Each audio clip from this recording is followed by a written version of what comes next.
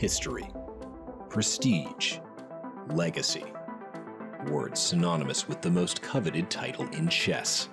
To be a world champion means your name etched in the history books alongside greats of the past. Ding Liren, a deserving world champion. Ding is overtaken by emotions. What a match this has been.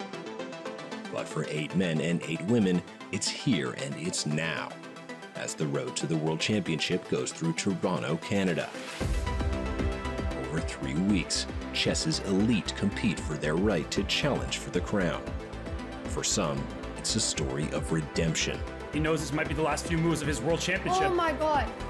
There's experience, there's youth, and for one nation on the rise, fortune could favor indeed.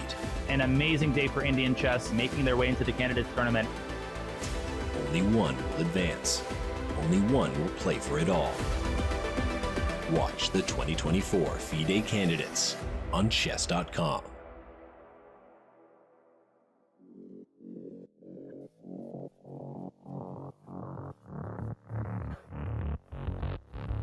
There is no more rest for the weary. That was yesterday. Today will be round 8 of the 2024 FIDE candidates, live from Toronto, Canada, where the players, they sit and wait for the games to begin in the Great Hall in this beloved city. And you can see spectators, paparazzi, and players alike, they are in the Great Hall, ready, set for the 8th round of action, the start of the second half of these candidates. Of course, there are the 8 candidates and the 8 players in the women's candidates. I'm Robert Hess, your host for today. I'm with bullet brawler Daniel Naroditsky, as well as former candidate and one of the highest rated chess players of all time, Grandmaster Anish Giri. Anish, I'll start with you. Thanks for joining the show. How are you feeling about the first half and what we likely will see today? Thank you, Robert. First of all, really happy to be joining you guys. I always follow you, from the other side of the television in this event, but happy to be here. We've been treated to an amazing spectacle. I was expecting the candidates to be this exciting. I knew that this was going to happen. The stakes are really high. The lineup is amazing. You've got some underdogs, which is also good. Then, it's an opportunity for the players to, to go all out, take some big risks. So far, it's been pretty much a Nepo show, I would say.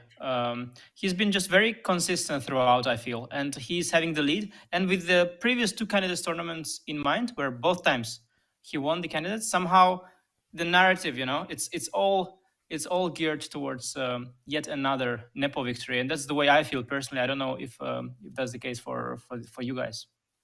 Well, Daniel, you heard it from Anish. He says it's the Nepo show. How are you feeling about the first half, where Jan Nepomniachtchi once again is in the lead at halftime? Well, first of all, a great pleasure to be joining the 2 of you. It's been a while, Robert. It's been a while, Anish, and I don't think the 3 of us have ever done a show. So I really know of no better way to start a weekend than watching some candidates action. I had a negative experience with Jan. He was actually trying to get his cousin to replace me for commentary today, but I told him I'm not into nepotism.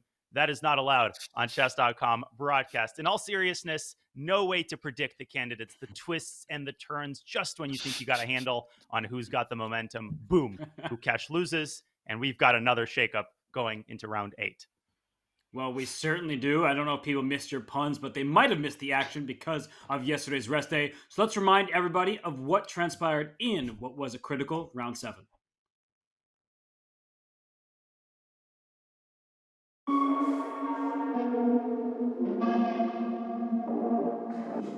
The first 7 rounds of the candidates saw action and results most people could not have predicted. The opening round set the tone with creative and fighting chess, but ended with balanced results. In round 2, the unthinkable happened. Vidit Gujrathi snapped Hikaru Nakamura's 47-game unbeaten streak with a novelty and 3 explosive sacrifices. In fact, every game of round 2 ended with a decisive result. On day 3, Pragnananda Rameshbabu employed a surprising gambit to unsettle his more experienced countryman. And later, with a storming g-pawn, Pragg found the advantage he needed to finish it off. Round 4 saw 3 draws and 1 decisive game, with Jan Nepomniachtchi showing why he won back-to-back candidates tournaments, with a victory against Vidit Gujrathi, taking advantage of Vidit's time trouble before move 40. The 5th round had the youngest participant, Gukesh Damaraju, join the lead after taking down Nijat Abasov. And in order to stay in the lead, Nepo miraculously survived a nearly losing position against Prague's insane preparation. Also, Hikaru kept his chances alive after a big win against Alireza Firouzja. Gukesh and Nepo remained in the lead with round 6 draws, while Vidit and Prague scored impressive wins. In round 7, Alireza and Gukesh's game turned into bullet chess, with both players falling below 10 seconds on the clock. Alireza trapped Gukesh's king in the corner and even had mate coming. It was a well-needed win for Alireza, who had been struggling so far in the tournament. At the end of round 7, the players entered another rest day. Before the start of the candidates, these were Magnus's predictions. While Nepo is an unstoppable force in the candidates, it would have been hard to foresee the rest of the standings going into the halfway point. Will Nepo stride to a third consecutive victory, or will we see some shakeups in the following rounds? Only time will tell.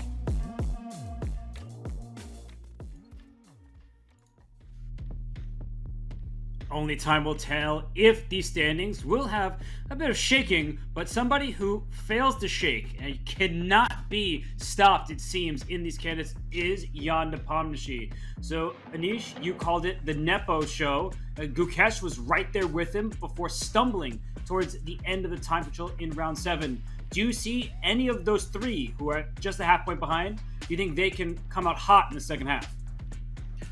Well, Gukesh played incredible chess at the start of the tournament. The game against Praggnanandhaa, when he was under pressure and he took over the initiative, was really, really impressive.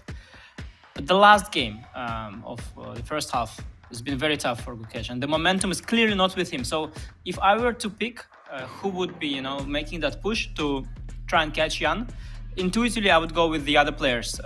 Praggnanandhaa started with a loss but had 2 wins, so I'm a believer in the momentum. Sometimes I believe too much in it, maybe wrongly so, but I think when you've won the last game or your last few games have been positive for you, then usually you carry that over. So I would think that Praggnanandhaa has better chances. Fabiano, obviously, a big favorite, and even Hikaru. I think there is some momentum going for Hikaru and Vidit, who won their last decisive games. Anish, you said it. I was actually about to ask Danya that. You were talking about momentum. Hikaru and Vidit, they had some momentum. Danya, they're only a point back of Jan Nepomniachtchi. Do you expect those 6 players to have a real shot at the candidates title? Well, they definitely do. I mean, the margins are so thin, but I think you can see Jan's strategy paying off. When he played that very conservative 4-night Scotch against Caruana, made that quick draw, it was easy to kind of armchair general the whole situation. Why isn't he playing for a win now? His strategy looks great. Slow and steady wins the race. He's got the white pieces against Nijat Abbasov. So we're seeing some very deep strategizing and some very intelligent opening choices across the board, but especially by Jan Nepomniachtchi. And definitely we're going to see Gukesh, Praggnanandhaa, those players with 4 points, needing to take some risks to make sure that Jan doesn't pull away, especially if he wins today. Yeah, all good takes. I think that we have many players still in the hunt. And while we are at a bit of a distance from the playing hall, we do have eyes and ears on the ground. So Mike Klein was in the playing hall earlier today, catching us up with all this happening. Thanks, guys. We're here in the playing hall as the arbiters are setting up for round 8. The players are now going to flip the script. They're going to play the second half of the tournament against all the same opponents, but with different colors. They had a rest day yesterday, and today they've got to figure out how they win as white. What do I mean by that? Well, in 6 of the 8 matchups in the combined tournaments, the player playing white has never won. And we just set up the marquee matchup here. We have a lot of country versus country matchups. This is the American board. Hikaru Nakamura will take white against Fabiano Caruana. Recall in round 1, Fabiano pressed his white, but was not able to convert. Of course, Nakamura is one of the players who has won his white before against his opponent because, of course, him and Caruana have played a ton of games. What about our tournament leader, Jan Nepomniachtchi? He is in sole first place. Ever heard that before? Reminds us a lot of Madrid back in 2022. And on paper, this is his best matchup in order to increase his lead. He's playing against the winless Nijat Abbasov, who's only been able to scrape together 4 draws in his 7 games. Over in the ladies section, the key matchup is again countrywoman versus countrywoman, as tournament leader Tan Zhongyi is playing against Li Tingji. Tan was the only player to get a win in any of the events in round 1. She's going to see if she can win as white today. She's got 7 career wins against Li Tingji. She's hoping to make it 8 today. Now back to you in the studio. And in the playing hall, you see the likes of Alireza Firouzja. Others are getting set in there. Hikaru, he's chatting with somebody, taking off his badge. I think he's recognizable, doesn't need any sort of identification. But for the players, they're all smiles and laughs for the moment. But it will get very serious shortly because we have 4 fantastic pairings in store. It's a repeat of the first round, colors reversed. And Anish, I'm going to start with you. We have the All-American Derby between Hikaru Nakamura and Fabiano Caruana. What to expect today? Yeah, that's always an amazing matchup. 2 great players, currently ranked number 2 and 3. They've had history, and their in relationship, the professional relationship, has had different turns. At some point, there was a period where Fabiano was dominating Hikaru, so I felt. He won a lot of games against him. But the last period of their rivalry is more in Hikaru's favor, I feel. I think the last 2 white games, Hikaru managed to somehow beat Fabiano. Fabiano barely loses any classical games, but he lost against Hikaru in Isle of Man classical game, and a very important one too. And also in the Norway chess, the really crucial last round encounter, the top tournament Norway chess, that's where Hikaru managed to outsmart Fabiano again. So there is some surprising shift in momentum there, and going in with the white pieces, Hikaru definitely has a shot in today's game if we look at the recent history. Well, they have a long history, those two, but Danya, Jan Nepomniachtchi, Nijat Abbasov, a very short history, just 2 games between the two, including the draw in round 1. What do you expect from Jan with the white pieces, and can Nijat with the black pieces finally stop somebody from taking him down? Well, as we see the handshake there, Robert, this is a game that Jan and his team before the tournament circled in red ink and circled many times because it's the start of the second half. You've got the white pieces against a Nijat Abbasov that has lost every single game thus far with black. And if you're Abbasov, it's important to avoid getting into here we go again mode because all of his losses, all of them have been pretty close games. The loss against Caruana, largely decided by that blunder. It was a draw against Gukesh up until the very end. Even against Praggnanandhaa, he had chances. So Jan is not thinking about this game, Robert, as a walkover or as an easy game. Nobody views Nijat Abbasov in this way, but it's definitely a game that Jan needs to try to win, especially given how difficult the other players have it. Gukesh, black pieces against Vidit, and Hikaru versus Caruana. So definitely a chance for Jan to potentially widen the gap between himself and his competitors. Every single player in the playing hall, besides Jan Nepomniachtchi, is rooting for Nijat Abbasov. Somebody needs to slow Jan down. And the question will be, can one of these players from India who are squaring off, will they have a chance? But there's Nijat Abbasov. And while we are talking about this matchup, you could vote on what you think the result will be. Do you think Jan Nepomniachtchi will take down Nijat Abbasov? What do you think is going to happen in the other games? Do get involved. Do vote, because the first place prize is $250 to Chessable Courses. That's a voucher for you, and there are other prizes as well. You vote on the candidates, you vote on the women's candidates, and you have a shot at winning a nice payday so you can buy courses like Anish Giri's. They are very popular. You can get involved right now by voting. Use the command in the chat, and we are going to take you back to the playing hall because these matchups, the players are seated. You could tell, Anish, you've been in playing halls like this. You played in the candidates. In these couple minutes leading up to the round, do you get nervous, excited? What are the feelings like for these players? Yeah, I think people who've experienced playing chess at any level, they know that these last moments before a game, you've already done the preparation. You've already had your, washroom break. You've taken your tea, coffee, whatever it is. There's nothing to do there. You just wait pointlessly for a couple of minutes. It's a pretty, frankly, boring experience, if anything. And some people get a little bit nervous, some others less. But it's just a very uncomfortable, awkward moment, honestly. Just these couple minutes before the games. And you just want them to be over at some point because there's no point to them. You've already done everything. Let's go.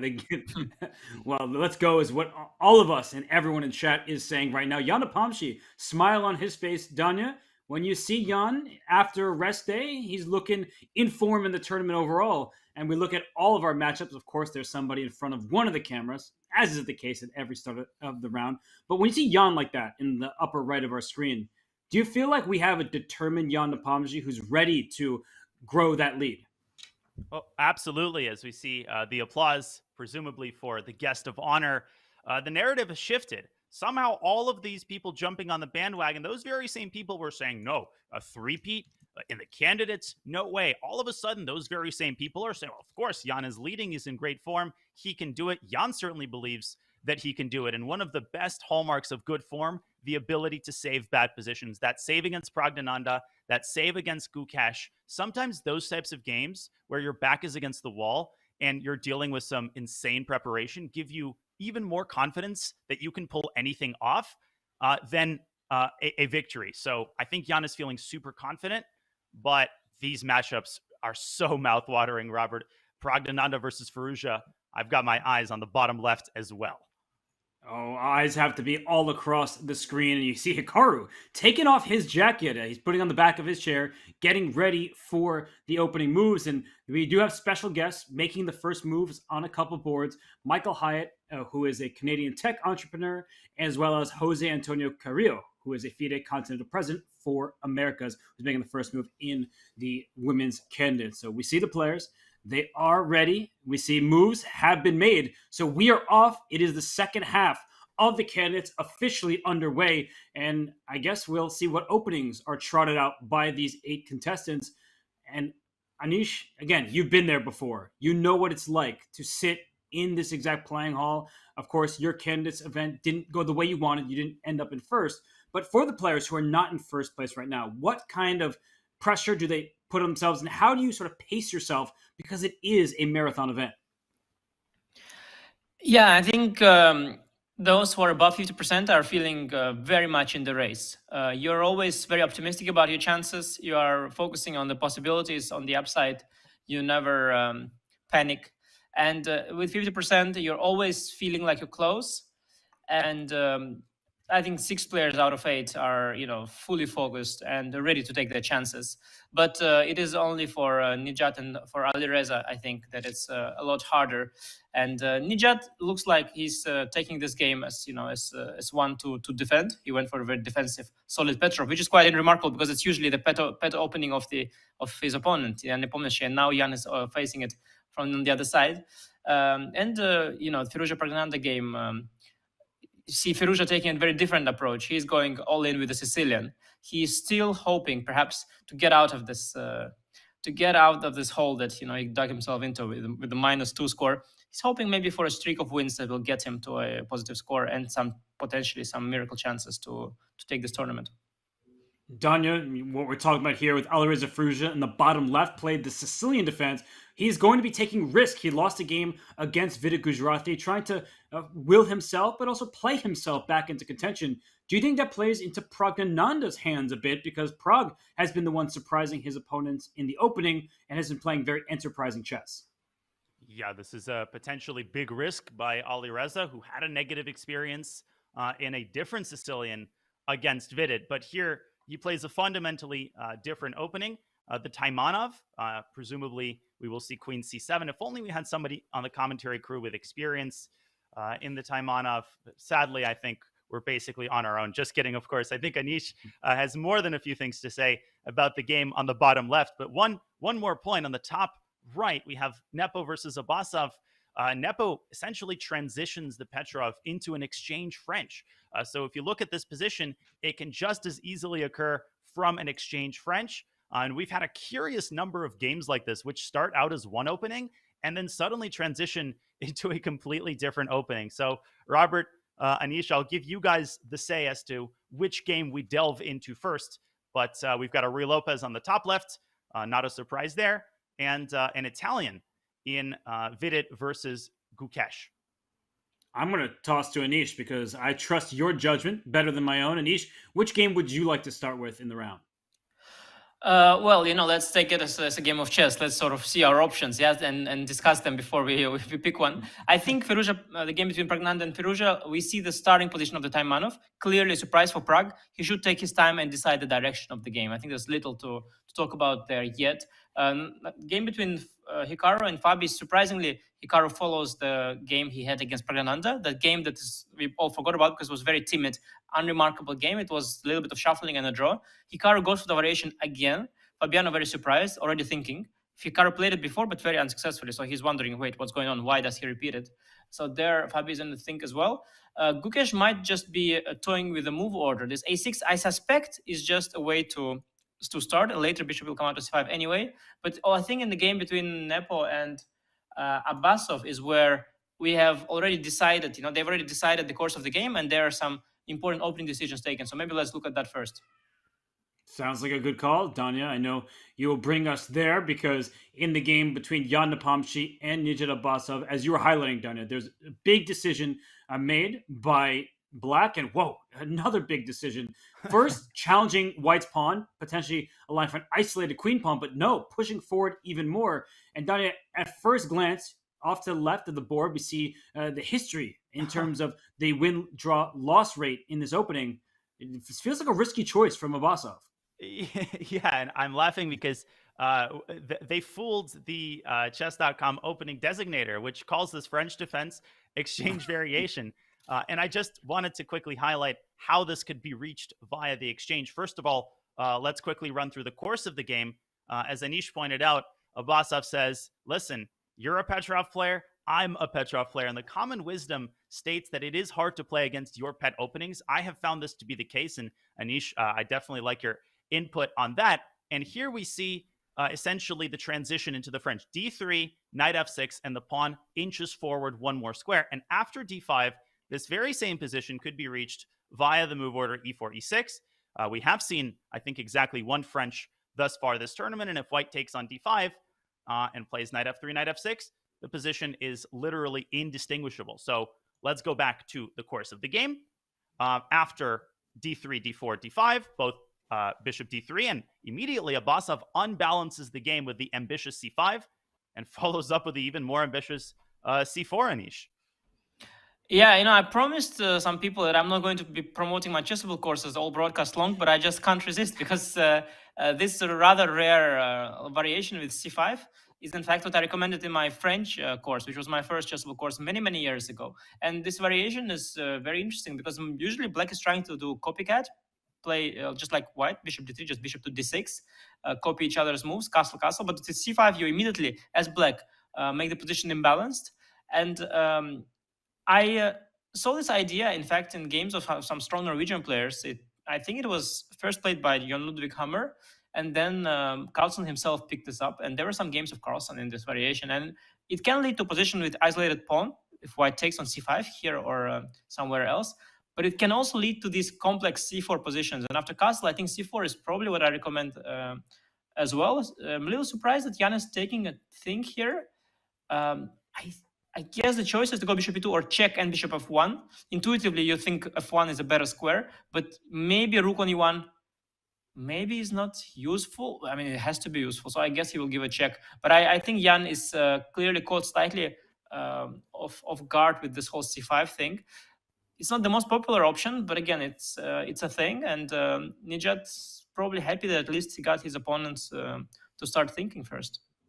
It's a forcing sort of variation here where White is going to retreat the bishop. I like rook e1 check. And Danya, if you just put a couple more moves on the board, rook e1, bishop e7, bishop f1, White's almost pre-moving b3 at that stage. You're trying to break that chain on the c4 pawn is really a thorn in White's side. And after the pawn captures on b3 in Mini's position, take towards the center with a b3. Now, of course, the game doesn't end there. It's not like Black is in huge trouble. But Danya, I feel like you tend to like these positions from the White side, where White is aiming to capture towards the center, have an extra pawn from the C and D files. And to piggyback off of your point, very important subtlety particularly for newer players, is that b5 can be met with a4. And the critical question here is whether the rook on a8 is protected. If it is, if Black could include the move bishop b7, no problem, you can play a6. Here, unfortunately, your pawn chain falls apart because a6 is met with a takes b5 and the rook on a8 is going to hang. So White's kind of play depends on this very important concrete subtlety. And that is why c4, this approach with c4, is often considered very risky because, as you pointed out, if White can play b3 and engineer this trade, typically White gets a nice positional advantage. But given that this is Anish's recommendation, I have complete faith in Black's position. So don't get me wrong. Correct. Correct.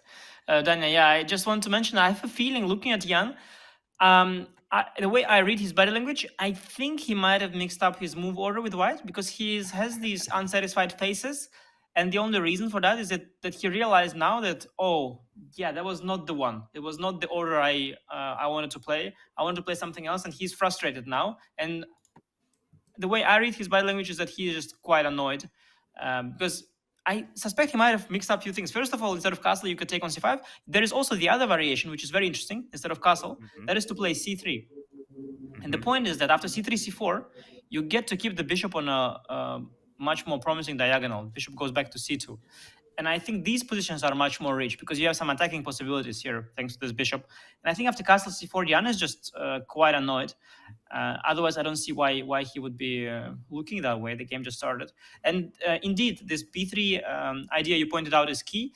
Black doesn't have time for b5, but you just take on b3 and you get this weird, unusual pawn structure. And I think it kind of is okay for Black very, very often. You have the isolated pawn on d5, but it is sort of guarded, or this d4 pawn in front of it is it's sort of like protection for it. Nobody is able to attack it. The d file is closed. So this isolated pawn is not as weak as it would be had the pawn on d4 not been there. It's not your usual isolated pawn. It's the kind of a hidden one.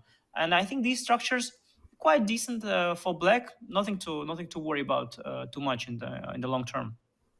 Yeah, I'm with you, and I think that it's nice for Abasov that he's the one who's dictating the terms. He's lost every game thus far with the black pieces, and he's played well. It's not like he has been a pushover, but in some critical moments when the action gets a little bit more difficult in terms of the complex nature of the position, it's when he has been struggling. So if he can dictate the terms, if he can get into a position that he's prepared in advance, Danya, that should bode decently for his chances. But of course, he is playing an informed Jan Nepomniachtchi. This game is just starting, and I think that Nijat, he'll spend a little bit of time here just double-checking to make sure he's the right move order. But what do you think? Should we move on over to one of our other games? Yeah, especially because we have a very spicy move as we see Jan dropping his bishop back to e2, so not opting for rook e1 and bishop f1. Slightly surprising choice, but still, that game has more or less clarified. One game that is far from clarifying is the one on the bottom left. Pragg versus Firouzja. Any Sicilian, by definition, is going to be exciting, at least at the start. And I'm seeing a white knight on b5. And I'm used to seeing a knight on b5, but not the queen's knight. So I think that we have to go straight there. I will be honest, I don't think I've ever seen knight c to b5 in this particular position. So resident Taimanov specialist, the floor is yours as we head over to Pragg versus Firouzja. Yeah, I think you might have seen it because I'm not sure, of course, but it has been played it is a super rare. I give you that, and I also didn't know about this move, or rather, never took it seriously until I saw the game of Vidit in the World Cup, and there was this big game between Vidit against Bakro in the World Cup that Vidit won, and it went with knight cb5. Queen b8 was the response, that logical response. The queen usually draws back to that square on b8. It controls a lot of dark squares. And then the bishop comes out to d3. And you get this very unusual position. It often leads to more quiet positions because white usually castles short as opposed to castling long. And then with both sides having castle short, there are less attacks on the opposite sides of the board. But that game of Vidit was actually very sharp, and he finished it off with a very crushing attack. And that time, he definitely surprised Bakro, which is natural. Now, Alireza is surprised as well. There's so many things you have to worry about in the Taimanov. This is maybe not your priority, it's not the 10th most dangerous line of the Taimanov, it's the 17th. And Alireza pulls the queen back. My son started playing chess recently a little bit, and he invented a new song inspired by his own games. The song goes, queen, queen, don't blunder your queen, don't blunder your queen, don't blunder your queen. So I think Alireza did the right thing. He didn't blunder his queen, but not sure he's deeply prepared here. I don't think he's deeply prepared at all. And one player who is quite prepped up in this line is Eric Rosen. I looked into the game's database, and he's had this position multiple times from the white side. He has brought his bishop to d3, continued the development, and we see Praggnanandhaa. He is playing that move. I'm wondering if he watched Eric's YouTube videos, Danya. Oh, I'm sure that's part of his morning, indispensable part of his morning routine. But in all seriousness, if Eric's played a line 3 times, we know that Eric is armed to the teeth with pretty dangerous weapons. And interestingly, this knight CB5 move first played in 1969 at the Yugoslav Team Championship. In that game, Black brought the queen up to e5, which seems like a very, very dangerous choice. Here we see the more reasonable queen b8. And after bishop d3, I think it's important to second Anisha's point that White's weapon is not necessarily tactical in nature. Just because you played the move knight b5 doesn't mean that White is about to sacrifice all his pieces, especially in light of the fact that it seems pretty clear that White is going to castle kingside. And a6, I think, is the most popular move, which forces a transformation of the pawn structure. After a6, White has to take on c6 and presumably drop the knight back to c3, or does the knight usually get to d4? c3, Danya. Your instinct is correct. To c3, huh? You sure? I think so. Positive? Not positive, no. But I'm gonna go look at the Eric Rosen games to check. But you know, Eric Rosen, I know a little bit about Eric Rosen, so I'll tell you the reason why Eric Rosen plays this line. So he's full of these little weird opening ideas because he plays lots of quick blitz chess, lots of bullet chess, and he's all about these extra dirty little tricks. So the one reason he plays knight cb5 is a lot of his opponents surely pre-move the move a6. So he's just hoping to win a queen on the pre-move. That's like the main reason he plays it. Like there's all these Rosen traps, all these. Like, it's clearly the main point. And then if they do move the queen, then he's like, okay, you move the queen, fair. I'll develop my pieces. I think this is why he plays it. The reason why Pragg plays it is probably different. He probably some other ideas in mind. But yeah, after a6, I mean, I don't remember the theory, but to me, taking and putting the knight to d4, at least it looks like you'd sort of trying to do something with the knight. Otherwise, you would think like, why did you go back and forth? But I understand in a way. You could say you misplaced the queen somewhat, the black queen. You misplaced it somewhat. Though, not sure. Not sure I'm that impressed with this whole maneuver. But well, we'll see what. And also, the move a6 is not at all a given. I don't think a6 is very principled. You might want to develop. Very often, what you do when knight is on b5, you just leave it there sort of for a long time, and you just tell White, okay, it's not well placed. What are you going to do about it yourself? I'm not going to push it. I'm not going to waste tempo. So you just develop knight f6, bishop e7, d6, maybe castle. And then at some point you are like asking White, okay, you're going to move it back yourself, or what are we doing here? It's a good question. And I think that Praggnanandhaa will have to show us what he has in store. But Danya, one of the things that has been a storyline of this candidate has been time trouble. There is no increment until the players pass move 40. And so to get Alireza out of book at this early stage of the game, we did just see his game against Gukesh. Alireza, he knows how to handle himself without much time on his clock, but you don't want to be down on time, especially without that increment. So do you think that's part of the overall strategy for Praggnanandhaa, who's coming up with opening surprises more or less in every game? Yeah, I mean, I'm a big fan of this opening strategy, particularly because the players have demonstrated that they're just having a hard time adjusting to this no increment format. I mean, that time scramble between Firouzja and Gukesh, I was watching it on the big TV, and I was up from the couch. I was shouting, and 3 seconds, 2 seconds, the players are just so used to having that cushion, having that increment, and being able to play with their last 30 seconds. And this new time control demands a sometimes total readjustment of their time management strategy. And in light of that, I'm a big fan of Praggnanandhaa trying to drag his opponents into his territory. He's not necessarily playing lines that the computer approves of or lines that are dangerous according to known theory, but we see kind of a general shift of opening preparation trends. Players are relying a lot less on, I have to play the top line of the engine, and a lot more on, let me take this position into a deep dark forest. Maybe 2 + 2 still equals 4. But at the very least, I know the resulting positions better than my opponent. Yeah, that's a fair point. And actually, I think we should shift gears a little bit while Alireza is on the clock because there's another game where a player is deep in thought. Only 4 moves have been played. And I don't believe that Vidit is meditating right now. But if we look at the bottom right hand side of our screen, Anish, this move A6 from Gukesh, he caught Vidit off guard. And you know what Vidit is doing. He's looking at the fried liver style attack with knight to G5. But do you think he could be almost tricking himself, convincing himself that he has to go for it, whereas that might be walking directly into Gukesh's preparation? Well, I think with Vidit, he's had such experiences in this tournament so far where going for these so-called principles continuations has backfired very badly for the side that went for these continuations. First was his opponent, Hikaru, then it was himself against Prague. And I don't think that's the move he's thinking about, knight g5. I saw just the other day, as I was at some point, I left my engine running, in the starting position of the Italian, just forgot to switch it off. I went somewhere, came back. And funny enough, the a6 first was the first line on that engine for some reason.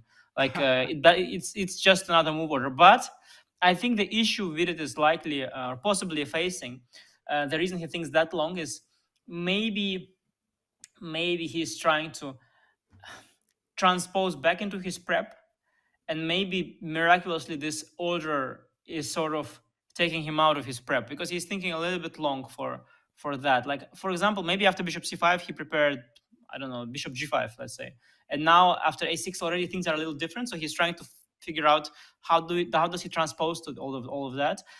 Because I think this move knight g5, I was actually wondering about it too.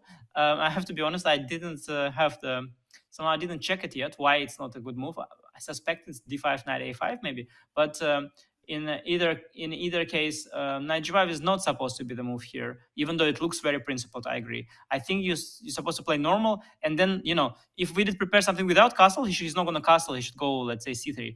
If he prepared some knight c3 system, he should consider that. We don't know exactly what he prepared, and he could also be wondering, like, what is Gukesh's point? Why does he start with a6? And it's a very good question. Why do you start with a6? One reason could be to gain extra time. It's very vital in this time control, so it's just smart to gain extra time, bait your opponent into a thought.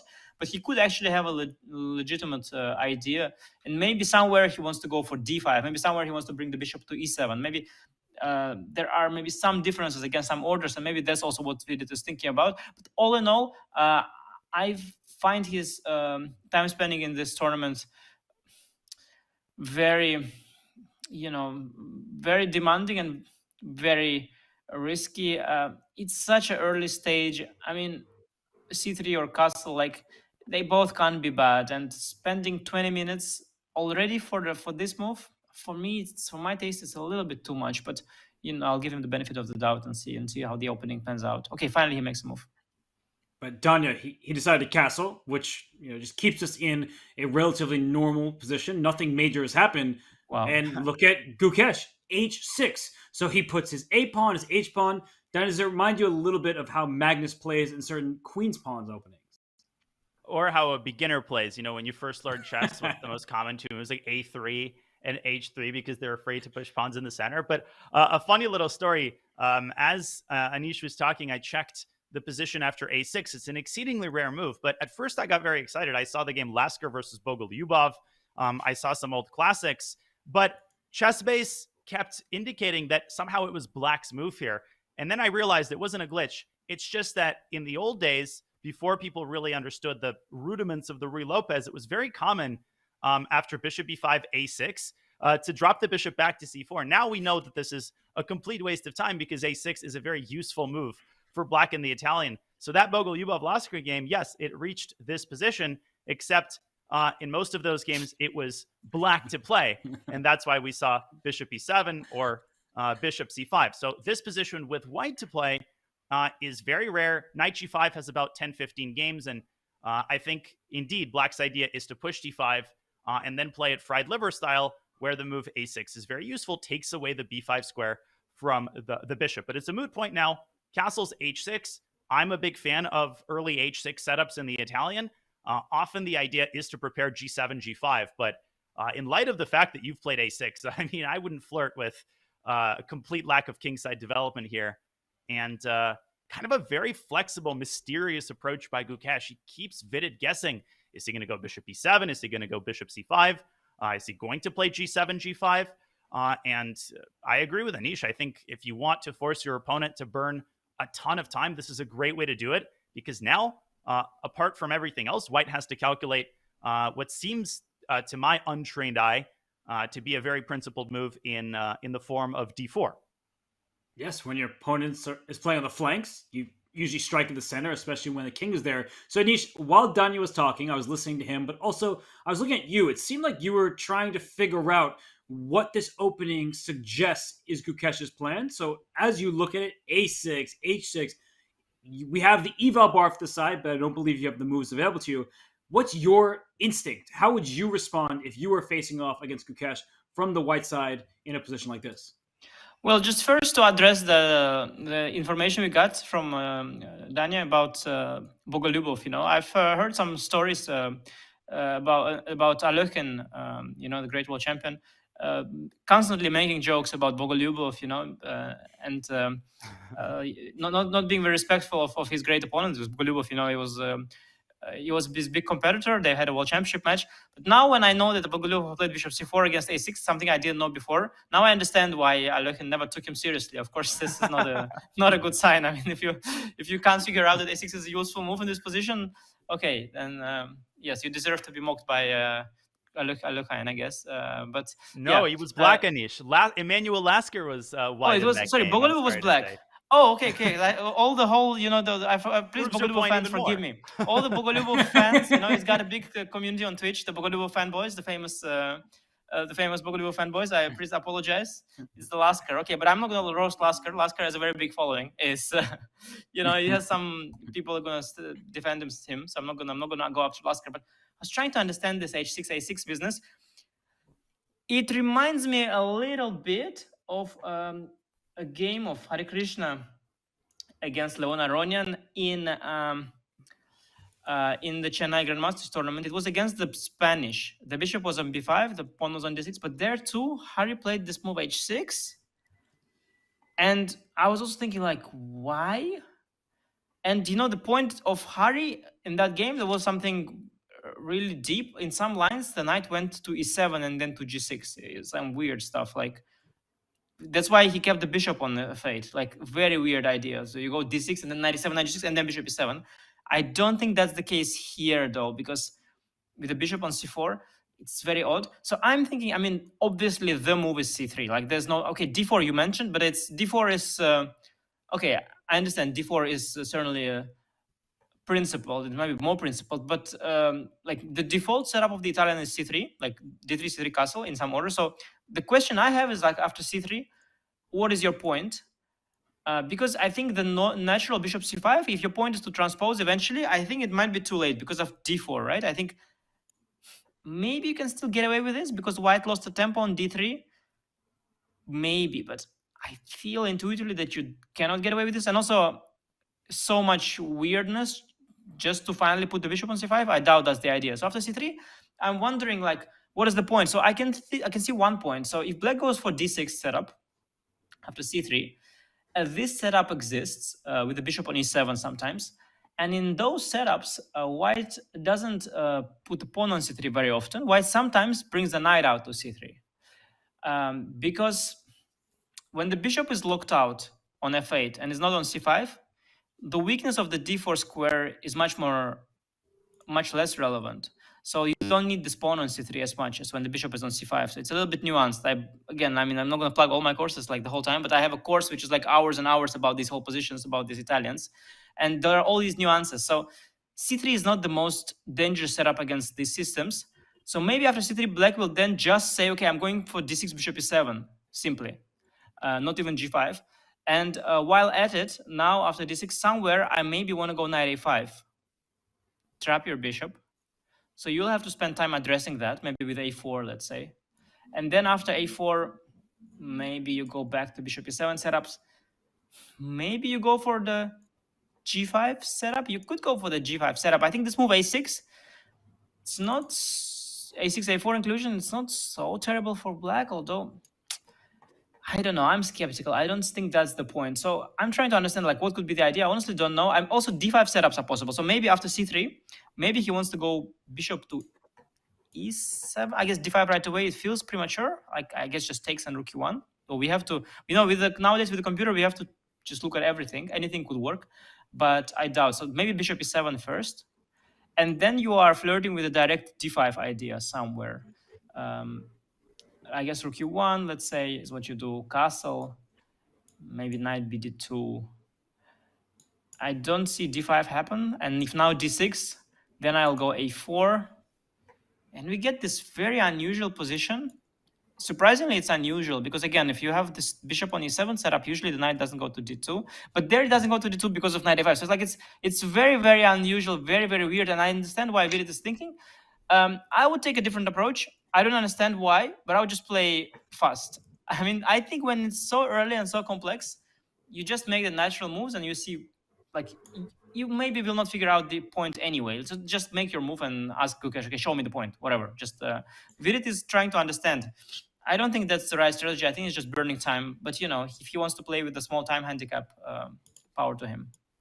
Well, the handicap is actually quite large. He's down 30 minutes on the clock against Gukesh. So Virit, deep in thought, pretty much entranced by the nuances of this opening. He's going to have to start speeding up even as he works to figure out each and every turn. So we'll leave him to it. We, of course, will get to the game. Oh, sorry, guys. Sorry, guys. Can I please? I'm sorry. I think maybe there is a point that I finally understand. Maybe he wants to go g5. Oh, okay. Well, we will dive right back into that as soon as we return. Anish, I can't wait to hear your thoughts on that game. So we'll be back in just a few minutes for more from round 8 of the 2024 FIDE Candidates.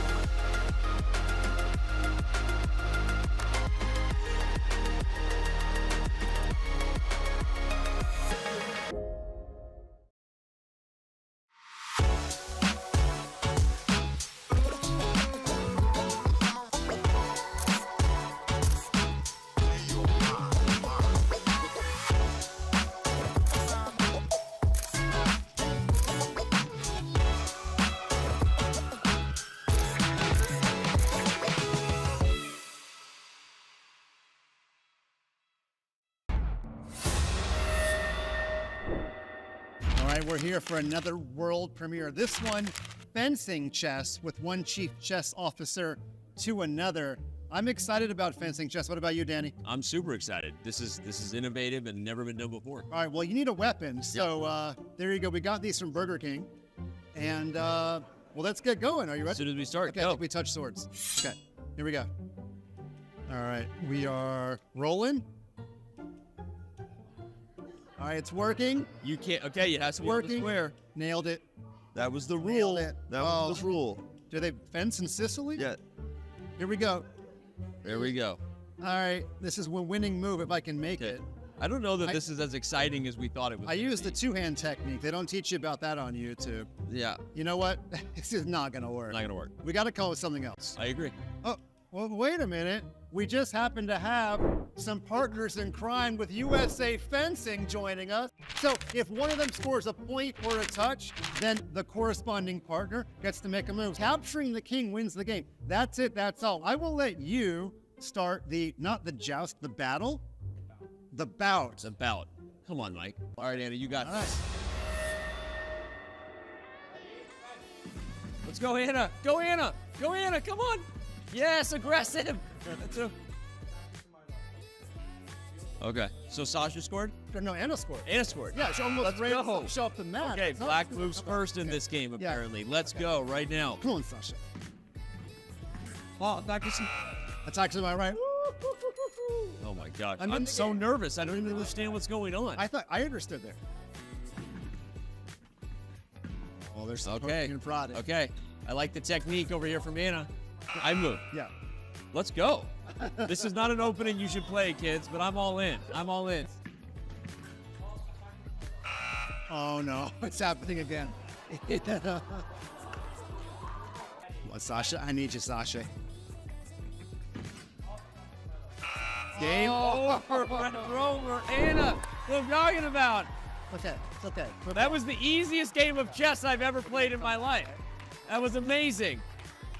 Okay, All right. but we're going to do a best of 3.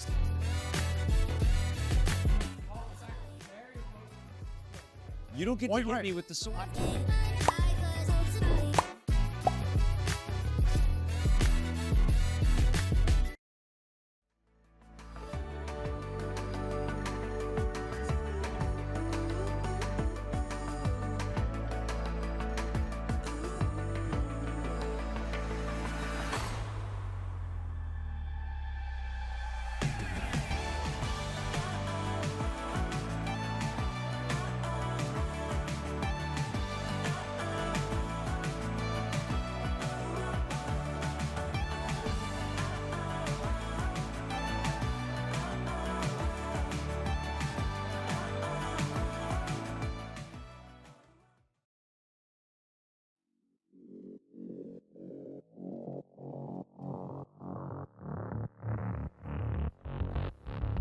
The players are locked in battle. Here we see Vidit Gujrati with the white pieces against Gukesh. His compatriot, but his foe in this tournament as Gukesh is a half point ahead of Vidit at this stage of the competition. We have completed 7 rounds of action. We are currently at the start of round 8. The openings have taken shape. And as you see in the Great Hall in Toronto, Canada, we have the 8 candidates participants as well as the 8 players in the women's candidates seated and making their moves. And if you want to watch the women's candidates, please do check out twitch.tv/chess as well as the chess.com YouTube channel. But here we are going to focus on the candidates. And we have some great matchups in both of these tournaments. You see Anna Muzychuk on screen here. Not her tournament, but we can see if she has a better second half. And I think at long last, we do have to look at the game on our top left.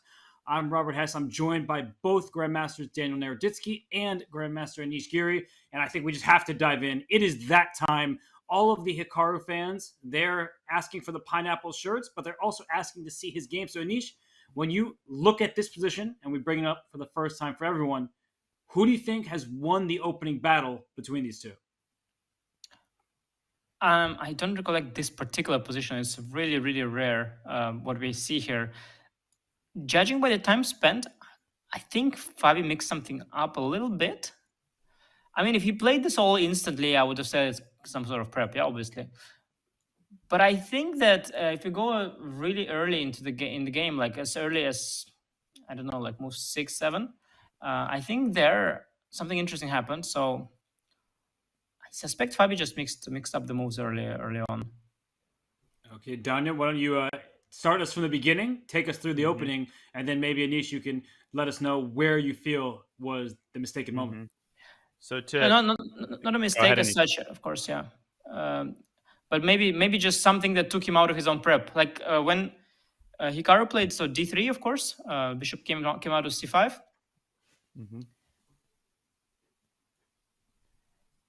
So now, basically, what's going on here? The whole position. There are many things, but one important idea is that if you go b5 with black, at some point, the bishop will retreat to b3. So if you go b5 here, which is a big move, like the giant move is b5, bishop goes back to b3, you play bishop c5. White has an extra option of going, let's say, a4. That's for sure one. And also the positions after bishop g5 are very different, with b5 inclusion, for some sophisticated reasons. So there is point in starting bishop c5 first. However, when you do bishop c5 first, now obviously bishop c6 is an idea you have now, which you didn't have before, because of the b5 was already prevented. But the other thing, and that is a big one, the other downside of bishop c5 is that now or somewhere white can play c3, and then after b5, which you often do anyway, the bishop goes to c2, which could be a better square because it protects the e4 pawn. So when you push d4, it's better positioned for that push. So that is a thing. However, if you play c3 now, I could castle, and then after castle, I can go d5.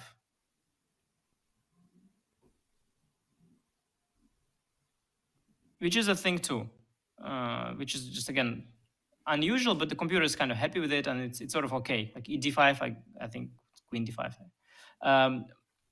But Hikaru didn't play c3, he played castle.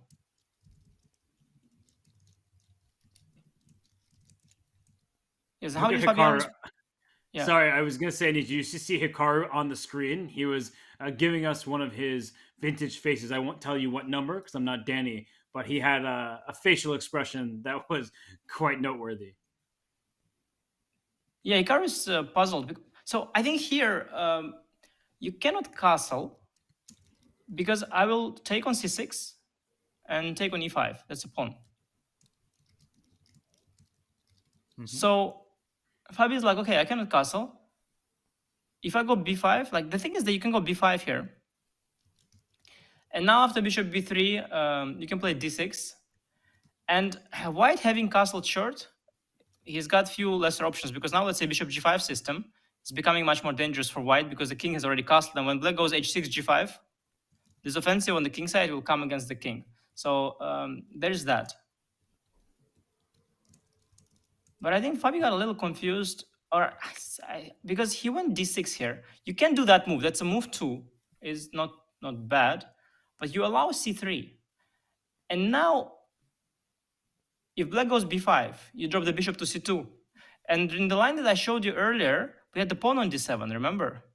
And the pawn went to d5 in one go. So here it's no longer happening. So it's very confusing, and I'm not surprised if a lot of people are confused now. But I think that Fabi is confused too, because I don't think that what he's done is his prep. I think he move ordered himself. I think he was supposed to castle. Sorry, he was supposed to go b5 and d6. Not castle, because castle loses the pawn. I think he move ordered himself, basically. And now he's in a position that he doesn't really know, because yeah, if he knew this, he would have played it much faster. And it's a very unusual position now, because the knight is on g6, he went d5 in 2 goes, which is not ideal, because, you know, you lost some time. And I think Hikaru is, you know, he's got a tempo there on that line, and maybe he can fight for an advantage somewhere, somehow. That's super instructive stuff. I mean, getting into the weeds of where Fabiano could have played differently, what he might have mixed up. It's clear the position isn't that bad for black. He's done nothing horribly wrong. But Danya, for the 3 previous games between these two when Hikaru had white, the 2022 candidates, Hikaru beat Fabiano. The last round of Norway Chess in 2023, Hikaru beat Fabiano. And of course, in the Isle of Man for the Grand Swiss, once again, Hikaru beat Fabi from the white side. So do you think that weighs on Fabi at all? And I agree with Anish, just looking at the position, Hikaru probably happy with what he's been able to obtain. But more importantly, I guess, is do you think that Fabi, as you see him on the screen, do you think he's struggling not just with the present, but perhaps some of the past as well? Definitely. I mean, it's not like Fabi going into this game is thinking, I lost the previous 2 black games. It's a foregone conclusion that I'm going to lose this one. But Hikaru has managed to consistently surprise Fabi in the opening. He's played 3 different moves on move 3 in the last 3 games. He played 3 knight c3, I believe in Isle of Man. He played the Italian and the fried liver in Norway, and now he resorts to his main weapon, the Ruy Lopez. And when you keep surprising your opponent like this, it gets annoying. And Fabi, he demonstrated that he was very well prepared in the 4-night Scotch against Nepo, so Hikaru probably checked that off his list. But Hikaru in this tournament has been able to consistently surprise his opponents. He surprised Fabi with the black pieces, although that e5 Sicilian was a very questionable choice. And here, once again, it doesn't seem to me that Hikaru's setup is all that ambitious, but maybe trying to drag Fabi into slightly unfamiliar territory where Fabi doesn't feel as comfortable. So I feel like I've seen this type of position before, but as Anish so expertly pointed out, there's a lot of important subtleties to factor in. To me, the big question here, perhaps the one that Hikaru is grappling with, is whether or not e takes d5. is the principled move. Does it lead anywhere promising? I assume the black will take with the queen, although that's not a safe assumption to make because there are some tactics which could ensure the safety of the pawn after knight takes d5. So there's a lot to process here for Hikaru and a big decision to make. There's moves like bishop g5 or knight g3. If you want to be more positional, even d4, I guess, has to be calculated. So it's definitely not a one-sided position. And I'm with you, Robert. I don't think that Fabi has made any big mistakes. And I don't think Hikaru is looking for a win here. He's trying to squeeze a small advantage out of this. And Anish, you've sat across from both of these players many a time. And looking at Hikaru right now, he is probably trying to weigh the options of e takes d5 or an alternative. But as you look at this position, do you think it's in Hikaru's style? I mean, do you feel like this is the type of position that you would or would not want if you were playing the black side against Hikaru? The problem with this position is that it hasn't clarified just yet. If I were playing with the white pieces, I would have really liked to know here, like how to get that opening advantage. You have so many options right now. You can take on d5. You cannot take on d5. And after taking on d5, which I think is the move, like that must be the move, to be honest. Then you have again options. Do you go knight g3? Do you go d4? Do you maybe go h3? Like all these finesses. And for a human, it's really hard to figure out all these subtleties. And position that hasn't clarified just yet. It would really be nice to know like what is the right way to go. And then you get a stable position and then you play from that. I don't profile Hikaru as somebody who is very much into the opening nuances.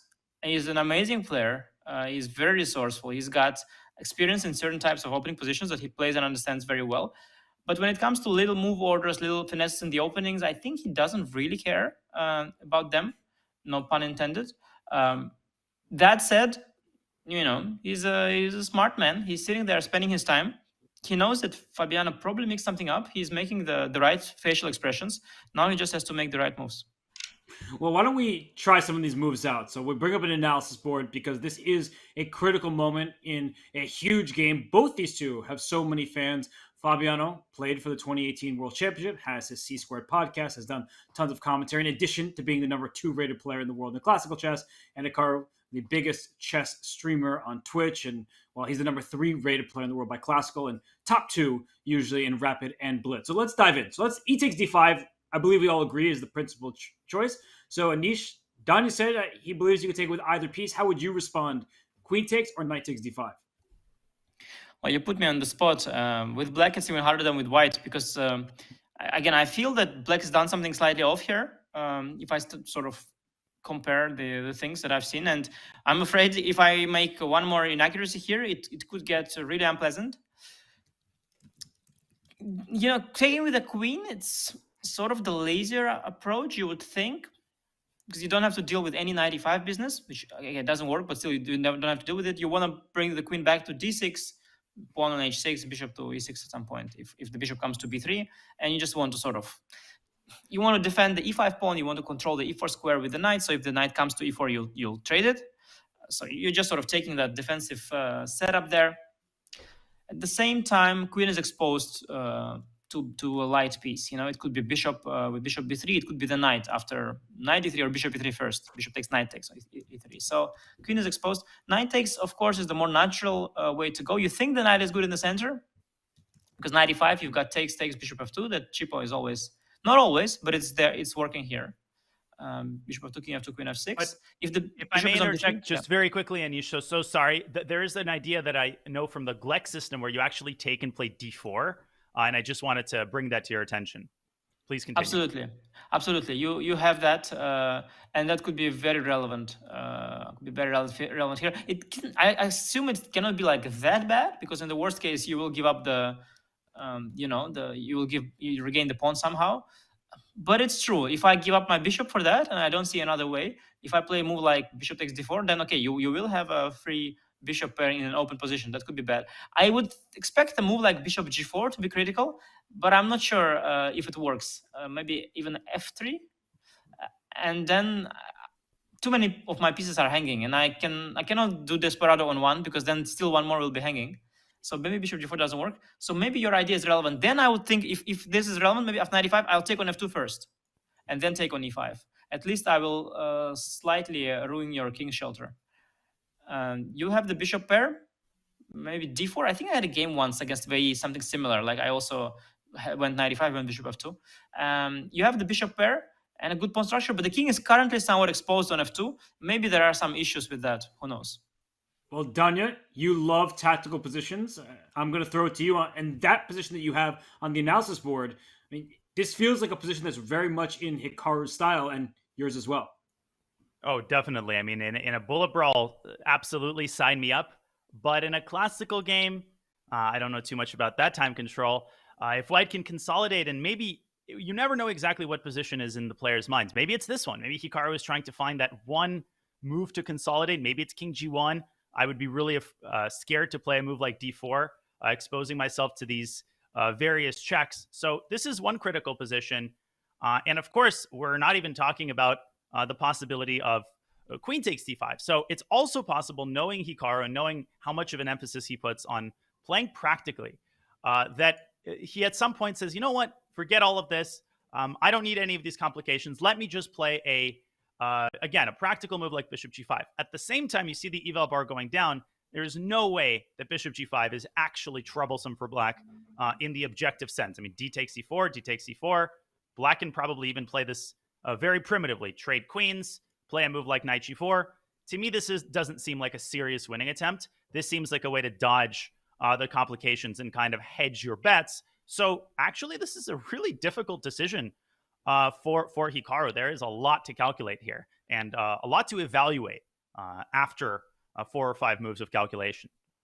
I like these variations, and I do just want to allow us to show the audience one quick thing. The line of e takes d5, knight takes d5, I do want to show that the reason why this e5 pawn, it can be captured, but it's not just winning a free pawn, and we have seen e takes d5 in the game, is in this line with bishop takes f2 check, just to quickly put them on the board, that if the rook ends up taking back on e5, there is queen f6 check. So I don't want to take that for granted, everybody. Queen f6 hits the king, hits the rook. There's no way to block with a piece. That also saves the rook. So you end up giving up a rook, and you've only taken a bishop in return. That's advantage black. So that is the tactic that black relies on in this particular position, and many just like it. And now here's the big choice. So Anish, it's Fabi on the clock.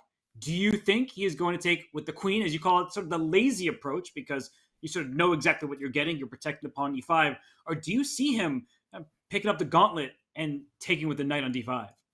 I think he made a big strategic mistake. He took a t. I think he had to try and confuse Hikaru and commentators. And that's something, for example, Levon would do. I've played many games with Levon. I've seen Levon play a lot. What Levon does when an opening mishap like that happens, he just doubles down on it, and he tries to bluff it as his prep. So he comes back, he makes the move quickly, he calculates in his opponent's time, he does all the, all his gestures, pretends it's a prep, and hopes it works out. Because very often when you pretend that it's a prep, people, they're terrified of computers nowadays. They're like, even if they see their up a pawn, they are like thinking, well, some computer prep, there is something, I don't know, I don't want it. So very often when you face computer prep and it's weird, like, we saw how it can backfire, right? Like all this Prague game against Vidit's game against Hikaru, we know this computer prep is insane. Like you think there is a full pawn and there's suddenly some bishop takes h3 thing there. So you're terrified. You don't know what you're missing, but you're missing something. So very often when you think you face a computer prep, you start playing too safe because you're like, okay, you don't trust yourself anymore. And then you play these safe options and you let opponent off the hook very often. So bluffing can work. But Fabi took a T, and he's now sitting there with a T, thinking about it. So Hikaru knows for sure now, this is not Fabi's prep. You don't recollect the prep with the T, you think with the T. And I think that's a big strategic mistake by Fabiano. And it's remarkable to me that Fabi is the best prepared player in the world.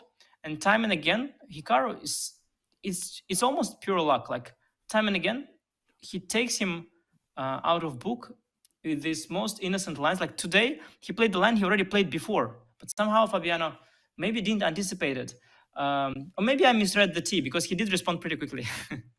And he took with the knight on d5, allowing these captures on the e5 pawn. So it is a critical moment in this game. Fabi, he left his seat. Now Hikaru has this big choice. And you see him, I thought he was going to grab a pawn on the board quickly, but Mhm. there he is. He is staring in that direction. Knight takes e5.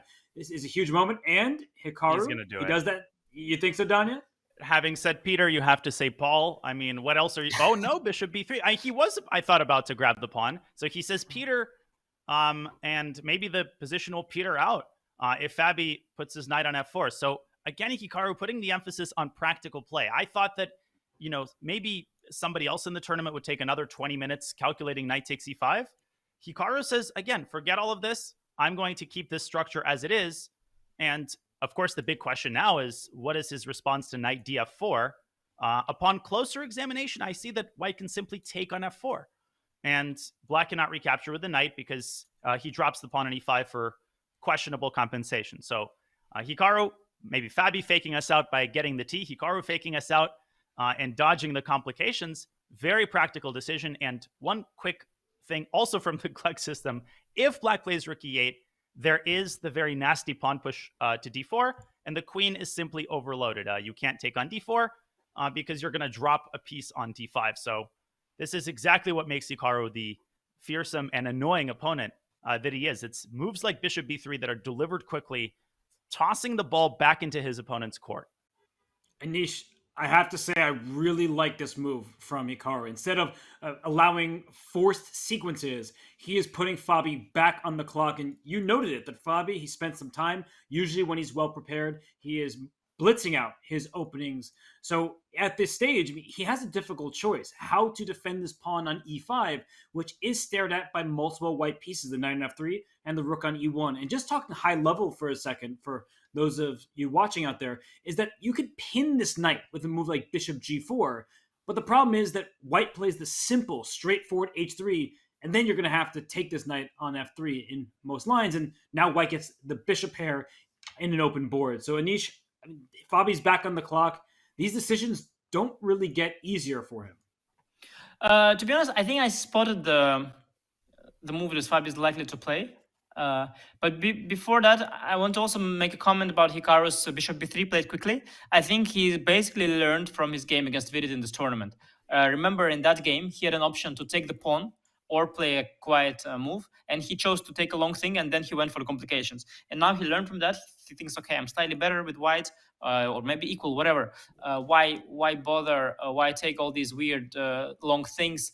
Go for something complicated and risky when I can just play simple. And I think it's indeed a more practical decision. The move I had in mind is actually, since you guys mentioned the moves that are not good, knight f4 is bad, rook e8 is bad, bishop g4 is bad for the reasons you mentioned. I realized that maybe there is the move c6.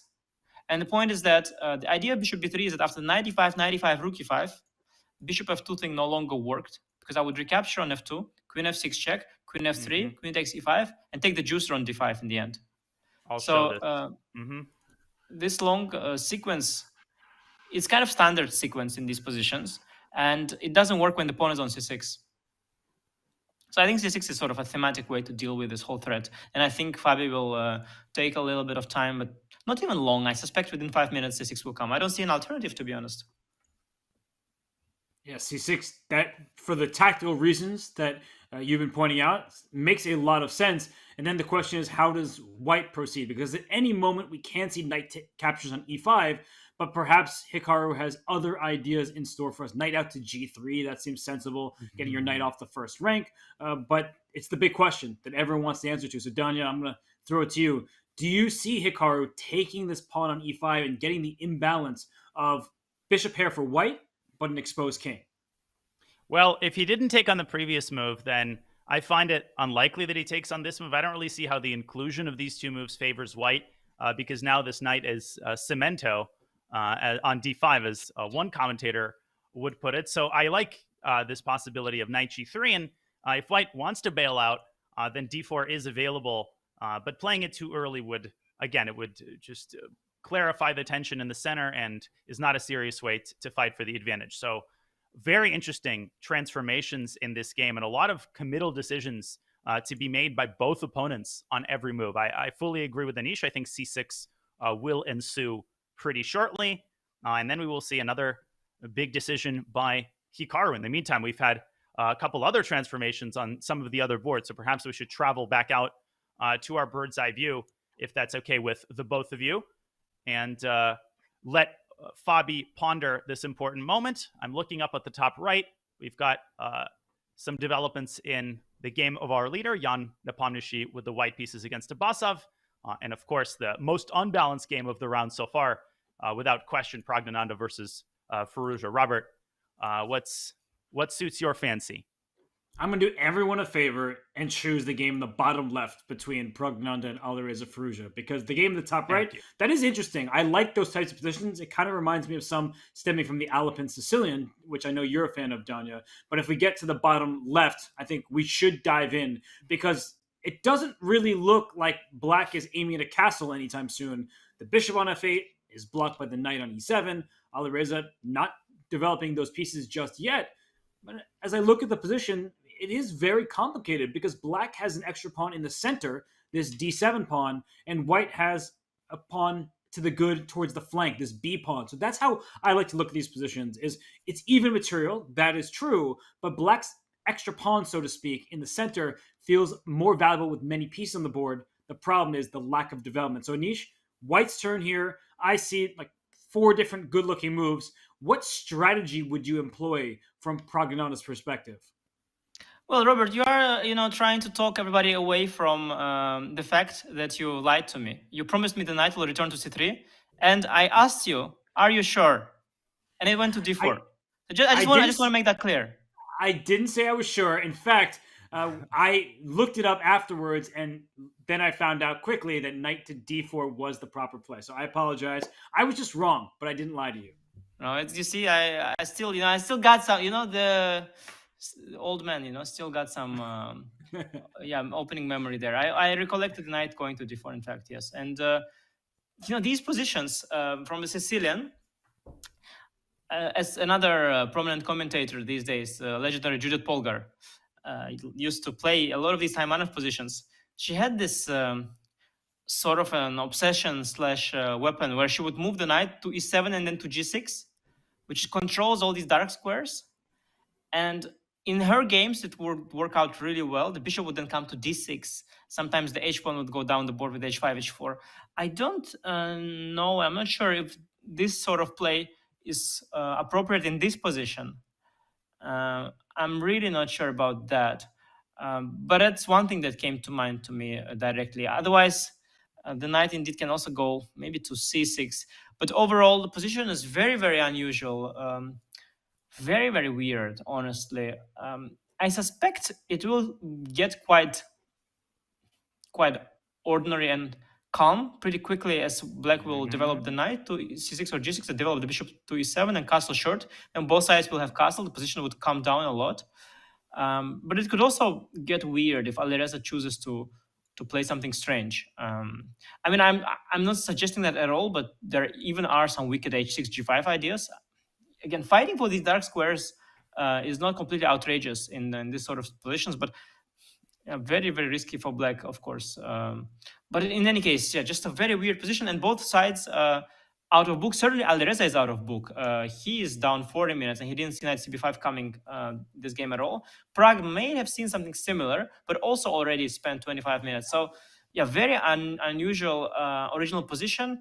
Very, very exciting. The bar is quite a bit in white's favor, but had the bar not been there, I wouldn't at all be sure who would be happy with the outcome of the opening. I think it's early to tell. And long term, as you mentioned, you've got that extra central pawn. Long term, if black finishes the development, nothing is wrong with this position at all. If anything, black is even having slightly more of the central control. Of course, white is already castled and black hasn't, and black is 3 moves away from castling, which is an issue, but not particularly here, because white cannot drum up any quick attack of sorts. But maybe white can develop some initiative meanwhile on the queen side, maybe prepare a b4 push, let's say. That's also an idea. So a lot is going on here. Very unusual position here, very non-standard one for sure. Well, Danya, you tend to love these double-edged types of positions. What's your instinct when you look at this position? First, is it more Praggnanandhaa or Alireza style? Both players now are using their time. So they're on their own. And as a follow up to that, how would you continue from the white side? Because there are many natural looking moves, but if black finishes that development, as Anish was stating, then it feels like black should not be in too much danger. At first, my instinct was definitely to develop this bishop to the long diagonal, but then a different idea caught my eye. At first, I ruled it out, but the more I look at it, the more excited I get about it. It's this move e5, which in and of itself, taken in a vacuum, is a pretty typical idea when black delays the push of the d-pawn. So I'm going to put it on the board really quickly, and maybe you can shoot it down. So e5 works out tactically, because if black starts harassing the pawn, I think white can get away with the move rook e1, which is actually a dual purpose move. Of course, you're protecting the pawn, but you're also preparing this positional idea of exchanging the light skirt bishops. And most importantly, the tactical justification is that if black grabs this pawn, again, the black queen is overloaded, just like it was in a variation of the Nakamura Caruana game, queen takes e5. And even if this wasn't a check, this line would work out because the bishop can block the back rank. So I'm looking at e5, and I kind of like the look of it. Maybe black can play a French-like idea with f6, but that just seems to ask for trouble in light of the fact that black is so cavalier about his kingside development. So that's one thought. I also completely second Anish. B4, kind of a wing gambit idea, trying to accelerate the development of the bishop, would be my second thought. I would be pretty disappointed if Pragg resorts to a more conventional approach such as b3, and I think this would allow black to carry out the Polgar setup with knight g6, potentially even f6 if white fianchettos the bishop. And if Alireza can make all of these moves and safely castle to the king side, I think he would breathe a big sigh of relief. So it's not a surprise that Pragg is approaching 10 minutes of thinking time now. I think he's trying to punish this rather, maybe dubious is a strong word, but definitely an unconventional opening setup by Alireza. I like that idea, that pawn push to e5. I was thinking of the fianchetto with b3, bishop b2, and anytime there's a knight on g6, I want to push my h-pawn. So those are my thoughts in that kind of position. But Anish, I mean, you have played these players. You have a lot of experience dueling with all of these players at the top of the rating list. So when you see this position and that e5 pawn push, do you think that taking it into a more strategic direction could be an avenue that Praggnanandhaa is looking at? Well, yeah, when I mentioned before, by the way, it didn't even occur to me to do that immediately. I meant it as a plan, like prepare it with a3 or whatever. But true, it's an option. e5 is a move that, to be honest, when I saw the position, I thought black was to move. So that's why it's the move that didn't occur to me. I'm really sorry. So I was so kind of wondering, why is black, why is the bar on the white side? I thought, okay, black was to move. So I was saying knight g6, all these moves. But okay, with white to move, unusual positions, I don't immediately realize which side is to play. Yeah, I've never seen the position, so I didn't realize it was white. But white to play, okay, he's got even more time than I thought. E5 is very interesting. I have a wicked suggestion against f5, certainly one that Alireza will consider. Because what is going on after e5? You opened up my diagonal for the bishop. And now if natural play, which would be, let's say, knight g6, was met by rook e1 that you mentioned, then the natural play, let's say the neutral bishop e7, I suspect you want to go bishop e4, right? Neutralize my bishop. That would really take sort of all the energy out of black's position. I don't think these positions are so bad. I played a lot of such from the Taimanov, from an old line with bishop e2, where they do take on c6 at some point later, and you get the structure. So these positions, they often are okay, but they're never thrilling for black. So I think this is what white wants. But after e5, I have this very wicked idea, and I think Alireza is considering it, but I'm not sure I trust it. But you can sometimes, as a response to e5, go for the move f5, which prevents bishop e4 altogether. And if ef6, yeah, okay, the bar, I don't want to see what the bar is thinking about it, because it's very wicked, this move. It could be very bad. But after ef-gf, I've got this central pawn sort of mass. Potentially, I've got the g file. Very skeptical about it for black. The king on e8 is very open. Knight h4 is there right away. Could be a big, big issue on queen h5 check. But these things, they could work. Especially in the long term, as you get to eventually get the king to sort of safety, and you've got this pawn mass in the center. That could be a thing, but yeah, I'm not sure at all. Anish, isn't there like a line in the Caro-Kann that sort of ends up like this? I don't really know. It's a position, sure. I think much more when I see the position. I think of the 4-knight Sicilian, where you go knight takes c6, bc6, and e5 directly. So you get the structure early on, then the knight leaves, then you go for f5, and then EFGF. You get basically this kind of structure. Yeah, you can show it on the board. So there's d4, take, knight f6, knight c3, knight c6. Yeah, and knight c6, bc, e5, knight d5, and somewhere they go okay, let's say queen c7 to be proper. F4, queen b6. Now let's make the move a3. It's actually a critical move as well. And then you can play f5, ef, gf, and or ef, knight f6, I think. No, sorry, knight, because gf just losing. And I guess gf is c4. So knight f6, knight f6, knight f6, gf. You get these positions. Here it's funny, the king runs to d8 and c7. But you get this pawn sort of center, which in an endgame, by the way, black could take over. You go d5, e5, e4, they cruise down the board. But with queen on the board, the king is a little bit shaky. But this motif is there, and this pawn structure can arise. And you should not be fooled by the evaluations, because, you know, computer will often like white. But white will have to play very energetically, because white is good because of the short-term factors, like king safety, you know, development of the pieces. But if white doesn't find this killer attack, if black gets to get the king to safety, in the long term, in the future, if you give him a few moves, you play inaccurate or soft moves with white, black could take over the initiative. So certainly this e5, f5 idea is something that Alireza will very much consider. Maybe not directly, maybe e5, knight g6, rook e1, and then f5. Okay, maybe you allow this bishop trade, but at least you stop knight h4. Actually, funny, you can still play knight h4 there, knight h4, queen h5 check. Then we get a very similar position to the one that we saw, yeah. Wow, what a move. Knight h4, and I'll just show for the folks at home. Queen h5 check, you might get excited. I can block the check. Nope. The rook on h8 is unprotected. Yeah, actually, you get the exact same piece imbalance as that 4 knights Sicilian line that you were spotlighting. Here, of course, this is a very favorable version for white. Bishop could drop back to e4, but your point is well taken, Anish. I mean, these are the thoughts that must be circling around Prag's head. Many attacking chances, right? This is one of these positions where if black is not careful because of the lack of development, you could get yourself in harm's way. So we see Praggnanandhaa here on camera, the peace cam. He is really trying to make this work. And as we talked about, e5, a good suggestion. b3, bishop b2, that feels like a very natural try.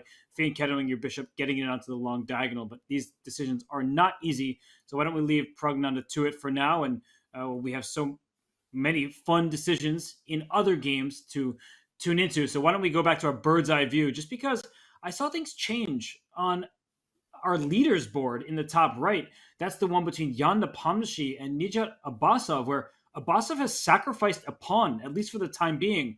This is a big decision from him, and he is on the clock after Jan's last move. So maybe we can just tune in really quickly to that game and see what Nijat has in store after giving up his d5 pawn. Let's do it. So I'll rewind a little bit just to give people some context. By the way, we did see the d4 pawn push by Hikaru, so somewhat of a bailout option, but we'll dig into that game in due time. We last saw this game after the committal decision c4. It proceeded along predictable lines. b3 was played. We had this trade. Jan immediately challenging black's lone central pawn with c2, c4. Very thematic. And here, kind of the big moment. I mean, there were ways to keep this pawn protected. D takes c4 is a huge concession. It gives white a massive pawn center, but there were moves like bishop e6 or bishop c7. Instead, Abbasov simply takes away the g5 square, and Jan says, thank you very much. I had some lunch before the game, but who's to say we can't have dessert at 4 o'clock? Anish, Abbasov gave up this pawn, and now he's thinking, which is a bit of a disturbing sign. Of course, you have a big decision here to make as to where to jump with the knight. I'm not shocked at Abbasov's decision. It looks okay for black, but does he have full compensation? Do you have faith in this idea? Well, for sure. But in the run-up to this, you sort of casually said, like, he doesn't have to sacrifice the pawn. But I think you should be very careful there, move earlier. If not h6, you mentioned bishop e6 or bishop c7. But I have bishop g5, which you surely also realized. And, I mean, that puts a lot of pressure on black center. So h6 is, you know, it's not a necessity as such, but it's certainly not a move he took lightly. But I don't understand one thing. So I do like this pawn sack because I think I regained the pawn by force. Don't I just go after CD? Because CD is a very risky decision strategically. Because if I regain the pawn, your pawn structure is completely ruined. Not only do you have the isolated pawn on d5, you also have this weakness on c3 square. The pawn on b3 is very ugly there. I mean, Black has the outside passed pawn majority for an endgame. Like if you imagine an endgame where I have a knight on d5, let's say, against your knight, the knight endgame, imagine. I mean, you're just half lost. Go b5, a5, a4. So very risky decision. I think he's hoping for this pawn to stay alive for a while, but I don't see the point. So I think I want to go knight e7. And my reasoning is if you go bishop c4, which is the only move that I see, I think it's like, maybe it's just I go bishop b4. Mm-hmm. I think Black is, cannot be much worse. If you move knight a2, I can't even go back. That would be kind of, if it was not Abbasov, but let's say Fabi, I could see the game end in a move repetition. But against Abbasov, I would imagine Nepo is a bit more ambitious, although you never know. He might think, okay, the game didn't start well. I guess White maybe wants to go like bishop d2 or bishop b2, maybe d2. And then maybe to just take on c3 and take on d5, maybe giving up the bishop pair is a concession. It's a concession for sure, but maybe it's a big concession, though. I don't know. I think it's worth it. Bishop to g4 is nice. Yeah, I was going to go to e6, but maybe to g4 is even better. I've got this firm knight on d5. The pawn structure is in my favor. You've got the bishop pair, but your bishop on c3, it's not that active yet. The diagonal is blocked by the d4 pawn. The knight on d5 is so firm. I think Black is fine. And moreover, I wonder if I had to take on c3. I don't think I had to take at all. So optically, I really like Black's position. I have clear preferences as a player. I really enjoy having good pawn structure. So I'm a little biased here. I have to give you that. But purely by intuition. Okay, knight b5 maybe, and knight b5 maybe is a move. But then I'll take on d5, and if you take on a7, I'll have knight c3. I don't know what that is. I'll collect an important e2 bishop. Bishop oh, a3 knight d6, might be a bishop problem. a3, knight d6, bishop. Mhm. Yes. It's not the end of the world because I have knight b4, but it's actually dangerous. It So might be maybe the end of the knight world. b5. Maybe bishop b4 now, then. And now maybe knight f5, knight c7, rook b8. Maybe it's okay. I can also go knight ed5.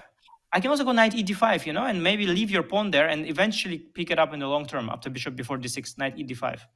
Maybe because the thing is that your other pieces, they're not really that active. Your bishops are very passive. Yeah, interesting situation where I think in the long term Abbasov is doing very well, but Jan is clearly having something concrete in mind. Yeah, you can just take on a7 also, and then not risk anything with white. So yeah, interesting turns of events. Knight b4 also, of course, possible, but then I guess, yeah, because bishop c4 is not a problem. Maybe bishop g4 or something like that. Yeah, some compensation there. Hard to say. Definite compensation for Black in many of these lines. It reminds me actually again of a Caro-Kann where you give up a pawn in the center, play around it, and White does his best to keep hold of it. So, I mean, Anish, I know it's game later, but you got some kids that you probably have to put to bed, and it makes me sad because I want to hear your commentary and your analysis all day. But I want to take us to the bird's eye view before I let you go, because I simply need, and I think the chat does well, your predictions. We have the 4 games that, with the positions that you see on the screen in front of you. What are your predictions for each and every game? Yeah, Hikaru slightly disappointed me with d4. There is in this position a very strong idea very often, and this is this move bishop e6. It's a counterintuitive move, but it's very often very strong. Because if you take on e6, then you open up the file for the rook, and then this move bishop e6 is a really nice equalizer. So the position I see, it reminds me of some similar positions. I think it's very equal. I think Hikaru, if he had anything subtle, he didn't find it, and I don't even know if he had anything. Again, I think he played it a bit too timid. I think that game Fabio will manage to somehow make sure the game ends in a draw. I really like Abbasov's position. So I'm going to, to also predict that he will not lose this game. Alireza's position I like as well, especially the c3 move is quite timid. It's the move that I thought of, but Danya's e5 I liked a lot more. So maybe Alireza will do something good in that game. So I'll predict. I'll predict a wicked black victory here. All these Polgar games come to mind with these diagonals, the bishops, the knights, f5 somewhere. This is my childhood. Like all these games of Polgar. I've seen it in some lectures as a kid, and they're like super inspiring. So I have the bias there for the Taimanov side. So I like Black's position already better. And my boy Vidit, he did some smart move order things. He put the bishop on e3 very early, and looks like he got some good version of something. But Gukesh is very solid in such positions. He's done very well in these Italians. He managed to hold Fabi earlier. In order to qualify to this tournament, he beat Sugirov in a quite Italian game as well with Black. So I think Gukesh will hold this. I think this game will. So I predict a draw. So I will predict the 3 draws and the win for Alireza. Some wicked prediction there from my side. How about that? I love it. I mean, that's a big, bold prediction from you, but I think Alireza fans would love it if he can get a second win in a row. So on that note, Anish, again, it makes me sad to see you go, but I know you have priorities. And in the meantime, everybody stay tuned, because when we return, it's more coverage of round 8 of the FIDE candidates, and we will bring you and guide you through the rest of the show. So Anish, thanks so much for joining us. We'll see you soon, everybody. Bye, guys.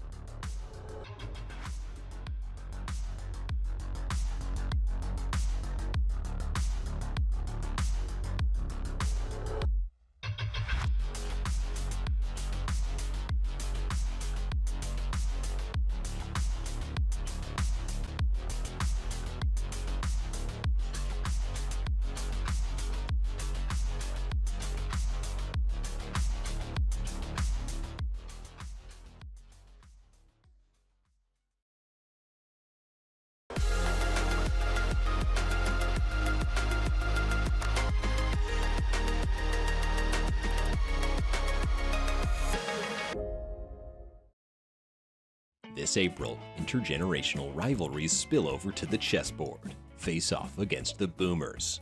Grapple with Gen X and the millennials.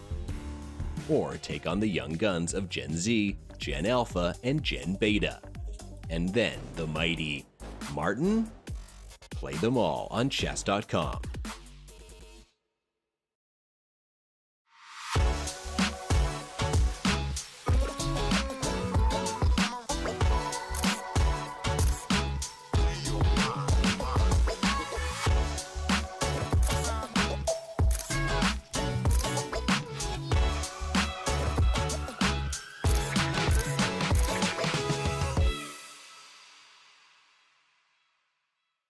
Hi, I'm Grandmaster Anish Giri, and welcome to Left-Hand Repertoire's 1e4. This so-called Latvian gambit is horrible. F5, knight takes e5. This is not how chess is played. He played too many moves with pawns and the queen, and didn't develop his light pieces. And if knight e4, this is a very important trick to remember. Many people fall for it, actually. Knight to b5, brilliant idea. ab, and queen g7, and after rook f8, bishop h6, queen c5, and f3, and surprisingly, queen f2 is almost checkmate, but it's not. If your opponent wants to be solid, we go for the aggressive, for the kill. If your opponent wants us to go for the kill, we play simple chess. And just use the fact that we have more space in the center, clear-cut plans, and nothing to worry about.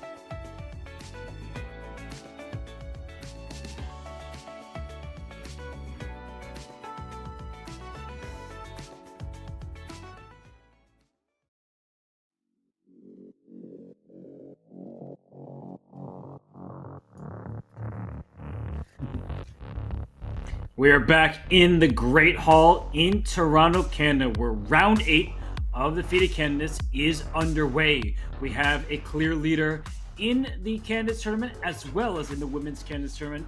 Both tournaments are in that same hall, all 16 competitors. They are doing their very best to work their way towards a World Championship match. Unfortunately, Anish Giri has left the building. We see Nijat Abbasov seated against Jan Nepomniachtchi. I'm Grandmaster Robert Hess. Alongside me is my good friend, Grandmaster Daniel Naroditsky. We will navigate you through all the action that will continue in the round. Daniel, sad to see Anish go, but the action stops for nobody. These games are really heating up. No, you're wrong, Robert.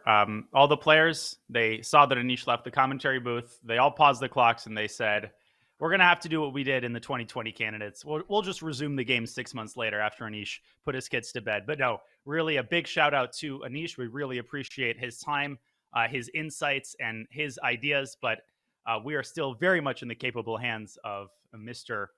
Grandmaster Hess. So I have complete faith in our ability to tease out these complications and a lot of these games just beginning to enter their most exciting phase, Robert. So thank you to everybody for joining us on this lovely Saturday afternoon.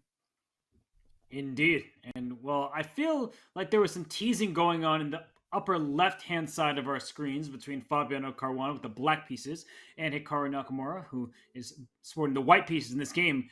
We do have a position where Hikaru, he has the bishop pair, but he's also saddled with this isolated queen pawn, the IQP in the center. So as I look across the 4 boards, we haven't tuned into Vidit and Gukesh in a while, but I think we can get back there in a bit as Gukesh just made a move. That position is closed as he expands to the queen side. I do think we should go to the game between Hikaru and Fabi, if you don't mind, Daniel. I certainly don't mind, and I think chess commentary is the only place where you can utter the phrase, I played a QGD and got an IQP, and that will be intelligible to the vast majority of viewers. Try saying that on the street. You might get the police called on you. But the IQP was reached just on the previous move. So let's rewind a little bit, Lecco style. We were trying to puzzle out these immense complications. Hikaru avoided them, and he did play what, to me, seems like the bailout move, trade on d4. And Anish pointed out perhaps a tactical solution with bishop to e6. Instead, Fabi dropped his knight back, setting himself up for bishop takes d4. Hikaru says, bring it on. I'm encouraging it. And of course, he does get the bishop pair and potentially active development in return for the IQP. Do you think this is balanced, Robert? What's your gut feeling? Who would you rather be here? I love playing against isolated queen pawns, but not with queens on the board and attacking chances. I do think that white can operate around that weakness, and black typically blockades the pawn, which makes it harder to attack. And what we mean by this is the black knight goes to d5, which it can do on this very turn. Then you can't pile up pressure. You can't bring a queen and a rook, and maybe both rooks, and attack that pawn because there is a knight in the way. So the blockade is smart, but it also means that you're not going to get aggressive. And then I think the white knight that's sitting on f1 will jump up to g3, and then e4, and then try to work its way into a square like c5. Only white has a dark square bishop, Danya. So I think white should try to make the most of those dark squares. Yeah, these types of positions occur sometimes in, I joked about the QGD, but in the Queen's Gambit accepted, I think there's a line like this where black gets a very nice blockade, and visually it looks like there could be no possible issues. But just to put a few moves on the board, and to second your point, Robert, let's say white plays knight g3. Black kind of just nonchalantly develops to e6. By the way, knight d5 is on the board. All of a sudden, after knight e4, black is dealing with threats on both sides of the board. The knight can jump to c5. I've got some outposts too. And if black tries to preempt that with a move like b6, well, then you've weakened the c6 pawn, and the knight could also go for greener pastures on g5 and potentially even combine with a queen on h5. So this is a rough illustration. I'm not suggesting that this is exactly what's going to happen, but you can see that in many cases, as you indicate, the immense activity and nice coordination of white's pieces handsomely compensates, even overcompensates, for the fact that black has established a blockade on d5. Here's one way to lose the game. Can't take back because the queen will pick up the bishop via h5. Your point is very well taken. Yeah, it's one of these situations where you look at the elements of the position, dark square bishop for white compared to knight for black. The knight on g6, is that a good piece? It does help the black king feel safer and can at some point try to jump into the f4 square or the h4 square and go for an attack. But sometimes the knight on g6 stays there a little bit too long and doesn't actually participate in the game in a meaningful way. So I'm looking at this position. I think it's chances for both sides. I'm looking at the clock. That's good for Hikaru, but some of the moves do look relatively straightforward from the black side, bishop e6 being one of them, as you point out. And if the knight moves away from d5, we could see a light squared bishop trade. And Danya, I think you would second this, that when somebody has a pair of bishops and you have a bishop-knight combination, you often want to trade one of those bishops off the board because then you can control that color complex. So if we trade the light squares, if we can just imagine them, poof, they're gone, then black dominates those light squares and the d5 square is already an outpost and there could be more. There are no bad bishops. There are only bad players. I've quoted my coach before on Candidates commentary, but this is a very important idea in black's arsenal, to play bishop e6 and actually drop the knight back from the blockading square. Ultimately, what is the point of blockading an isolated pawn? It's not to keep that blockade forever, as visually nice as it looks. It's eventually you have to move the piece away and actually start attacking the pawn, right? You have to ultimately go get to business of winning the pawn. So I really like this bishop e6, knight c7 idea. Now, with the knight potentially paying a visit to b5, position is definitely equal. Objectively, there's no doubt in my mind. White has an IQP, and white has just enough piece activity to compensate for that. As for which side has to be more careful and vigilant in the next few moves, I think that side is black, but something tells me Fabi is more than capable of demonstrating caution and completely equalizing this. We might be heading for a draw, but you never know when the position explodes. That's one thing this Candidates has taught me. And if we could take this game a century back and hand it on over to Capablanca, it would be in very capable hands. He has so many instructive endgames. I wasn't actually trying to do that, but thank you for stepping in. I know I can always trust you to come up with a pun, even where one may not seem to exist. And you see Hikaru on the camera right now. He does have a lot to figure out here, because if, say, those light square bishops come off the board and the queens are traded, well, then only black is going to be happy about that, because white is saddled with this isolated queen pawn. And everybody, if you may wonder, why is an isolated pawn bad? I just want to reiterate that a pawn's best friend is another pawn. And you want to have pawn chains, because instead of using a more powerful piece to defend, you instead can use your least valuable piece, a pawn, to defend another. That's why in this particular position, the c6 pawn, the a6 pawn, defended by b7, they're safe and sound, whereas the d4 pawn can become targeted in the long run. So Danya, Hikaru, he does have to figure things out here. Do you want to leave him to it? I think this position is closed enough where they're going to invest some heavy time coming up with strategies. A weird quizzical laugh there by Hikaru, maybe indicating that he doesn't see anything exciting in this position. He could even take the knight and then move his knight up to e3, push d5. So if he wants to make a draw, there are ways to do that. But definitely, let's move on. If this game heats up, we will update you on the action. But speaking of games heating up, we have a couple of interesting developments.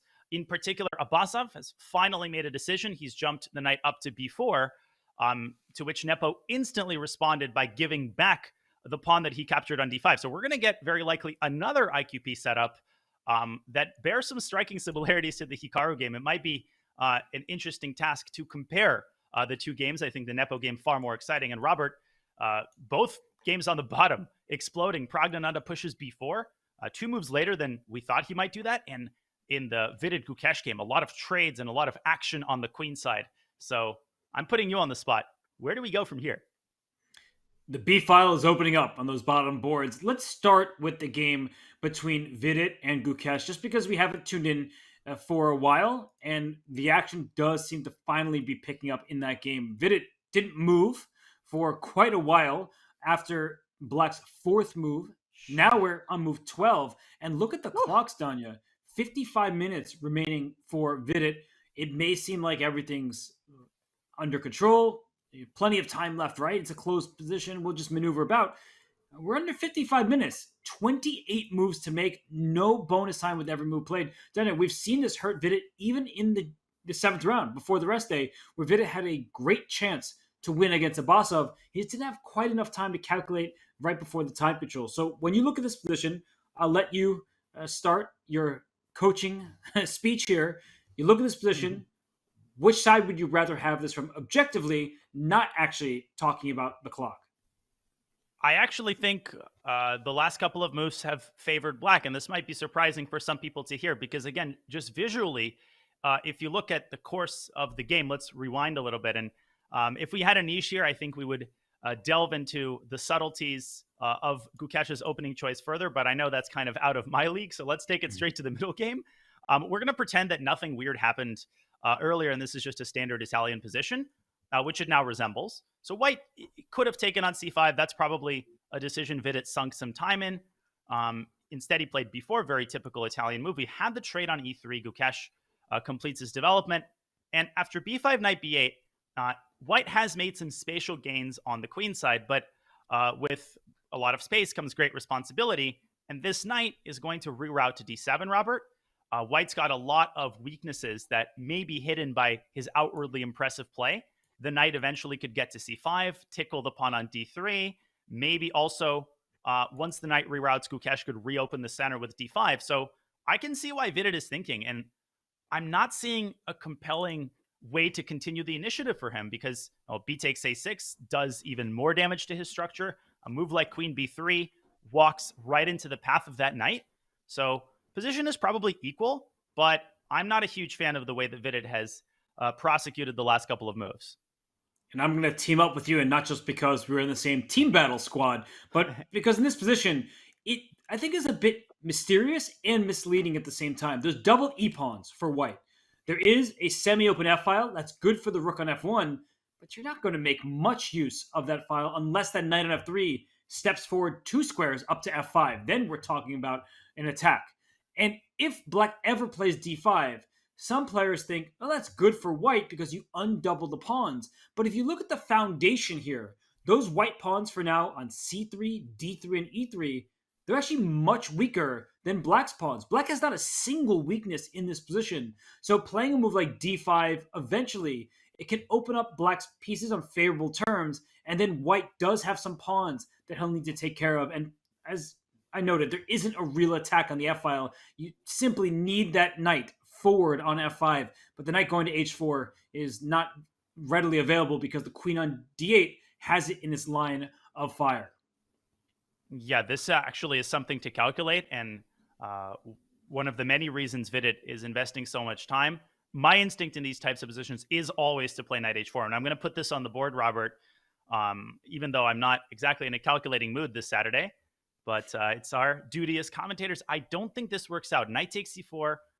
If you're watching this and trying to learn typical ideas, write this down. Very important idea. And white loses the pawn. Sometimes tactically, white can make this work. Like sometimes you actually deliberately sack the pawn and try to exploit black's lack of development with a move like queen f3. In a bullet game, absolutely sign me up. Even 2 hours ago, sign me up. If I'm Vidit, I'm very skeptical. Queen can drop back to e7. And once the knight develops, your initiative fizzles out. So the immediate knight h4 doesn't work. You could also consider taking on e6 first. That would throw the ball back into Gukesh's court. I'm assuming he wants rook takes c6, and maybe there knight h4 actually has more meat on the bone. But I'm a little bit skeptical, Robert, and I think Vidit has to move, and maybe he just has to take the conservative approach. Bishop takes c6, maybe put a pawn on c4, get the knight around to b3, and make sure that you're not going to slide into a clearly worse position with 50 minutes on the clock after 12 moves. I like what Gukesh has done, the way he's been able to rebound from that round 7 defeat, which was heartbreaking. You could see it on his face. I mean, he immediately put his head down on the table. Heartbreaking. It hurt. Yeah, it really hurt everyone to watch that, except for Alireza Firouzja. And now that we are in round 8 and Gukesh once again gets the black pieces, what an amazing job he's done. You don't really forget that kind of heartbreak, but you try to learn from it. And look at his clock management, Danya. He has nearly an hour and a half on his clock. Vidit now down under 50 minutes. And this is not a simple position. I think that at times you think, all right, we'll just do something and make a draw. With the white pieces, opening advantage, I don't see an opening advantage for white. I see black with Mm-mm. a completely stable and sound position with the control of some key pawn breaks. And you know, I like to say this, Danya, the side that controls the pawn breaks is usually the side with the advantage. D5 is the main pawn break in this position.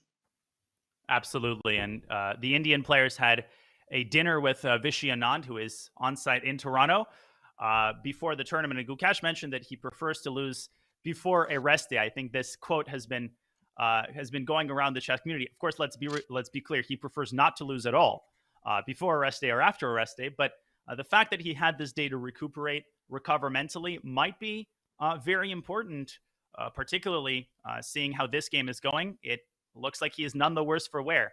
And if so, then absolutely hats off to Gukesh managing to rebound, at least in the early going of this game mentally.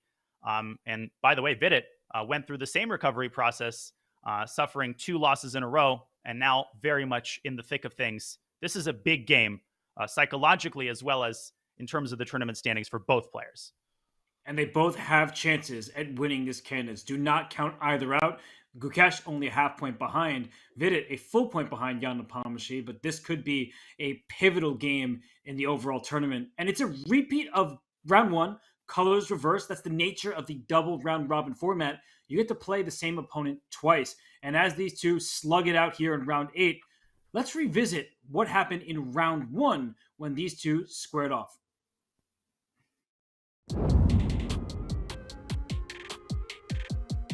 What in the world are we seeing here? What do you make of this? Because the engine, it's right down the middle, but this position is very bizarre to my eyes.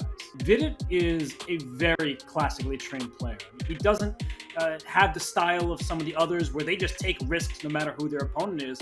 So when I look at this position, he's done nothing wrong. Vidit Gujrati seemingly staring at the camera, and that's because he knows that his game is about to end soon. It's a 3-time repetition in the making against his compatriot, the younger Gukesh. The bishop slides back, and now it's up to Vidit to repeat the position for the 3rd and final time. Here it is. He calls for the arbiter, telling the arbiter what move is about to happen. It's going to be a draw between compatriots Gukesh and Vidit.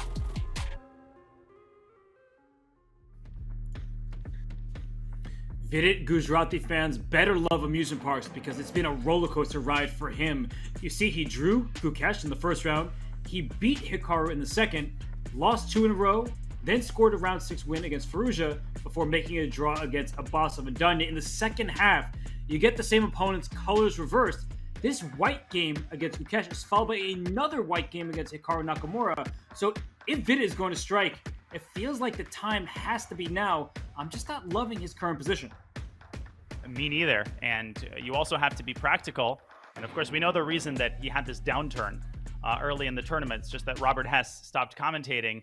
That was a very nicely narrated video. As we see, the bishop exchange on e6 has taken place as we expected. And now yet another big decision for Vidit. But every player at some point in the tournament has a double white, and you want to put it to good use. You want to play ambitiously, and we always talk about this balance, right? You want to play objectively because everybody is going to punish you for dubious, unobjective play. But at the same time, if your name is not Jan Nepomniachtchi, you're already at the stage of the tournament where you're starting to think about taking more risk. So very excited to see how Vidit handles all of those expectations and questions. He's got to handle them in under 45 minutes because that's how much time he has on his clock. And in the meantime, speaking of Jan Nepomniachtchi, I'm looking over at his board, and I think the other competitors in the tournament, Robert, are looking upon that game with a bit of a frown, an apprehensive frown on their face, because Jan has a pretty big initiative, according to my first glance.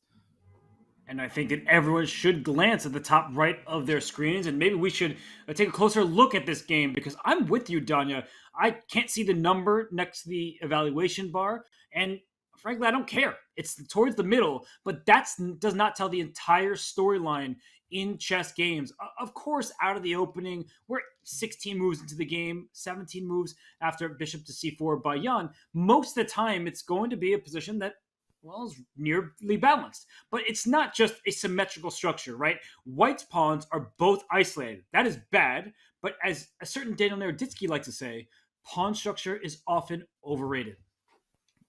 Man, I'm getting quoted in the broadcast. I'm starting to blush. It's that time of the afternoon.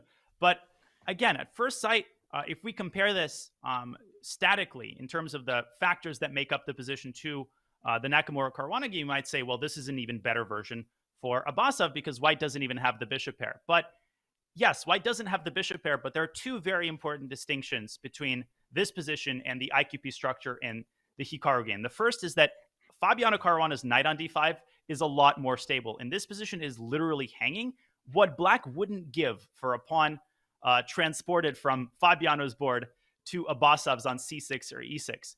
With this knight hanging and unstable, it gives White a big initiative and leads me to the second factor. White's pieces are even more active than Hikaru Nakamura's. Look at this knight on e5. Even the bishop on c1, which is on its initial square, could very soon join the attack with a sacrifice on h6 that might not be further away than people realize. For example, if the knight drops back to b6 here, and Nepo brings his bishop back to d3, he is essentially 2 moves away from sacrificing on h6. Queen h5 and bishop takes h6.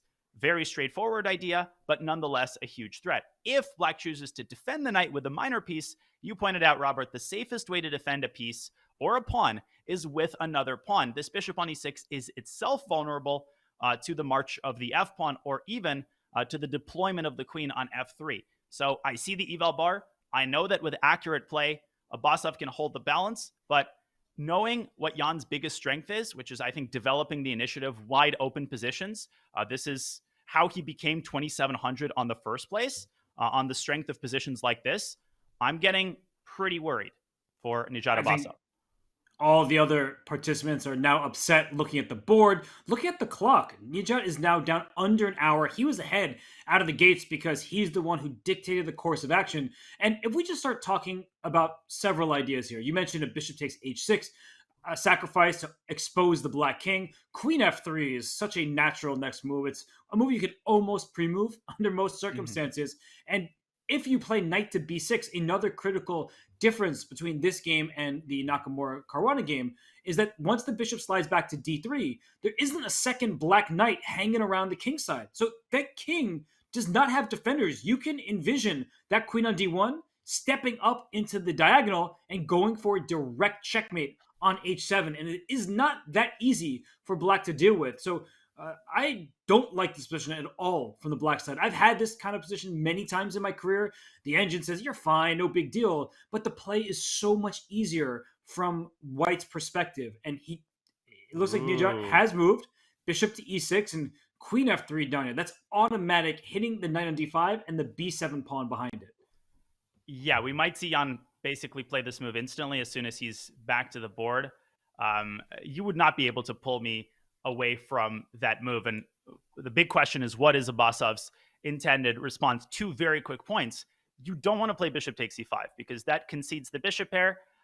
It essentially concedes the d file, and this bishop on c1 is going to be salivating at the prospect of planting itself on the d6 square. So maybe Abasov wants to drop his bishop away from d6 back to e7, setting up a future bishop trade with bishop g5. But it's very clear that this is a highly flimsy setup. Maybe Jan can even play slowly with a move like rook e1 or a move like bishop to d2. I think he's very happy to have this position. And I think that he might also try to put some pressure on Black's clock. Knowing Jan Nepomniachtchi, that is something that he does rather well. I think it's funny that you're saying play a slower approach because I was thinking brute force method. I was trying to channel my Daniel Naroditsky. If we can analyze a position for a second here, queen f3, right? That's just clear. And if bishop e7, I was wondering, and it's not my game, so not my responsibility if I sacrifice pieces. Can I go knight g4? And can I just go for your h6 pawn directly?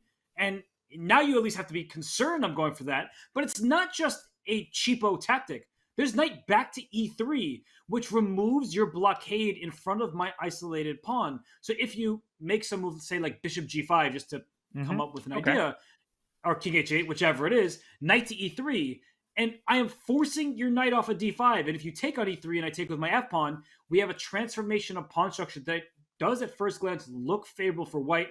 More pawns in the center with major pieces on the board. But look at the direction Abasov went down here. While I'm saying all this, the bishop to the king side, he goes to the queen side in the live position with bishop to b4. So he's fighting fire on the king side with potential fire on the queen side.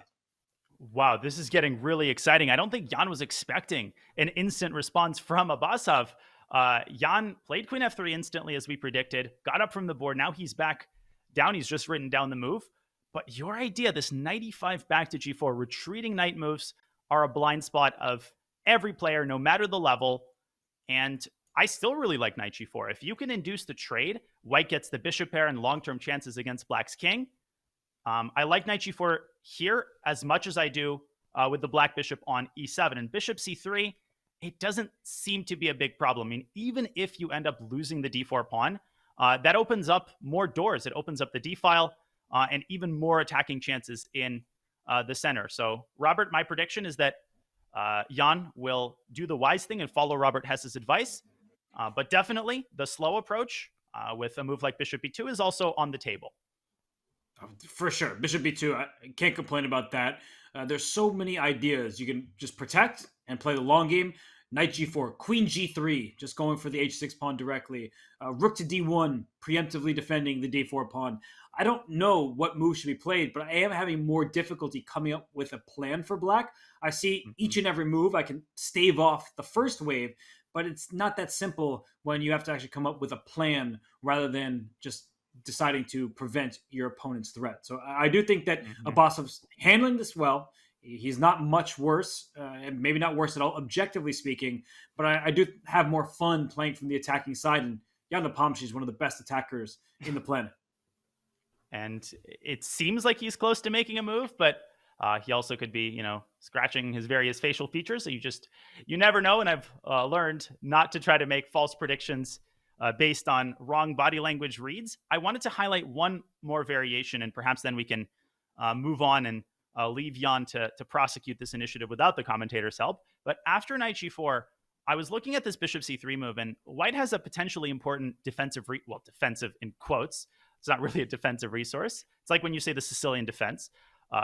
Rook to a4 is a nice looking move with an even nicer idea. If bishop takes d4 happens, white takes on d5, exposing the bishop laterally. And most importantly, after bishop takes d5, you can see the eval bar shoot up. I think, no, it's not because of rook takes d4. Then white plays bishop takes f3. And Jan has played the move queen g3. So it's a moot point. Maybe there's knight takes h6 check or queen g3.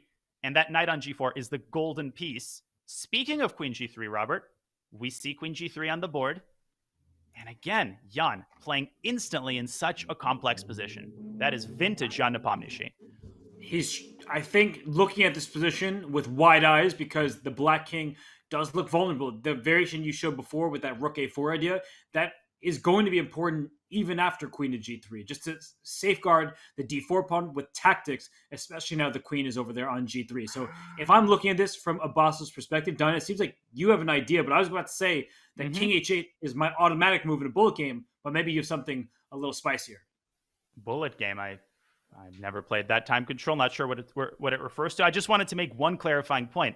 Queen f6 seems very tempting, but here we see the big narrative in the position. That knight on d5 being unstable, this bishop is overloaded. Bishop d5, and boom. One of the most commonly missed tactics in my experience is the fork on d7. And queen takes d4, or queen takes d4, I should say, runs into, at the very least, bishop e3. And again, at the very minimum, you're dropping an exchange, but you're also dropping pawns all across the board. Abasov follows Robert Hess's line, king h8, both players blitzing out their moves in such a complex position. I don't like the king on h8, though. I mean, you had to do it because you wanted to step out of the immediate pin, but there's something that worries me about the bishop coming to b2, the move that you recommended earlier, and I know the diagonal is clogged, but if I could take that d4 pawn and chuck it off the board, just jettison that pawn, I feel like black is just toast. But unfortunately for white, the IQP is blockaded. Aaron Nimzovich would be proud. In my system, he wrote about blockading your opponent's isolated queen pawn so that it can't push forward, because in many positions, white's best move is to chuck that pawn either off the board or onto the d5 square, get it away. That way it opens up diagonals and files for the white pieces. So I think for now, Abasov is handling himself quite nicely. I just feel like the attack is more fun to play with although solid position from black as long as he continues to steer clear of the direct tactics. But if you showed Jan this position before the game, I think he would be maybe not thrilled, but satisfied with the outcome of the opening. I like bishop b2. These slow moves can be hard to play when you're excited about attacking, but top players know when to kind of pause, make a setup move, a solidifying move to protect your assets, cover the c3 square and prevent various annoying knight jumps. Knight c3 might actually be a threat here with a potential fork on e2. So Jan is very good at finding that balance. We might see a march of the f-pawn, and this is a game that we have to keep an eagle eye on, especially at the pace that it's developing, Robert. For sure. And I see that Nijat Abbasov, king h8, still at the board, seated there, trying to work through these complications. I think that's the right thing to do. So as Abbasov sits and thinks, we have action unfolding all across. I say it time and time again because it is true. You see Hikaru on the top left against Fabian Caruana. That one remains level. In the bottom left, that game is heating up. It's getting more tactical in nature, so we will look at that one shortly. And in the bottom right, we see the game between Vidit and Gukesh, and the advantage in black's favor. Gukesh is outplaying Vidit Gujarati. Anish Giri called it, and we will, of course, look further in detail at that game as well as the others. But before we do, we are going to be heading towards a break. And in the meantime, if you like chess, if you like playing over the board and online, you can do so simultaneously because Chess.com is so excited to support the launch of Chess Up 2, a revolutionary smart chessboard that will change how you learn and play the game. With technology such as touch-sensitive pieces, which will trigger all legal moves to light up on the board when you pick up a piece, and optional AI assistance, Chess Up 2 meets you at your skill level and supports training and growth. Chess Up 2 even allows you to play Chess.com bots on the board, so if you're ready to learn more about Chess Up 2 and save $100 when you pre-order on Kickstarter, head to go.chess.com/chessup2 or use the command chessup in chat. Donnie and I might even use it in our next team battles, but that's a future problem. We'll figure it out. In the meantime, we're going to head to break, but when we return, it's more action from round 8 of the 2024 FIDE Candidates.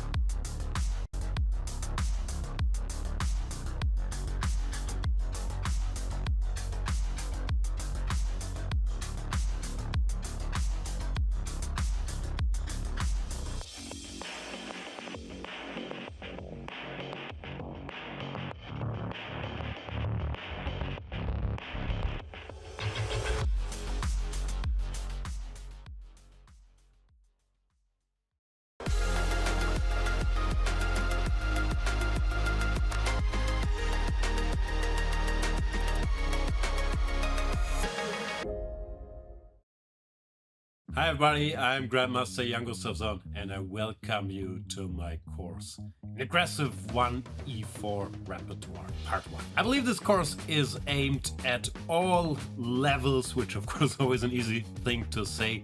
Basically, the approach has been to be as aggressive as possible against the main lines, setting an emphasis on surprise value while still having some soundness in order to pose unique problems. Knight f6. We're going for the most aggressive. Knight to g5, d5, e takes d. Knight a5. Bishop b5 check. That's just the main line. dc, bc. And here I have a bunch of new ideas after queen to f3. And hopefully this will not only fix my chickenness of not being able to play 1e4 aggressively, but also give you a bunch of fresh ideas when we're done. Has this ever happened to you? Oh, shoot. Another mouse slip. What about this? Oh, well, holy bishops en passant. I think I'm getting carpal tunnel. If only there was a way to play online chess with a real-life board. What if I told you you can with Chess Up 2? That's right. With Chess Up 2, you can now play over the board online. Wow, Simply connect your chess.com account to our state-of-the-art Chess Up 2 and get a game started. Every time you move, our revolutionary board will transmit the data online directly to your opponent. And as soon as they move, squares will light up, signifying which piece is going where. Well, shucks. This Hikaru guy seems pretty good. With Chess Up 2, mouse slips and sore wrists are a thing of the past. My carpal tunnel is gone. Well, this sure is fun. I'm playing online against my new friend Hikaru. Who needs a family? But I sure do miss clicking on a piece and seeing all of my available moves, like they have on chess.com. Well, Danny, you're in luck. This feature is totally available on the Chess Up 2 as well. Wow. Well, I'm convinced. But hey, what if I don't just want to play an opponent online? What if I want to use one of chess.com's other great tools? I thought you'd never ask. With Chess Up 2, you can fully take advantage of the chess.com integration by playing bots, analyzing your offline games, and even using our optional AI assistants to visualize the quality of moves with color-coded hints. Well, holy Chess Up, you did it. You made IRL chess cool again. You got it, Danny. And how do you know my name? Play chess today on the board of tomorrow.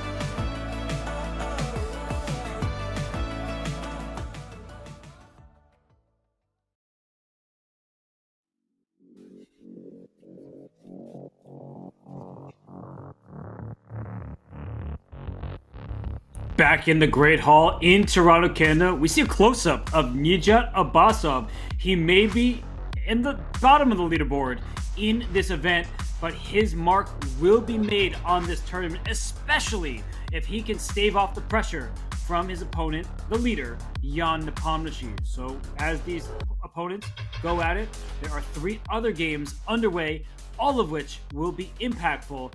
And Danya, as the bird's eye view is on our screens here, I'm looking at both the bottom right-hand side of our screen, where it looks like Gukesh has the better position against Vidit Gujrathi, as well as the top left, where Hikaru Nakamura faces off against Fabiano Caruana.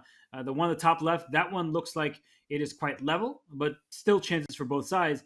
But in the bottom right, Danya, I would say chances for one, and it's only Gukesh. Yeah, there's a lot of rook action across the board, across the 4 boards. We see Nakamura's last move, rook e1 to e4. This might, I think it is just one of many scenarios, this might trigger repetition. If Fabi drops his knight back to d5 and Hikaru decides that there is no initiative to be sought, he might drop the rook back to e1 and we might get a 3-fold repetition. I doubt that that's going to happen. And clearly Fabi is calculating something, maybe even some tactics with knight takes g2. Top right, Jan Nepomniachtchi, we predicted the type of move he's going to play, but we didn't predict the exact move. Rook a1 to a2, a deep prophylactic move, has sent Nijat Abbasov into another long think. I'm very worried about the Azerbaijani Grandmaster here. This is exactly the kind of position that Jan thrives in. I think, Robert, that we should do a quick status update on Praggnanandhaa versus Firouzja, and then move over to the bottom right, because Vidit is in trouble, not just on the clock, but now also on the board. What do you think about that course of action? I'm never going to complain when you tell me to look at the games of Pragananda and Firouzja. So let us jump to that, because in the current position, White did get B4, an idea we discussed earlier. We can back up and see how we got here, but it followed with A4. So instead of a tactical skirmish, which, as you have in the position, the analysis board there, it looks like we were going to get that. And suddenly it became more of a strategic battle. So Danya, what happened since we left off? Well, we expected a bang, and I wouldn't say we got a whimper. I mean, we got a deep positional move by Prague, but I don't think that it worked the way he intended to. We were hoping for some action in the center, perhaps even a pawn sacrifice. But Prague did prepare a plan of queenside expansion, exploiting that 3-on-2 pawn majority, Robert, that you initially pointed out. But it comes sort of a day late and a dollar short. He played c3, rook b1. Gee, I wonder what he's preparing with this sequence of 2 moves. But this allows Firouzja to bring his kingside pieces out, safely tuck his king away on the king side. And Prague very clearly focused on the queen side, clearly focused on trying to exploit that pawn majority. But look at what Alireza has accomplished in the meantime. He's gotten his knight onto the Polgar square. It can jump into f4 and potentially trigger a favorable trade. He's coordinated his rooks. And taking all of that into account, I'm really not that afraid of the march of White's b-pawn. If I'm Alireza, this isn't some sort of pawn endgame where a passed pawn is going to decide the game. Black could just ignore that pawn and potentially allow it to reach b6, Robert. So I wouldn't argue that White is worse. Maybe Prague should play this cautiously and make a move like rook e1 or queen e2, but I don't think that he's happy with the way that the game has turned as we enter the early middle game of this fight. I second that, and I believe that b5, you look across that game between Gukesh and Vidit, and b5 looks unappealing by looking at that board. Opening up the A file, yeah, White gets that passed pawn. That's all good and fun. But with so many pieces on the board, that pawn is not getting much further. So I think b5 would be a mistake. It allows Black to get dynamic play. The rook on 8 would develop from its starting square by the trade. And so I would refrain from pushing just yet, because it's not like c takes b4 is a scary threat. That's simply a trade of pawn. So I look at this position. I do appreciate it from the Black side. I believe Anish kind of called it, that if Black is able to complete the development without an attack brewing over on the king side, then Black should be completely fine. And I like the idea of knight f4 in the near future. Don't count out f7 to f5. Just trying to explode this position, the bishop on b7 coming to life. Am I overstating the case, Danya, or do you believe that Black is the one with more chances here? I agree. I mean, as one commentator famously put it, the side that controls the pawn breaks controls the initiative. And it may seem that White controls White controls a pawn break, but it's not the exciting one. You pointed out f5. Also, don't rule out d7, d5 with a rook coming to d8. So the potential energy in Black's position makes Black's setup just more exciting and I think easier to handle. There's a lot of things that could go wrong for White. The pieces feel a little bit loose.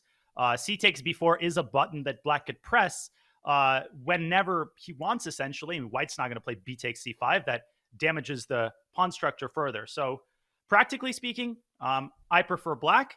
From a time management perspective, Firouzja has 48 minutes, and knowing how well Prague handles these tense positions, I don't think he's feeling particularly terrified. I'm expecting kind of a slow stabilizing move by White. Rook e1, bishop d2. I mean, we're just taking a couple of seconds here and throwing out candidate moves, but literally moves made by the candidates.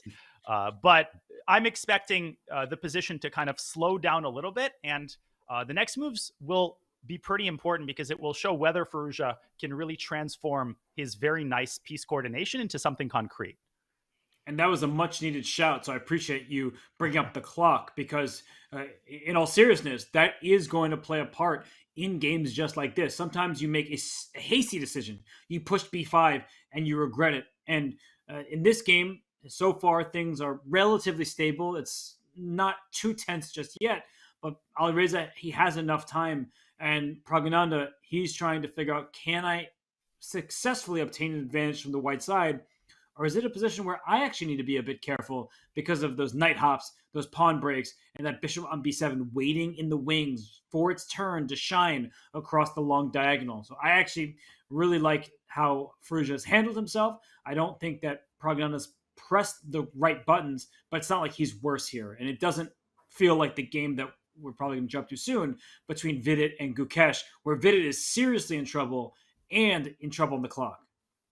Yeah, I think we can safely say that 3 of the boards are objectively close to equality.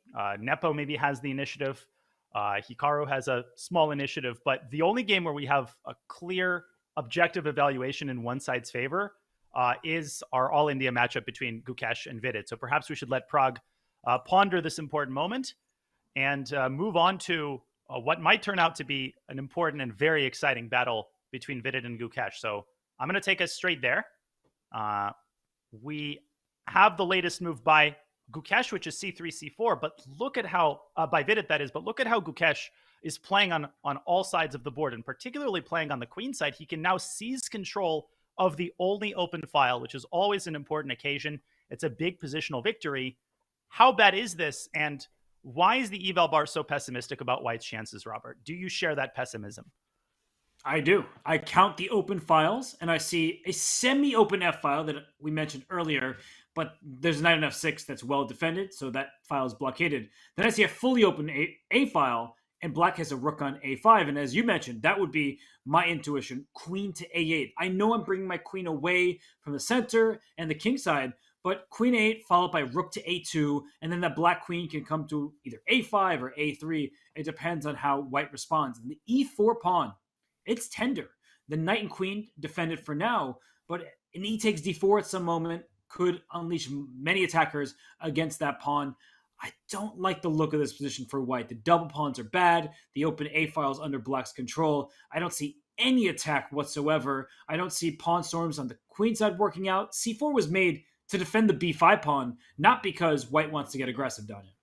And definitely D5 might be tempting to shut down the E file play. Exactly. That is a pain. I'm not even going to put this on the board because for the title players and for most players watching, it's physically painful. It's like the sound of fingernails scraping against glass. Look at that C5 square that black's knight is going to just salivate at the prospect of jumping into. I don't think we're going to see that. At the same time, I'm looking at the thinking time counter. Gukesh has spent now over 12 minutes on his next move.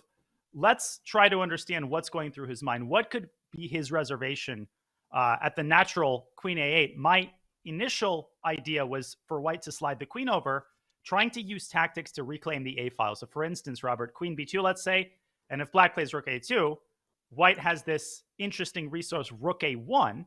Now, you don't want to take on A1 and give up the A file. And if you take the queen, we get into a very murky, very kind of weird endgame, which is hard to evaluate. And I think Gukesh will try to stay away from these overly forcing continuations that could end up backfiring. I think that hurt him in his game against Firouzja.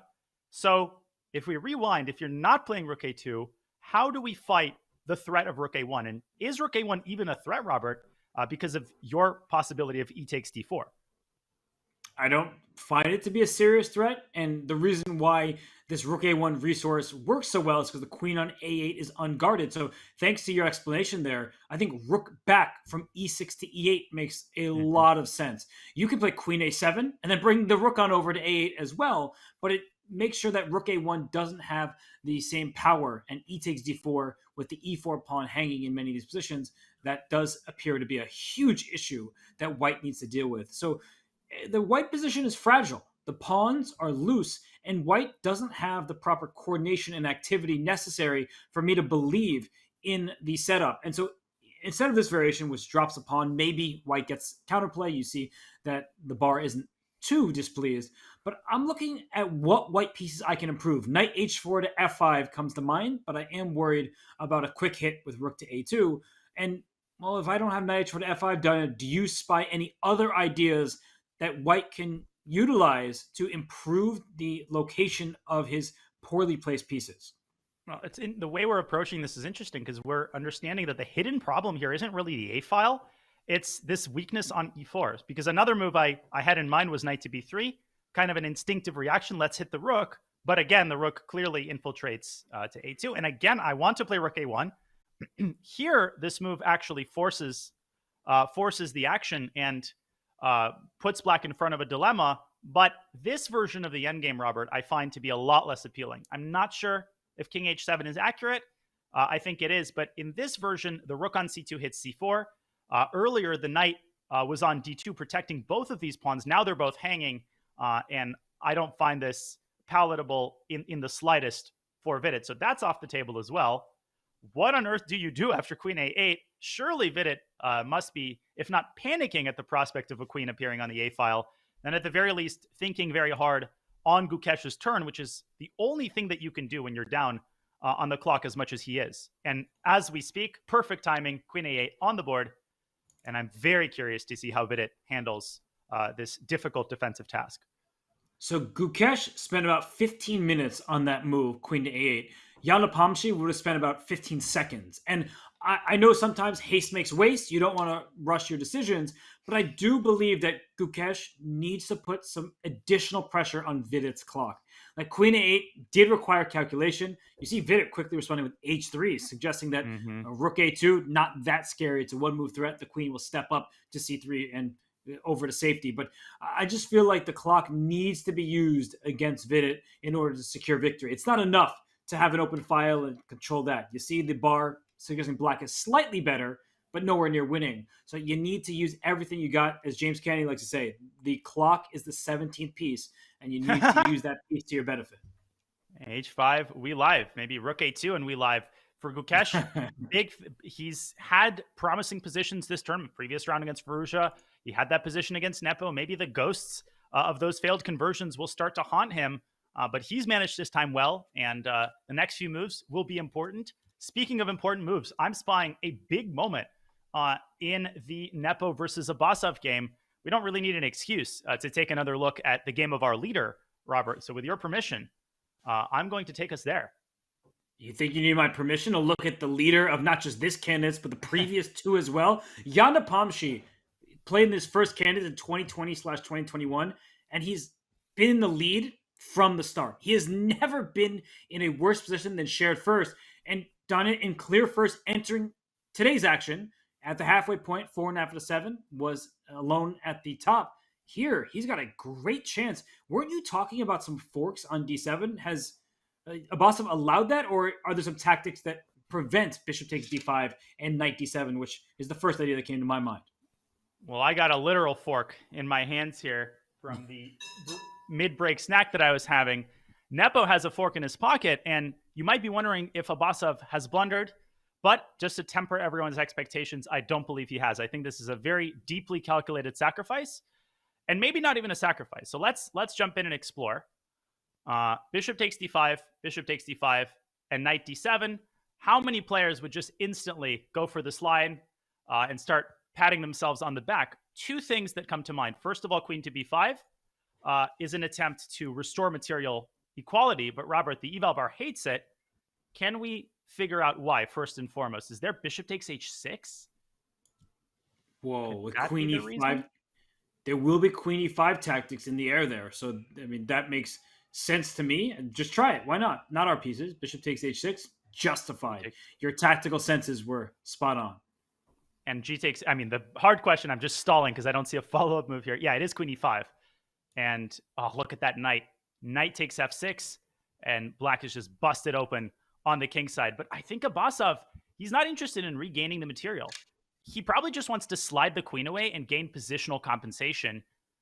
What do you think is the reason the eval bar is so skeptical?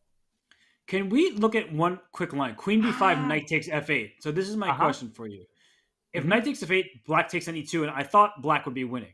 So the problem is that bishop takes h6 is not just a killer blow, but also a saving grace for white. So could I place my queen instead of on b5 with the double attack to a6? Oh. Still hitting the rook on e2 and stopping bishop takes h6. I was only informed by our miscalculation by queen to b5, which of course is the move that I first thought about. I just love the logical progression in chess, how you can decipher complicated ideas with logical thinking. Well spotted, Robert. Bishop takes h6 now. Totally futile. The queen slides over and picks up the bishop. So indeed, you're absolutely right. After queen a6, white's idea comes to a crashing halt. How easy is that to miss? Queen a6 is indeed the reason. So if not bishop takes d5, is Jan going to continue the journey, the rook journey that he started all the way in the corner? Rook a1. He played rook a2. the rook slid over to e2. Will it now move up to e4 and open the possibility for more exciting tactics? Because then that old friend we had, knight d5 to c3, has to be factored in. So shall we continue our analysis with the potential move rook e4? So first question is, how do you bust knight c3? At first, Robert, I'll give you the mic. I thought it was knight g6 check. And after f g6, rook takes c6, that bishop on c4, it can't be overloaded, right? By any chance? Well, it is overloaded. Queen takes e6, and black has the last laugh. After knight e2, you pick up the queen with an extra exchange. So does white have a clear answer to this move? Well, I'm looking at the black king, and I'm trying to make some kind of rook h4, bishop takes h6 idea work, but the same tactic applies. The light square bishop for white needs to remain on the board if the rook is not covering the e2 square. So rook h4 would walk right into this exact tactic. That means that I have to find something better. Do I have to slide my rook back to e3? And even though this rook went e2 to e4 back to e3, it's awkward.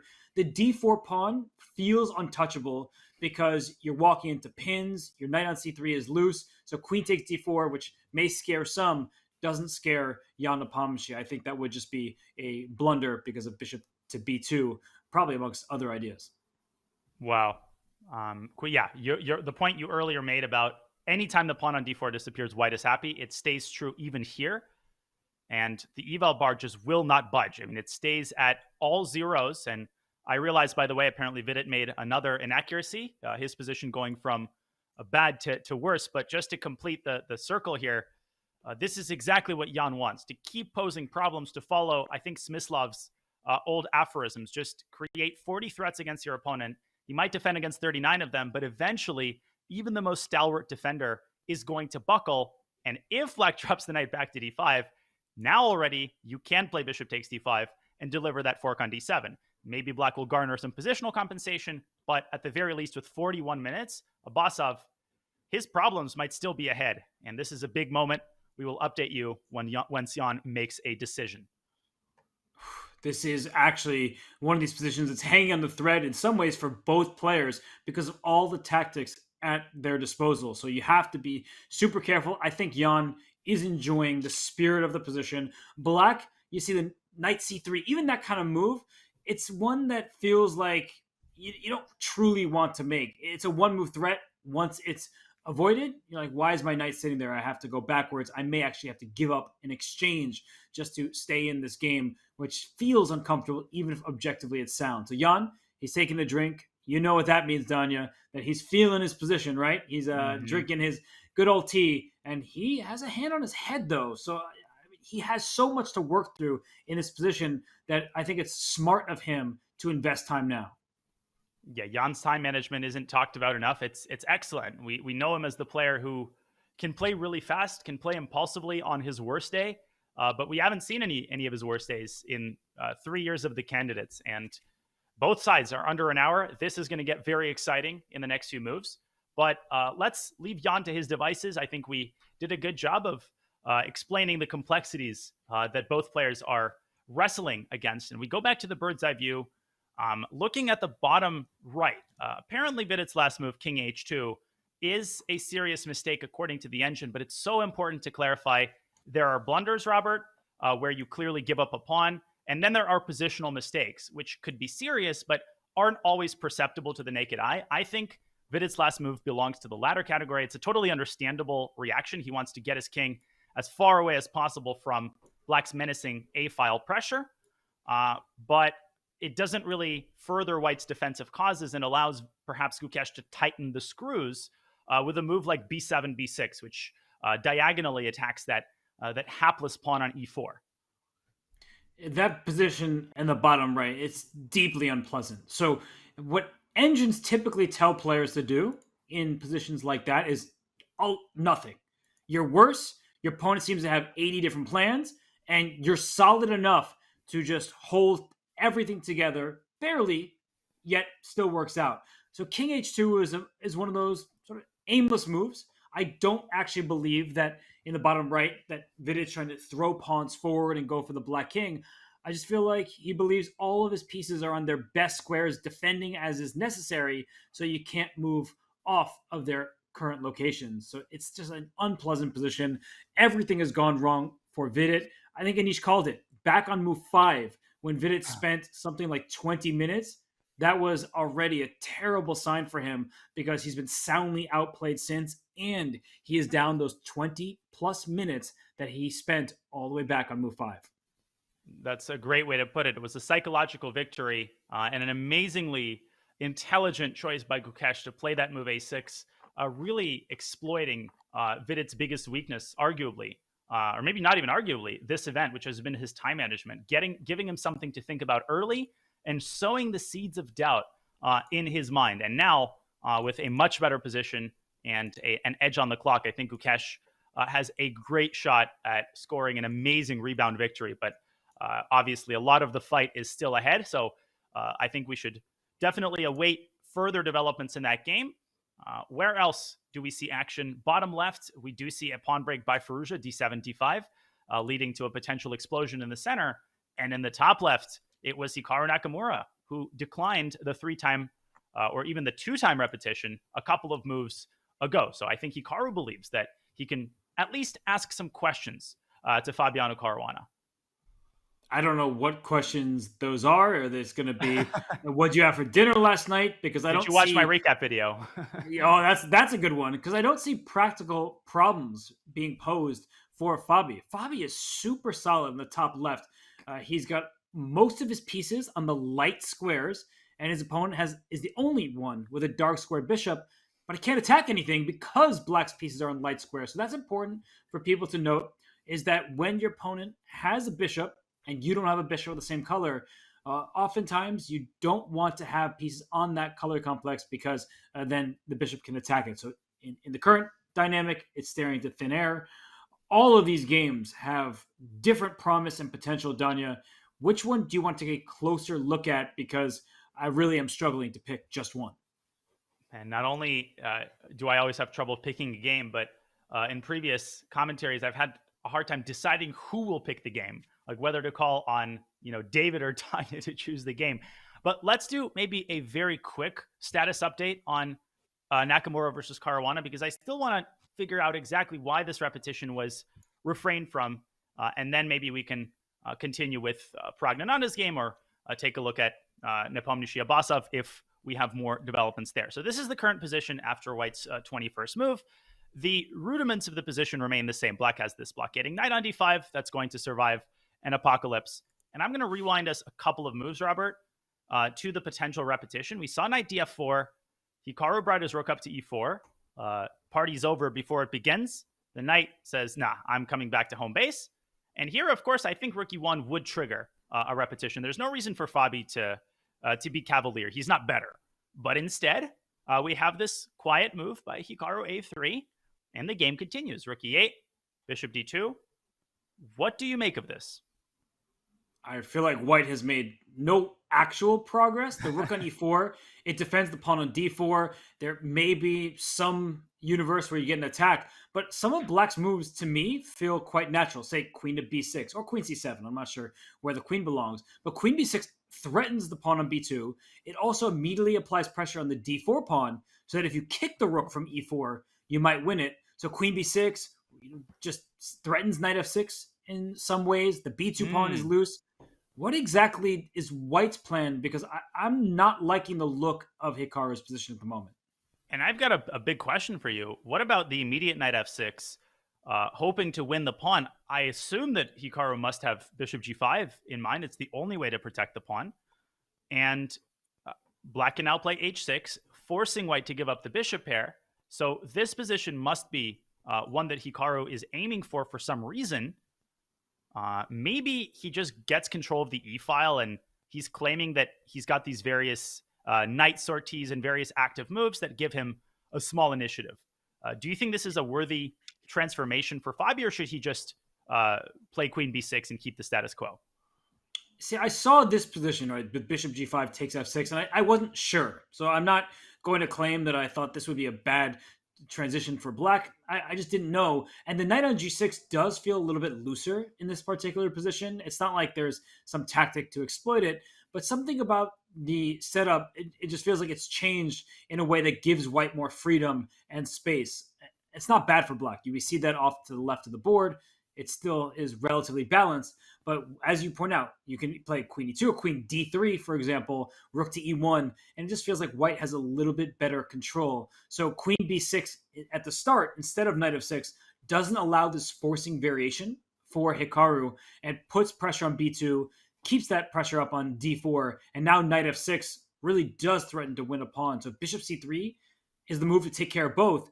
We will get a change in pawn structure if black takes on c3, but why would Fabi be unhappy about that exchange? I do think that he has everything under control. And as you noted, this is actually really important. So I'm going to state this, that Fabi in 2022, he felt like it was first place or bust, and he started going for wins in ways he probably regrets, and I think has voiced that in interviews. He is not going to make that same mistake here in 2024. If a draw with black against Hikaru is what the position calls for, he is going to make that draw until the later rounds. He still gets the white pieces against Jan Nepomniachtchi. There's no reason that Fabi has to take unnecessary risk at this stage. He has learned from Madrid 2022. I think that was perfectly phrased and contextualized. But at the same time, there's kind of a funny situation that some OTB players are familiar with. Sometimes you decline a draw, you feel very confident, and then 2 moves later, you're like, wait a second, I might be a little bit worse. And then kind of instinctively, you're like, okay, draw. Let's call it a day. But suddenly your opponent declines it. Your opponent's not dumb. He knows what's going on. And this scenario could take place, that position you illustrated after rook a d8. At that point, I think Fabi would be in the driver's seat. And I'm very curious to see how this game unfolds, because I totally agree with you. Fabi will do what's best in terms of the position. But if he starts feeling that he's slightly better objectively and that Hikaru is getting antsy, he might be the one to continue the battle. So there's kind of some psychological warfare going on here on top of whatever's going on the board. But for the first time in multiple games where Fabi said the black pieces against Hikaru, this is a position that if you asked him at home, do you want to get here? He would say yes. Because in Madrid 2022, he played this very sharp open Spanish. He regretted that. In Norway chess, Hikaru hit him with what was supposed to be a peaceful, relatively a solid opening. Fabi didn't know the lines. He lashed out, and then Hikaru got the upper hand. And same deal in Isle of Man. In all of these occasions, it was Hikaru out of the opening was surprising Fabi and getting him into what should have been familiar territory from many years back, but had not been recently studied. This feels much more stable. So, Donnie, from that perspective, Fabi should be okay. Oh, yeah. He's got to be feeling confident here. I'm looking at his clock. It's not the kind of position where you're terrified. I'm also noticing we have 2 white rooks on e4 in the middle game. Maybe the statisticians can take their record books out. But that doesn't happen every day. The second rook belongs to our leader, Jan Nepomniachtchi. He did indeed inch his rook up to e4. But Fabi's got to make a decision here. There's no reason to let this slide into time pressure territory. And I think we outlined the candidate moves pretty nicely. Knight f6, queen b6. I'm expecting a decision soon. And I think that either this game is decided by some quick repetition or we get into a long, drawn-out battle. I think the latter scenario is more preferable to us as commentators and more likely given the fighting spirit exhibited by both players. There's fighting spirit everywhere you turn your head in the Great Hall in Toronto. And I'm going to change our game because as Fabi sits in for a deep think, other games have had some sacrifices and maybe material will be recovered. But in the bottom left-hand side of our screen, in fact, they're making moves as soon as I started talking. If we can dive in there for a quick second, there has been a number of exchanges, and that leaves us with not so much material remaining. Alireza Firouzja with a slightly better position. But Danya, maybe we should back up a few turns because there was an exchange sacrifice on move 18. And I'd point out also that Nepo, whose game we can examine next, they are going down the line we outlined, and we might see that exchange sacrifice by Nijat Abbasov. But one step at a time. In this game, we saw the concrete approach by Firouzja. D5, this triggered a sequence of exchanges. BC, DE, rook takes B7. Okay, double exclaim. It's a pretty basic move, but still very flashy. Temporary exchange sacrifice. Of course, you're picking it up on the next move. And temporarily, white is up a pawn. But clearly, Robert, there is no way to hold the c5 pawn. And once black recaptures it, white is left with this this backward passed, yes, but still backward and weak pawn on c3. I'm not seeing anything exciting here for Praggnanandhaa unless we can spot some tactical way to keep this pawn alive. I think that Praggnanandhaa is struggling to keep himself awake. Look at him on camera right now.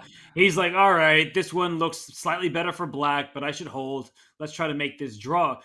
Black is better, if anyone. This reminds me of a French defense, and the French defense has an extremely solid base, this f7, e6 pawn structure, and white is the one who has the isolated pawn. So bishop e3, take on c5. It does feel like Praggnanandhaa should draw this game like 90, whatever, 5 times out of 100. But I'm going to give a little bit of room for Alireza because he does have the healthier pawn structure that should leave him with a nagging advantage. But I don't think we should stay here too much longer with all the action on the other boards down yet. We got to go to the Nepo game, I think. And Hikaru and Fabi are going down that knight f6, bishop g5 line. But the real action is happening on the board of our leader. I'm going to get us to that game with your blessing, Robert. But we had this position on the board. Rook e4, knight c3, rook e3. Great call by you. Nepo dropping the rook back. We mentioned the possibility of the exchange sack, but instead of Basov, he played a move that I thought was impossible. He took on c4. Here's why I thought that this move lost the game. Well, actually, both recaptures lead to the same type of position. Let's take knight takes c4 as an illustration. Queen takes c4, bishop to b2, and how on earth do you save this knight? What am I missing here? Is it b5? How does Abasov keep this game alive? Ooh, b5 is a really nice move because it threatens the knight and removes the guard of this bishop on b2, which will be critical in some positions, as well as opens the c-file so black can put a rook there to defend this knight. But rook takes c3 at first looks devastating, but the problem is that if the pawn takes c4, this bishop on b2 lacks a defender, and if you play rook c2, backing it up to protect the bishop and threaten checkmate, c3 comes in, and that is just in the nick of time. Rook takes c3, queen d2, rook c2. But then black can go queen g5. And there are other moves here. It's just a funny line. Wait. No. Donna, queen d2. Is there not queen takes g7 check? Oh, no, the bishop on b4. No, the bishop on b4 queen saves the day. Yeah. What a nice try, though. Rook d2, and queen slides over to g5. Incredible calculation by Abasa, but this is just part 1 of 2. Let's go back to the start, Robert, and discuss the more natural recapture, BC, because this keeps the knight as an active attacker. I assume that Abasov here as well intends to take on d4, and here has a different resource in mind. Is it rook 8 e8 to target this knight? Does that not succumb to knight takes f7? Holy smokes, is this chaotic. Do you believe that Abasov calculated all of this in advance? Because this is super tricky. Even after the move rook to e8, like if you put that on the board, what's black's next move? If I gave black a free turn, what's your move? Oh my gosh. That's actually such an illuminating question. I mean, maybe king h7, but your point is very well taken. Nothing's actually hanging here. And that's what makes these positions so tricky. I think we should show first and foremost the forcing continuation. If we take on c3, then bishop... Oh, well, knight f7 also... Well, that's what requires more investigation. Here, bishop takes c3, and if you take with the rook on c3, your rook was distracted from the defense of the knight. You're going to see the evaluation bar go in black's favor because black will be a pawn ahead at the end. So that is the really essence of this tactic, is the rook on e3 gets overloaded in the position. But as you showed, knight takes f7 check. Speaking of overloaded pieces, the rook on f8 overloaded defending the rook on e8. Oh my gosh. And I think black has to slide the king up to h7. And we're keeping an eye on Jan here. He's now back at the board deciding on the proper recapture. Of course, this is equal. I mean, what do we expect at this point in our commentating career? Anytime you have a position like this, you know what the eval bar is saying. It's saying, go to sleep. Please disperse. Nothing to see here. And of course, the big reason is that if white takes on e8 and says, well, now the knight's not hanging, I can win the knight on c3. Wait a second. You don't have a rook on e3 anymore. The knight is suddenly perfectly protected by the bishop and the queen. And not only is white not attacking, but white's position just like falls apart. The knight on f7 is actually trapped. So presumably here, white has to find some cold-blooded resource, maybe just come back to e5. And maybe this is how king h8 now runs into knight g6 with a fork. But I think people kind of get the gist of what we're trying to say. This might have been largely an intuitive decision by Abasov. Either way, hats off to him. If he calculated this, kudos. If he had the guts to go for this intuitively, I don't know if Shakir Mamedyarov watching in the hotel room is madly pacing about, praying that he follows this tightrope. But either way, what a brave decision to take up the gauntlet, pick up the handkerchief, and take on c4. And I'm doing that thing where I'm in my head, lines are swirling, I'm trying to calculate, and nothing makes sense. Right? I understand that pieces from both sides are hanging, that you can't get away with everything. Knight takes c4 is played. So Jan did that quite quickly. He didn't invest more time at this moment. Queen takes c4 is forced. So at least for Abasov, this move is forced. After bishop b2, pawn to b5, I also believe is forced. And then I'm wondering if Jan has some other idea in mind, because well, that knight can go back to e5 as we were looking at a position, but black is a pawn ahead in this variation, and that could be worrisome if Jan can't prove the compensation in the attack against the black king. Our narrative so far has been that Jan is having all the fun. That's still true for the time being, but it could stop being true if Jan actually takes that risk. So I know we're pulling up the analysis board a lot, but I think it's really crucial to understanding what's at stake here. So if I may illustrate one more line, we don't have to go too deep into it, but after bishop b2, b5, the only accessible square for the knight, other than making the draw with bishop takes e3, is knight to e5. This is the only way to keep the fire burning. And as you correctly indicated, Robert, rook a to c8 brings a much-needed defender to this knight. And I think it's crucial that rook c1 actually walks into another beautiful tactic, knight e2 check, and there's a back rank mate waiting at the other end of the tunnel. Take on c1, queen d1, checkmate in 2. Jan sees that, but if you're not playing rook c1, do you play a quiet move? Like, do you try to get the king out of the way and claim that black has no way to untangle himself? Just more questions. Every time we close one door, we seem to open 3 other doors. Wait, look at Abasov, by the way. What is he thinking about? Could he possibly have missed this capture? Because queen takes d4 and the live board is absolutely forced. And he has the look on his face like he's missed something, but he is about to take on d4. And Donna, you asked the question, and then it made me think a little bit outside the box. If we just rewind to the game position for a second, bishop b2 is the only move. Otherwise, you just gave away a pawn for free. You're pitting a knight, and you see actually the blue arrow come up. That's not Danya's doing. That's meaning that this is the only move at this stage to make sure that white isn't worse. Bishop b2, b5. Can I play knight a3? Like, do I have this tricky move?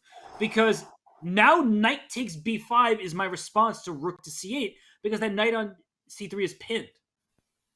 That's incredible. And oh my gosh. And the point, of course, is if you play bishop takes a3, white fakes you out and wins with bishop takes c3, nowhere to put the queen. And if you try to counterattack white's queen, white just picks up the pieces and emerges up a piece. I think you're absolutely right. This is an incredible move to the side of the board with not just the threat of knight takes b5, but the supplementary idea of knight back to b1, not getting ready, well, maybe getting ready for the next game.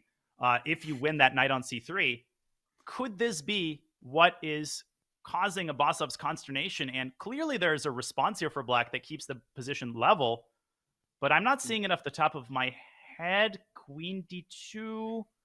Take on c3. Just bishop takes c3. Yeah, but right? I thought bishop c3, rook c3 before, but knight b1. Knight b1. Yeah, knight b1 is a critical resource in many of these positions. So I see the evaluation bar is equal. The players do not know this. What is...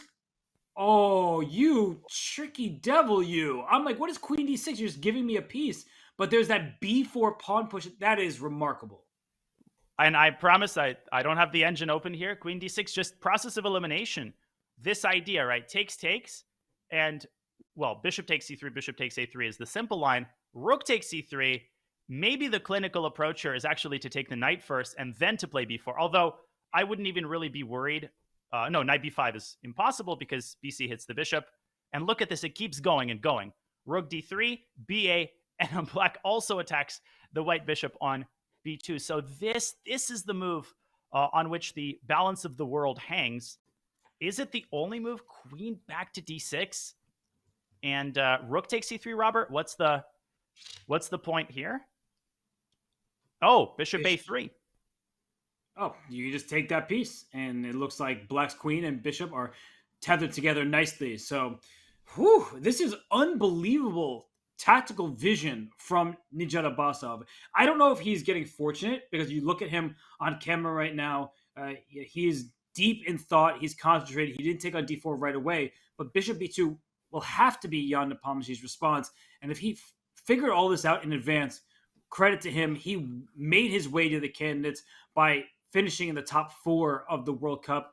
That was a remarkable showing, and if he can draw Jan, everybody else in the tournament is in huge relief. They're celebrating the result because somebody needs to stop Jan Nepomniachtchi coming into the round. Well, there were odds makers out there just stating how great his chances were. Danya, this was the first time that I'd seen that Jan was given the highest odds, I should say, of all the competitors. I haven't liked the odds from the beginning. In the article that I was asked to comment on his 10% odds to start the event, I said it was disrespectful. I still believe that. So do I believe these odds? I believe them more, because heading into today's round, yeah, Jan was the favorite. And Danya, what do you make of this with Bobby in second, but by quite a large margin, considering he had a tie with both Praggnanandhaa and Gukesh to start the day? Well, I developed a acronym that rolls right off the tongue in a Reddit post before the event, which is CSHAC. Crazy stuff, or you can replace that with another word, happens at the candidates. So assigning percentage values, while it helps us put things in perspective as we see Jan developing his bishop to b2, and we'll go back to the game. Of course, Jan's likelihood of winning the event is higher than Firouzja's. There's no question that that's the case. But I mean, everything hinges on the result of one particular game. And as you said, if Abbasov manages to pull out this single half point, not only does he somewhat break Jan's momentum, but he makes the other players happy. He makes them believe that, wait, I can overtake Jan, particularly if Gukesh can drive that point home against Vidit. He's right back in the leader's position. So, oh my gosh, if everything was so obvious and so predictable, then the candidates wouldn't generate the hype that it does. Abbasov is going to see queen d6, because as complicated as that move is, Robert, I don't think there is a single other move. Everything else loses on the spot. So either you find it, or what, you just lose material? That would not be ideal, just dropping a piece. And I'm looking at Jan Nepomniachtchi. His knight is under attack. He's scratching the back of his head. I think he sort of underestimated this plan from Abbasov. He might just be impressed that Abbasov found his way out, because we were looking at some lines. Rook takes c3, pawn takes c4. That is actually the easiest line to calculate. And Jan's mumbling to himself. He's calculating right now. But knight a3, that wonderful idea that you found, queen to d6. Pawn takes c4. Rook takes c3, pawn takes c4 would be the response. And knight e5 is the only other safe knight move that I see. But you are in danger of even getting into a worse position if you play on and don't allow a series of exchanges. And this is worrisome, because if Jan spots knight a3, queen d6, he might tell himself, no, that draw is not an acceptable result, especially given how optimistic he must have felt 5 moves ago. This is exactly how top players sometimes suffer upsets. They get into this I can't lose mentality. They play unobjectively, and someone like Nijat Abbasov, he gets a lot of flack. He's lost every game with the black pieces, but let's be real. His rating doesn't tell the whole story. He was close to 2,700 until a few unfortunate tournament results. He's an incredibly solid grandmaster. He's had a lot of experience at various tournaments facing these top guys. This isn't his first rodeo. And he's shown an ability in some games, particularly against Firouzja, against Vidit, although he had a little bit of luck, to find on-demand moves, to find only moves when he has to find them. And, you can't just laugh him out of the room. He's not going to beat himself. And this is just incredible, steely-eyed defensive play by Nijat Abbasov. He's playing like an engine, and I don't mean that to stir up any controversy, but he had to find this series of only moves. When we went back to this game earlier, queen f3 came. We're like, this looks really tough for Abbasov. His king is going to be in some serious trouble. pieces are staring at it. And he found move after move that was required not to face a significant disadvantage. It's the type of position where you make one inaccuracy and you just lose the game because your opponent blows your king off the board. So wonderful play from Nijat Abbasov. So I think that with b5, Jan has to think what direction he wants to take this game in. Does he want to take some risk? Or does he allow the pieces to be traded, accept the impending result of a split point, and say, the worst that happens if I draw this game is Gukesh, Fabi, or Pragg catch me, but nobody can overtake me. And that's really not the end of the world. No, you shouldn't catastrophize if you're on. Okay, you made a draw. Big deal. You're still in the lead. And with 35 minutes, I think that he's going to consider 95. If he doesn't clearly find a path to posing more challenges, Jan, you don't win the candidates twice in a row by being irrational and by making unobjective decisions. My prediction is that we might see knight a3 as an attempt. He will, I think, make Abbasov find queen d6. Once that happens, I think we might very likely see a quick draw. But what a climax in this game. The complications are honestly just stunning. And how many of these interesting games have we seen at the candidates this year? We've really been spoiled. I would say too many, but that's not realistic. We love every single exciting game. And these complications may continue if Jan presses forward knight to e5. We saw that knight a3, rook takes e3 are both equal continuations. Knight e5, can you just put on the board for me? I don't know if it's also equal, but I'm wondering, oh, wow. Okay, it's hovering slightly in Black's favor, but not so much. But this is risky. Black is a clear pawn ahead. It's that a pawn that can rumble on forward, a4, a3. There are all sorts of tactics in the air, but there's a pin from the bishop on b2 to the knight on c3 up to the queen on d4. So this is an approach that Jan could take. If the players both had maybe 5 minutes on their clock, you could see him making this kind of move. But as you're pointing out, queen d2 in that position, it's available to Black and everything is held together. So Jan Nepomniachtchi, it's up to him. Let's leave him to it. We'll see what direction he takes this game, because for him, he's been in great form. He's looked great in this tournament, but this is not the time to throw everything into this one position. And so as we head on to a break, we want to let you know that you could stock up on chess merch. Use the command merch. I think I have like 2 of these shirts. So before they run out, before they cannot be acquired anymore, get that little Mittens plushie. I kind of want that. So where's Danny? Danny Wrench, I'm asking you, where is my little Mittens plushie? I want that one, not these shirts. Give me the plushie. I'm going to talk to him during the break, and when we return, it's more from round 8 of the Candidates. Use the command merch in chat now to stock up on your merch.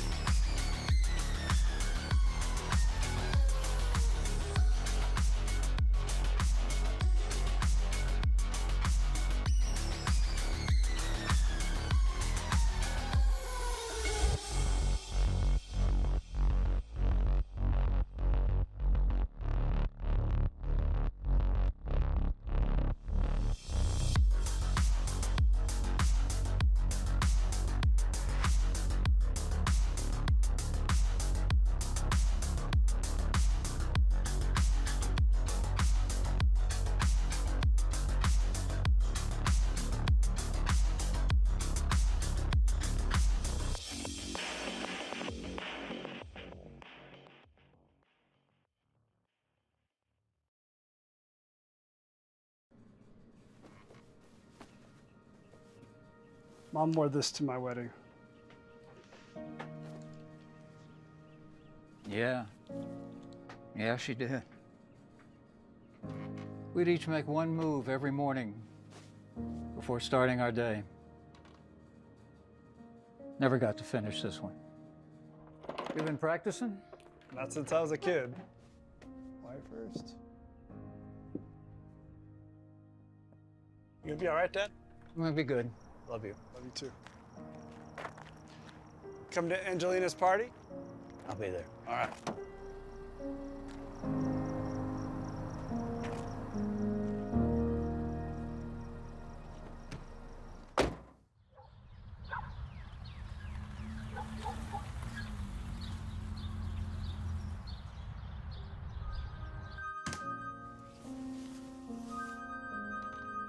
Hello? Ready to play? When did you do this? Don't worry about it. It's your move.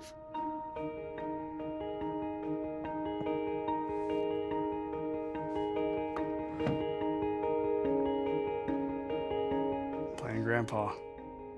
Really? Yeah. He's kinda about to destroy me. He's pretty good.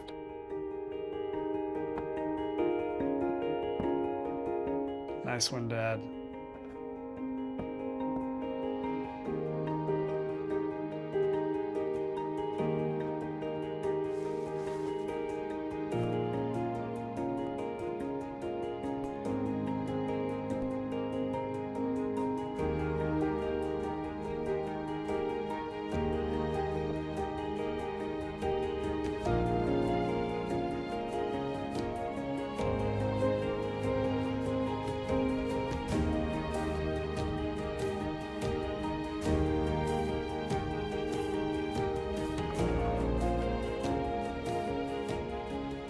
Grandpa-granddaughter showdown.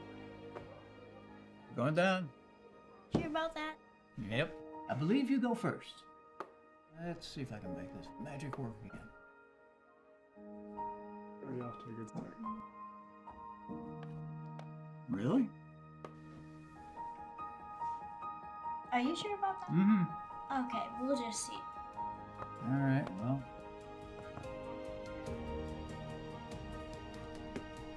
Gotcha. Oh my. Oh. She's a smart kid. How does she do that? That's incredible. Nice going. You underestimated her, Grandpa.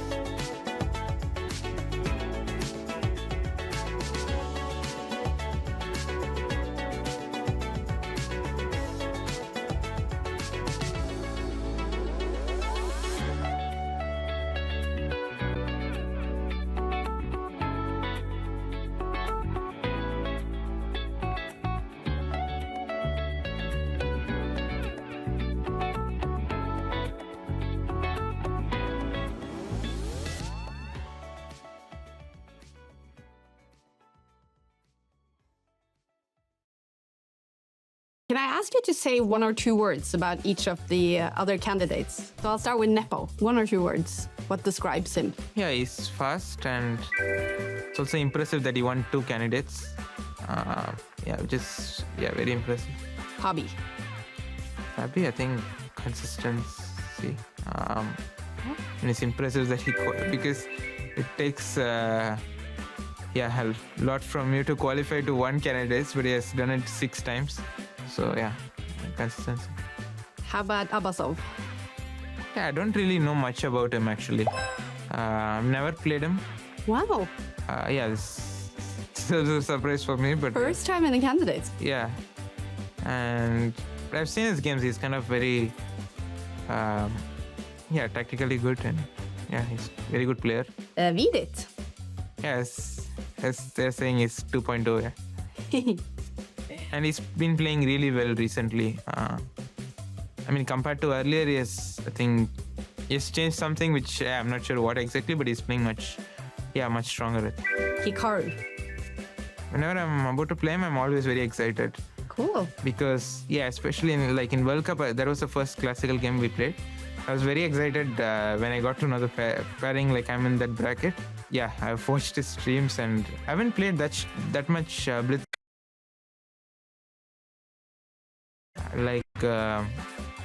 It's incredible how he streams and plays so well. Gukesh. Yes, Silisosford. So nice. And finally, Alireza Firouzja. Yeah, more of aggressive. Maybe some cool games. Yep. Yeah.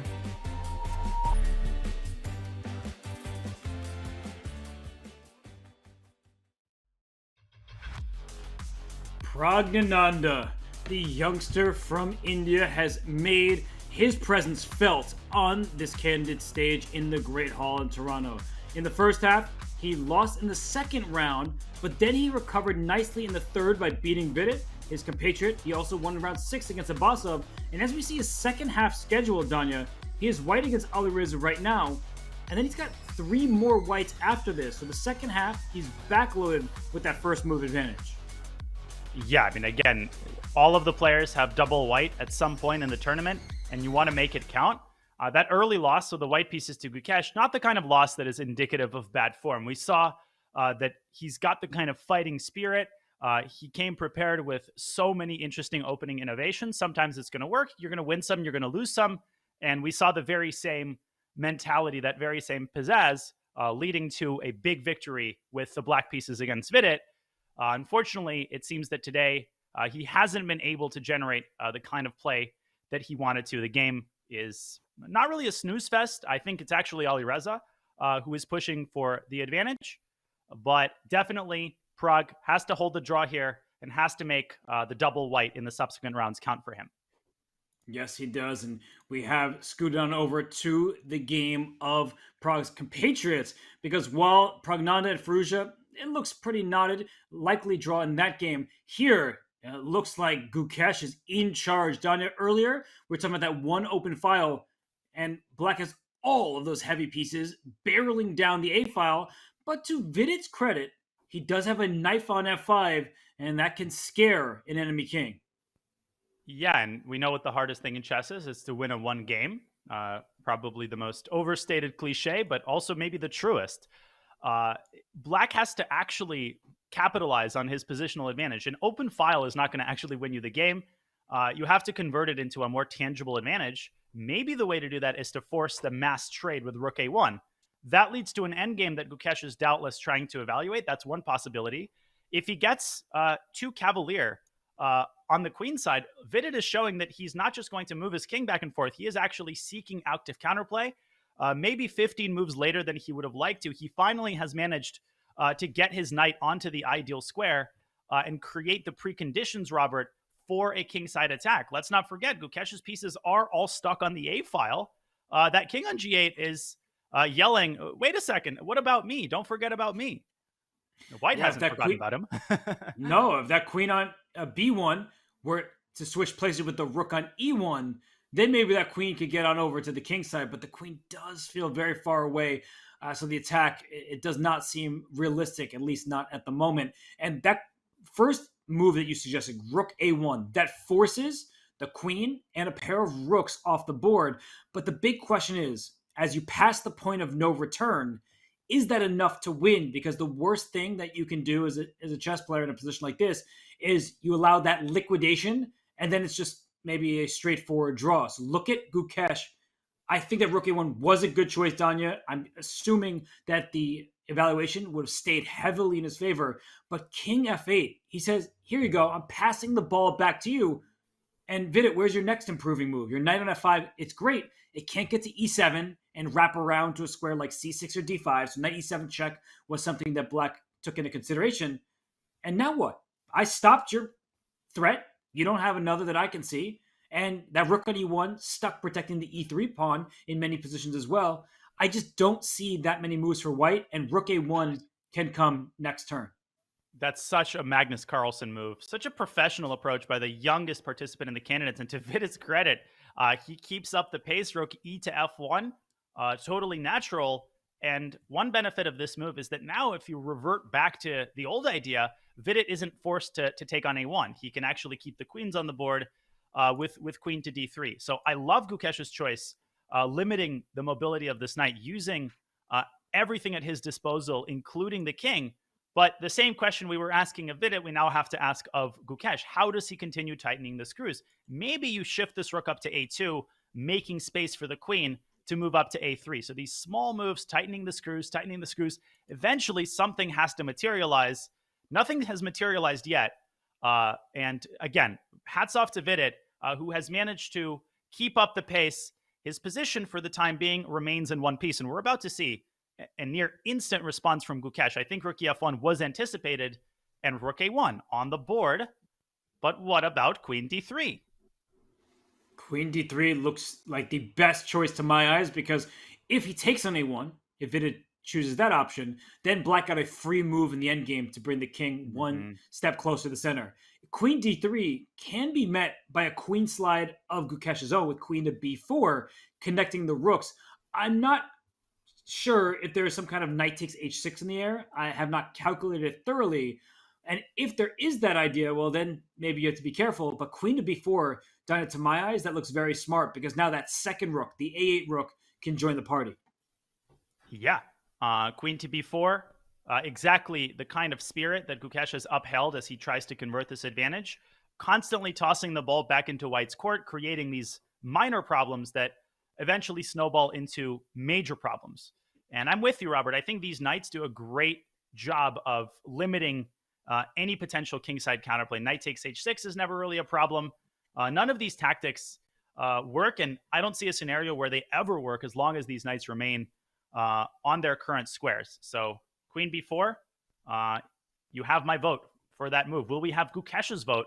And how quickly is he going to make that move? We're on move 27, both sides under 30 minutes. Doesn't feel like acute time pressure. Fabi, for instance, is down to 17 minutes for something like 20 moves. But still, of course, white's task remains very unenviable here. And we've got developments on some of the other boards as well. Yeah, let's zoom out of this one just for the moment. I mean, Gukesh has a big decision to make. I'm looking at the top right. We have gone down a position that we expected where black has maintained material equality, but still needs to be careful with that king in the corner. The game in the bottom left between Pragnan and Firouzja hasn't changed pretty much at all. It looks quite level. In the top left, it does look level, but I see Fabiano's clock. He is down. He's frozen down to 16 minutes, but they are on move 25. So he needs to make a move and spending 1 minute per turn. So then I'll let you choose. I know you like to throw it on over to me because you're a selfless guy, but what game do you want to choose? Do you want to go over to Hikaru and Fabi or back on over to Jan and Nijat?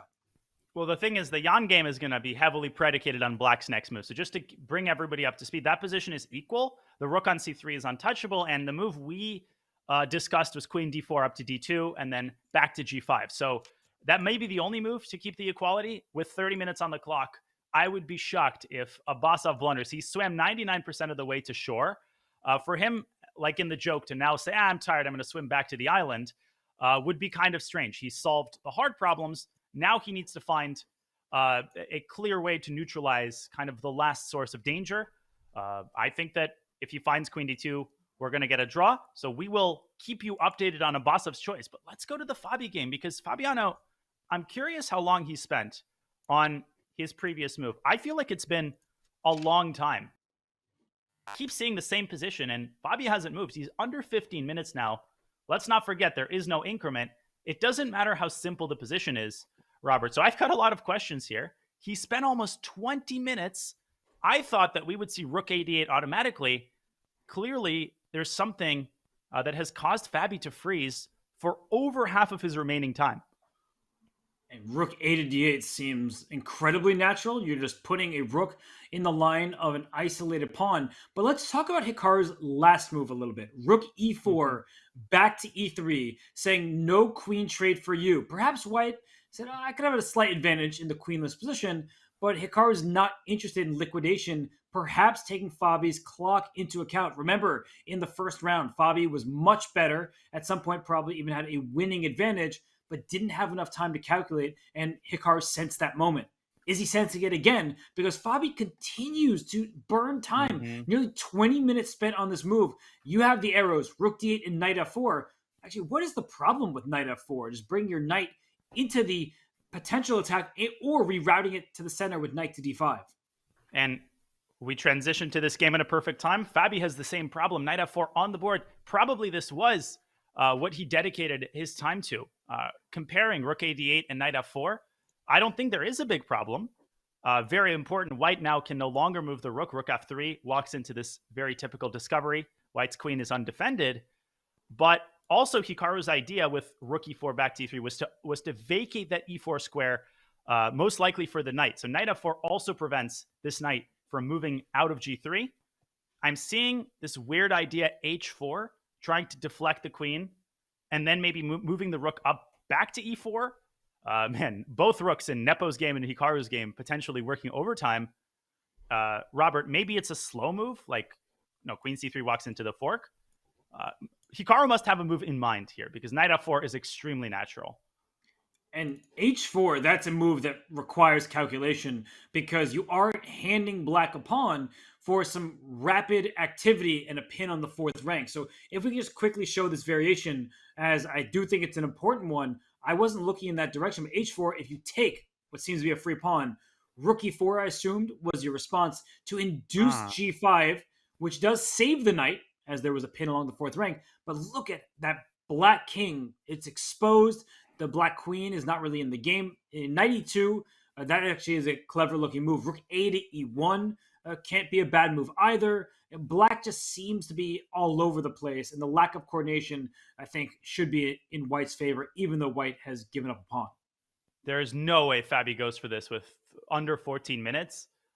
Again, no increment. And let's remember, the only game Hikaru's won this tournament against Firouzja, ultimately, it was Firouzja's nerves and Hikaru's brilliance in the endgame that caused the loss. But Firouzja's time management was the auxiliary factor. He let his clock run all the way down, and Hikaru is second to none at creating problems in his opponent's time pressure.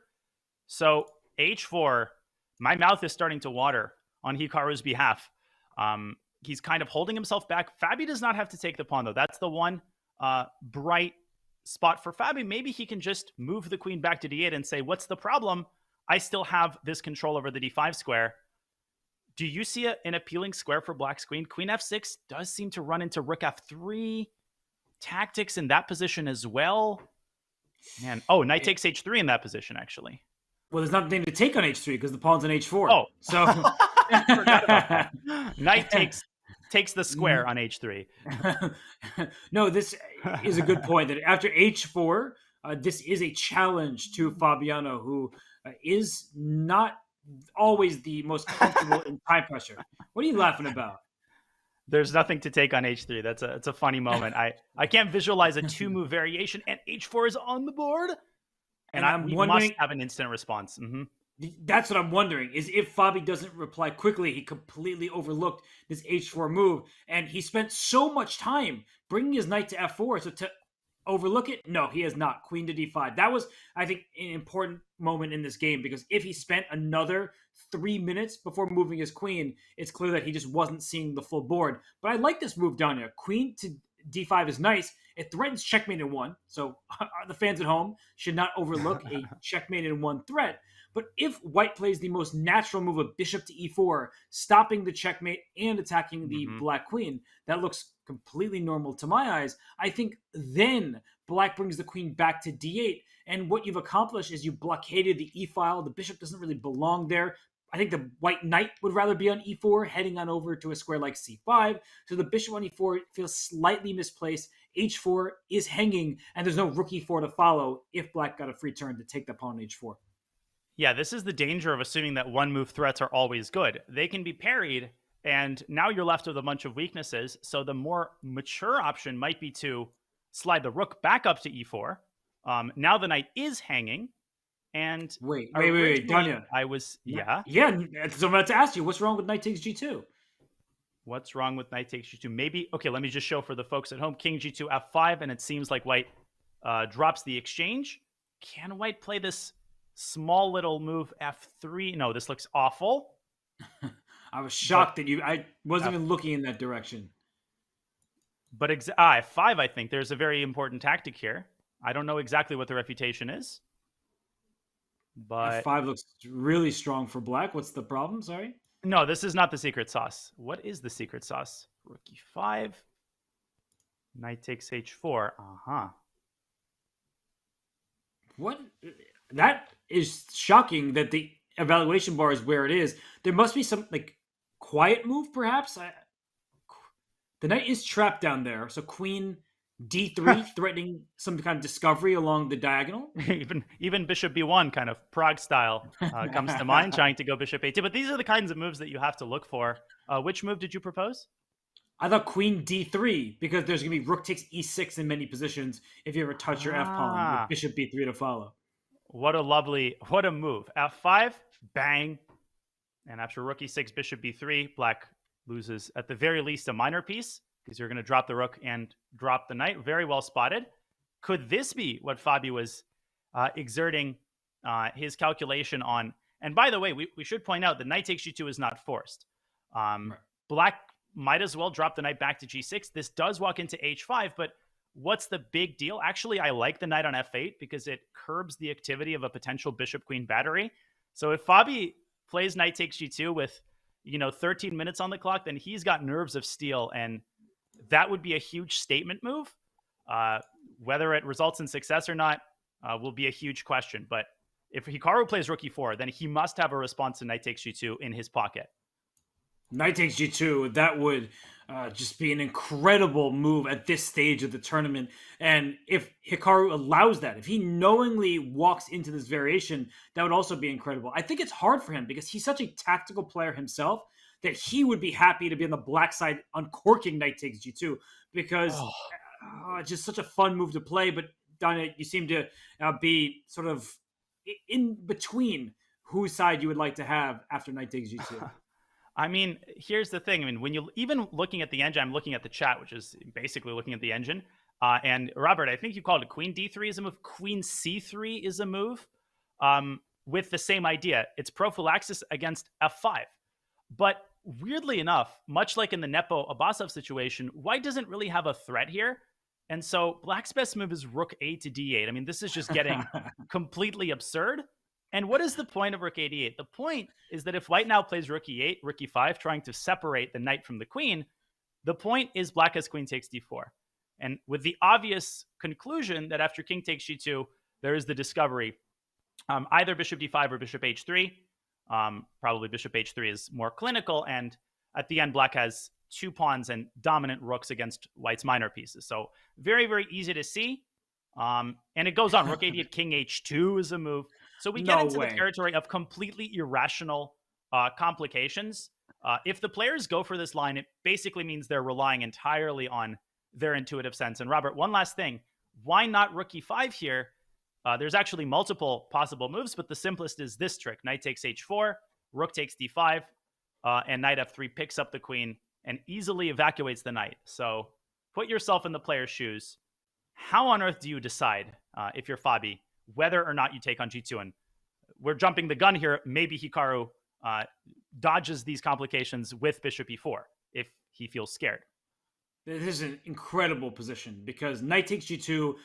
I really believe that's the type of move that Hikaru loves to uncork on his opponents. They make a move rook e4, kicking the knight back. And as you said, knight g6, return it to f8. There is no mate. That looks like a good option for black. At least it's a sturdy one. But knight takes g2 is scary. You have to calculate so much. And Hikaru is one of the people who most often says that Fabiano Caruana is one of the best calculators in chess history. Do you want him to land that knight on g2 and then hope that you can work around it because capturing it is impossible?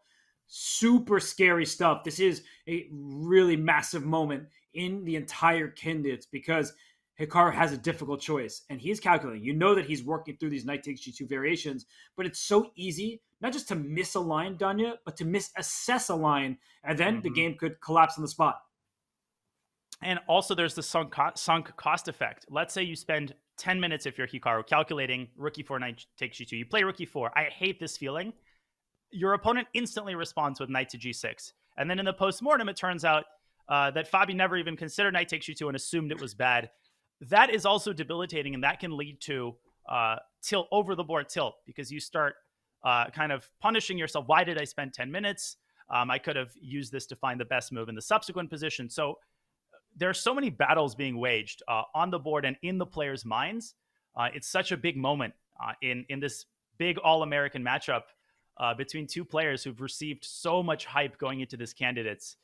This is what I sign up for as a commentator, and the other games haven't stopped either, but just watching Hikaru think about this big decision, I'm really mesmerized. And by both of them. For Fabi to spend 20 minutes, he saw h4 clearly, and he was trying to calculate not in that position, but in the one we currently have. He was working out these knight takes G2 variations, and that's why Fabi was seemingly frozen, but really just deep in thought, working through all of the possibilities. Will he be correct? That's a different question. Maybe Hikaru will figure something out, but you see Hikaru shaking his head a little bit. He must be nervous at the moment because Fabiano Caruana is barreling down towards that white king. There's an isolated pawn on d4. So if Hikaru just plays this calmly, he could be worse. If he plays it aggressively, he might walk into a game-ending tactic. I don't envy this opportunity, I want to call it, for Hikaru, because sometimes with opportunity, you end up getting a little bit too ambitious, and that can backfire. And there's the baggage of Hikaru declining the repetition earlier. Maybe he's thinking, I could have been at that nice, cozy Persian restaurant on the corner, enjoying a quiet dinner, getting ready for the next game. Instead, he took up the gauntlet. And, that distracting thought might be circling around his mind as well. Knight e4 also a possibility, of course, although I'm not a big fan of that. So we'll leave him to make this very important decision, 24 minutes on his clock. In the meantime, we have a move by Nijat Abbasov. He has found an alternative to queen d2. And judging by the eval bar, it is a sensible alternative, dropping the bishop back to d6. So not only does he not take the rook, he actually moves it back and attacks a different piece. Great play from Nijat Abbasov. He lost every game with the black pieces in the first half. Can you imagine? So many of the competitors were looking at this like, Nepo, he's on a roll. Typical candidates, Jan. He gets the white pieces against a player who has been unable to get even a half point thus far with black. And Abbasov, he is standing firm. He is not giving any ground. The bar is right down the center. The queen is under attack. And I see some moves being played in Vidit versus Gukesh. So why don't we dive into that one a little more closely, if you don't mind, Danya? Just because Vidit is in some time trouble, and he's also with a pretty awful position. And for the first time, Nepo's also in time trouble, but Nepo has an off-ramp, right? He can bail out, so 10 minutes in his position is a lot less scary than now 11 minutes and change in Vidit's position. You called it, Robert. Queen b4 by Gukesh. Just the maturity displayed by the youngest participant leaves me speechless. Of course, the hard work might still be ahead, but this is an awful position with any amount of time. I wouldn't like this with 2 hours. Vidit now down to under a minute per move. Ugh, this is a nightmare. No other way to put it. Literally, that's the only kind of minor piece left on the board. It looks awful. There are no pawn breaks available to white. You have these double pawns in the center. The black queen and rooks, they're just dominant. Whereas white's double rooks in the f file, they look useful, but they attack nothing because that knight on f6 is well defended by a pawn on g7 as well as that knight on d7. So we've been talking about it earlier. How do you actually win a position like this? What's black's threat? Rook a8 to a3 looks like a pretty nasty move because you're just kicking that white queen around. There might be pins on the second rank. The knight on d2 could be loose. This is a position where white is just too loose overall, and it's all down to these doubled e-pawns, Danya. They're so weak for white. I can't find a move. It's easy to shout from the sidelines. Why isn't he making a move? He doesn't see a move. He's basically in Zugzwang, and the threat of infiltration is even more disturbing, but he has just made a move at last. Let's see what it is. Our board is about to update. I couldn't find anything I liked. And I don't see a move right now. So maybe we haven't received it, but it looks like Vidit did play, right? Unless I'm seeing an alternate reality, I thought he made a move, but maybe he hesitated. Let's see.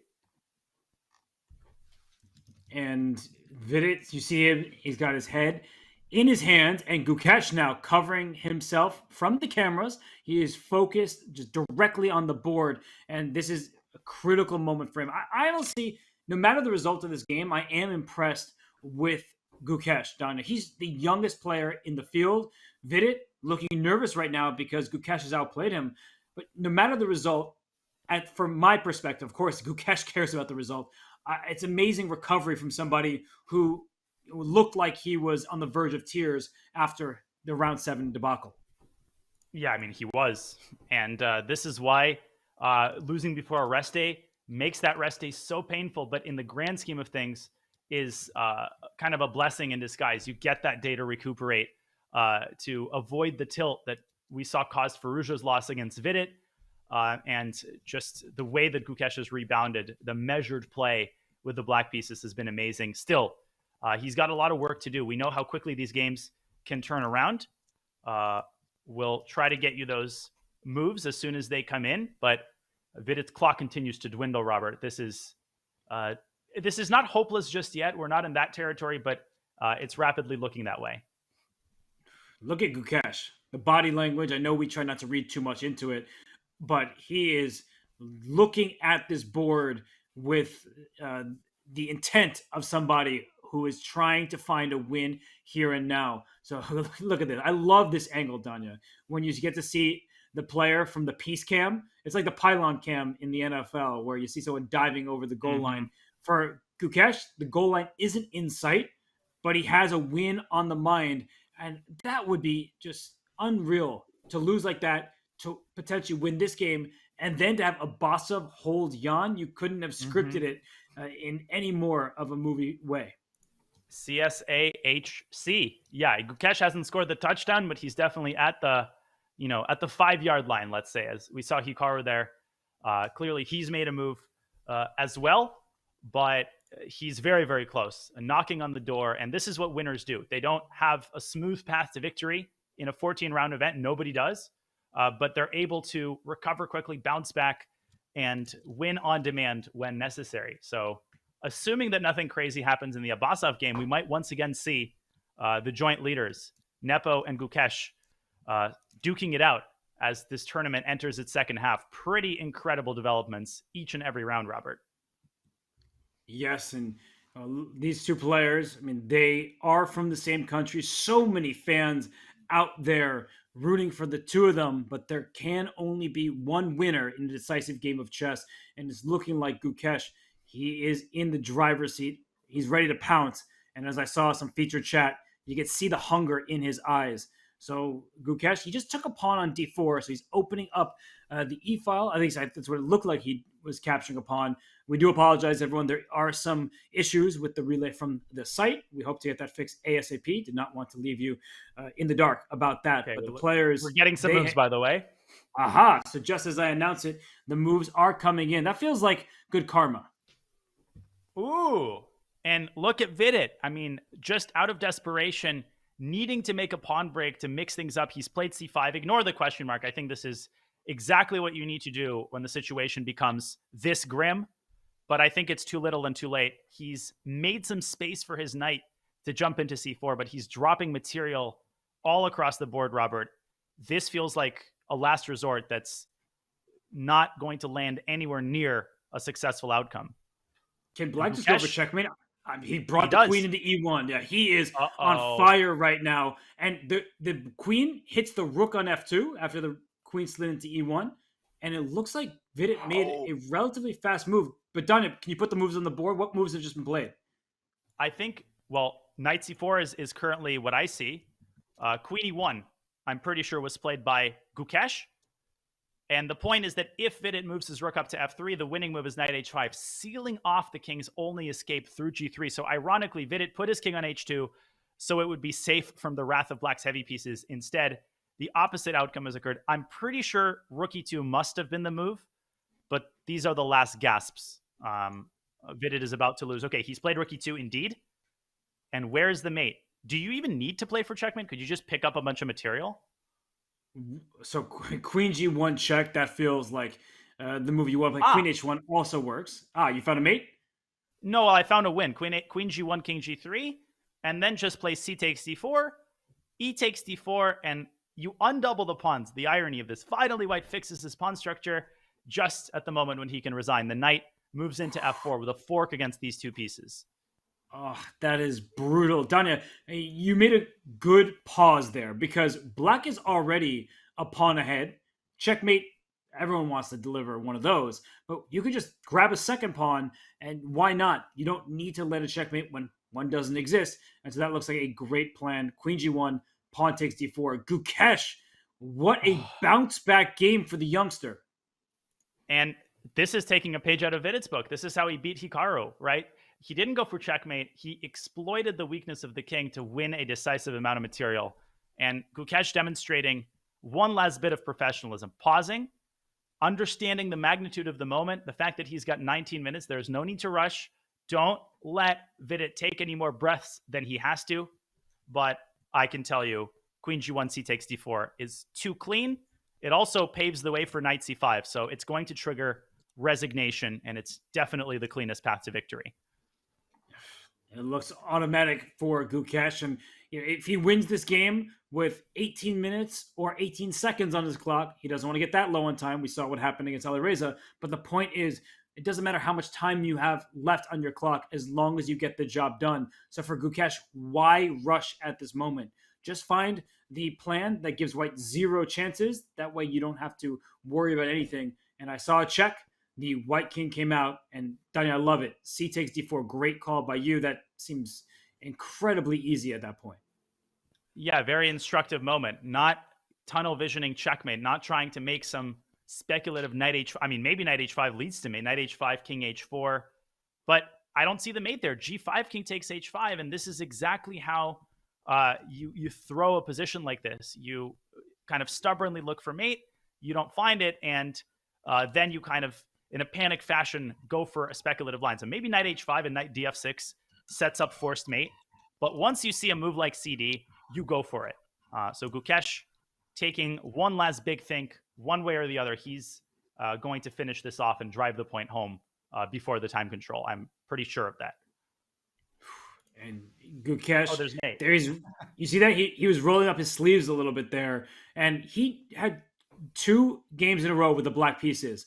In round 7 against Alireza, he was up a pawn, could not convert it, lost the game. Here with black, it seemed like he was in charge from very early stages. As soon as move 4 happened, where he pushed a little rook pawn and Vidit was thrown off. So I've been super impressed by Gukesh. I think that he's proven himself that he can rebound. Just think about his 2023, Danya, where he became the Indian #1. Then he had a horrible tournament in the Isle of Man. He lost like 25 rating points. He plummeted. He went down, to the so terrible 27-20s.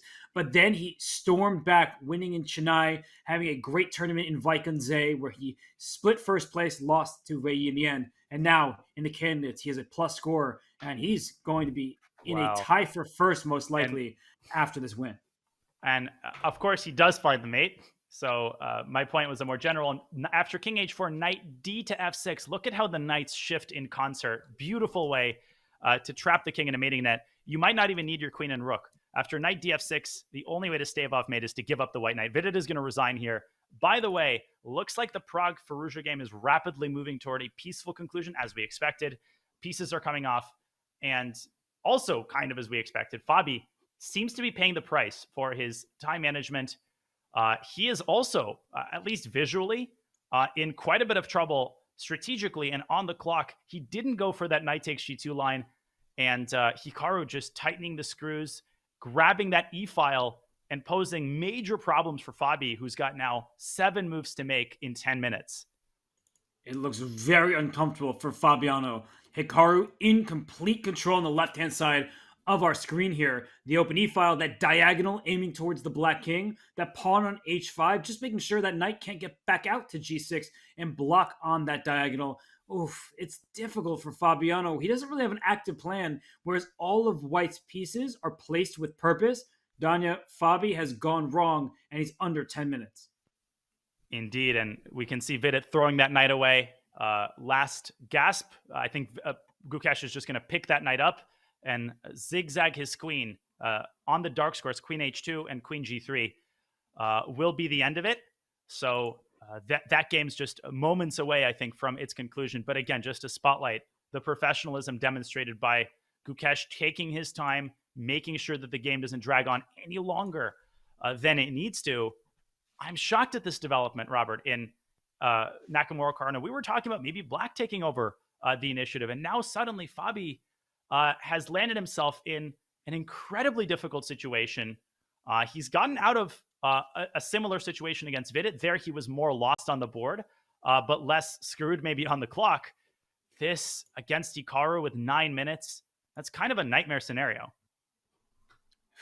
It is. And I'm looking at both of these boards right now. It looks like Vidit, he is just a couple moves away from either resigning or getting checkmated. And then on the left over here, as we're talking about, Fabiano has no space. He's got no active plan. It seems like he wasted about 6 turns while Hikaru was able to place all of his pieces on great squares. This has just gone completely off the rails for Fabi, even if the evaluation bar is in the middle. Oh no, what's happening over there on the right-hand side? Gukesh just finds such a beautiful win. He actually doesn't take the knight, but I think knight h5 to f4 is going to set us up for a scintillating mating net. E takes f4, queen takes f4. The viewers can visualize as g4, and black's g-pawn can deliver checkmate on g5. So that, I think, is the path that Gukesh has chosen to take. But you're right, Fabi's position just keeps getting worse. It's like one of those demonstrations that you do during commentary. Let's say white had 5 moves in a row, as we see, another move by Gukesh. That just shows us how overwhelming this position is. Rook f1, threatening rook f4 with forced mate. Fabi has just been standing in place. He's given up his control over the d5 square, and that was his major calling card. It was that blockading square. The knight is now miles, leagues away from the d5 square. It's just getting worse and worse with every turn played. I mean, Fabiano, he spent all that time earlier when he brought his knight forward, and it was a knight that went up to f4 and then immediately backtracked to f8. This is not the way you want to see the game go if you're Fabiano or one of his many fans. But if you're a Hikaru fan, now you're looking across this tournament standing and you're like, okay, Jan is being held, it seems, by Abbasov. Gukesh, he's back to form. But if the results go this way, Danya, Hikaru will be just a half point back of the leaders. Yeah, I mean, crazy to think that this would be the situation. Just a couple of rounds ago, Hikaru was on -1. He couldn't drum up any chances with the white pieces against Prague, and then poof, that win against Alireza was a huge moment. If, of course, he can convert this position, which is far from a given. I'm also seeing an incredible mate that Gukesh has set up. I think I see why he issued some of the simpler options. It was to set up a mate that the viewers will cherish. I'm not sure if we should go to that board, but we might have time to do that once Vidit resigns. Basically, the threat is now rook takes f5, Robert, and that is black's move, even if white plays g4. Black can play rook takes f5, sacking the queen and setting up that same g7, g5 mate. That's a gorgeous mating construction. I'm kind of distracted by trying to visualize it, but the real action might be happening on the left side of our screen momentarily. Yeah, there's so many winning paths for Gukesh, but I love that one. I've said love a lot today, but it's because the games have been a lot of fun. So why don't we show that checkmate, Danya? I think we can quickly do that as Hikaru is thinking, and then get right back to showing the viewers what's going down in the All-American clash. So Vidit, he's getting checkmated no matter which way, but why don't you show the beautiful checkmate that you've uncovered? Indeed, and don't worry, folks, we won't miss a single second of the Hikaru action. But while he's thinking g4, looks like have things gone wrong here for black? No, rook takes f5, 3 different pieces on pre, but the most important line, takes g5 is just a oops, sorry about that. G5 is a gorgeous checkmate. Let me do this again. The king has no squares, and the supplementary line, if white plays e takes f5, then I think queen g3, a little bit less glamorous, but still beautiful. Look at this retreating move. Shuttling the king to the h-file and queen takes pawn is another incredible and unconventional mating pattern. Vidit's coming to terms with this. He's got no moves. Rook takes f5 is essentially pre-movable in this situation. Hikaru has taken the rook in the meantime, so wow. Just wow. The cherry on top, Robert, the exclamation point, and we're moments away from resignation. There's nothing like getting to checkmate your opponent, especially giving up a queen in the process. So Vidit, unfortunately for him, this is bad news for his chances of playing for a world championship. But on the left-hand side of our screen, look at Hikaru go. He senses it, Danya. Even if the evaluation bar wasn't as high as it is now, you can tell by how Hikaru is playing.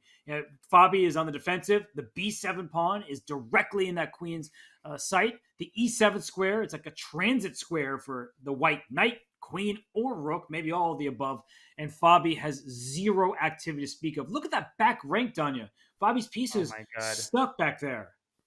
He's dug his own grave on the 8th rank, 4 of his 5 pieces, and maybe even the 5th might slide back to D8. This is incredibly troubling. Fabiano is just going to be, if he loses this game, is just going to be wondering what on earth happened. White is threatening knight e7 check, king h8, and knight back to d5. Look at the bishop on c2 covering the Luft square on h7. So apart from everything else, White actually has a double attack on b7 and on f8. And that decision to spend 20 minutes, let me just call it like it is, unacceptable by Fabiano. Incredible turnaround by Nakamura. He found all of the money moves, but obviously smelling blood the moment Fabi froze in the way that he did just shows us the pressure that is on these players. And Fabiano's not done. I think he's got to hunker down, maybe shift that queen back to d8 and give up b7. And he needs a miracle at this point, as Vidit still hasn't resigned, but will do so any second now. Look at Fabi right now. He can see him desperately trying to find a plan. And Vidit has moved. He played g4. So we should see this checkmate. Rook takes knight, as you showed, for Gukesh on the right-hand side of the board, will lead to checkmate. The queen will be sacrificed for the greater good. The white king is ensnared. And you see on Vidit's face, I mean, will he allow the checkmate? That's the only question I have left. But with this defeat, Danya, Vidit might be looking at his tournament standing and saying, oh, I'm falling a little bit too far behind for my chances to feel like they exist. And very gracious, by the way. People who are new to chess might misinterpret this as stubbornness by Vidit, but it's so gracious to allow Gukesh to demonstrate the queen sacrifice. It's a very gentlemanly move. He actually will take the rook. We'll have queen g3 and knight h7. This is not, blind stubbornness, unwillingness to accept the result. It's a classy move. Just letting Gukesh demonstrate it for the fans. Knight h7 on the board. And, but Danya, look, shakes hands. Yeah. Handshake in this one. We expected that from Gukesh. Let's go to the other game. Yeah, your screener is... it. Yes, he has. There's a resignation resigned. here too. So Hikaru Nakamura joins Gukesh in the winner circle for this round. Fabiano, he just let his clock tick too low. But credit to Hikaru. The 4th time in a row when he's at the white piece against Fabiano, he's taken the world number 2 down. And Hikaru, he leapfrogs Fabi in the tournament standings. Hikaru, after that second round defeat with the white pieces to Vidit, he is right back in this thing. Well, I forget how the expression goes. Something like once is random, twice is a coincidence, 3 times is a trend. And what a finale. Again, absolutely hats off to Hikaru Nakamura. That was incredible. The way he turned that completely placid position around. Nothing was happening. Boom, 1-0, and we will show you the finale. Fabi blundered exactly the tactic that I had indicated. And I don't hide my sympathies for Fabiano. I think a lot of us want to see him have another crack at the World Championship. And this is just a heartbreaker, a backbreaking loss. This is the final position, Robert. Fabi did panic with b5. The last chance to keep some chances alive, bishop to d7, defending the knight, but it was virtually hopeless after queen takes pawn. Instead, bang, bang, and you cannot defend the queen and checkmate at the same time. What a statement by Hikaru Nakamura, who's now on +1. And what a way to outplay Fabiano, who has been unbelievable. And you say, whoa, is that... we got a draw. All 4 results. Yeah, this round 3 out of 4 results. This round is getting done pretty early, but Praggnanandhaa, if we can just pull that board up against Firouzja, it seems like they had peace. It's no surprise there. Look at the position, trading off all of them, and that means that a draw is the fair result between these two. It started off very exciting, and then it petered out quite quickly.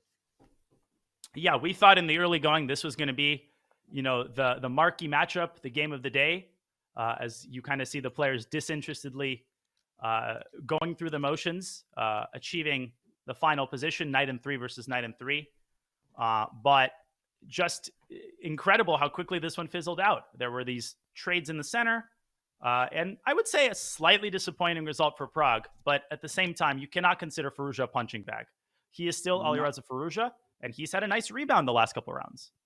Yes, he is saying that I'm still in this thing. My head is in it. He makes a draw with the black pieces. So for Praggnanandhaa, it might be a slightly disappointing result considering the games around him. They were decisive. And so for Pragg, he's still in it. He is, of course, in contention. And for Alireza, he's showing that this is a different version of himself compared to the first 6 rounds. In fact, he's 1.5 out of 2 in his latest 2 games, and he can beat anybody on the planet, Magnus Carlsen included, in any single game. So watch out for Alireza. He is not done with this tournament just yet. And Danya, I mean, what an exciting stretch of, 3 minutes? It was like Gukesh gets to checkmate Vidit. Fabi resigns against Hikaru, and then peace was agreed in Praggnanandhaa and Firouzja. That leaves us with our pre-round leader, our sole leader, Jan Nepomniachtchi. Danya, any progress from him against Nijat Abbasov? Actually, yes. Yes and no. I kind of assumed that this game would peter out the first, and yet it's going to be the last to finish. This shows us the impossibility of making any kind of predictions, even the quote-unquote safe ones.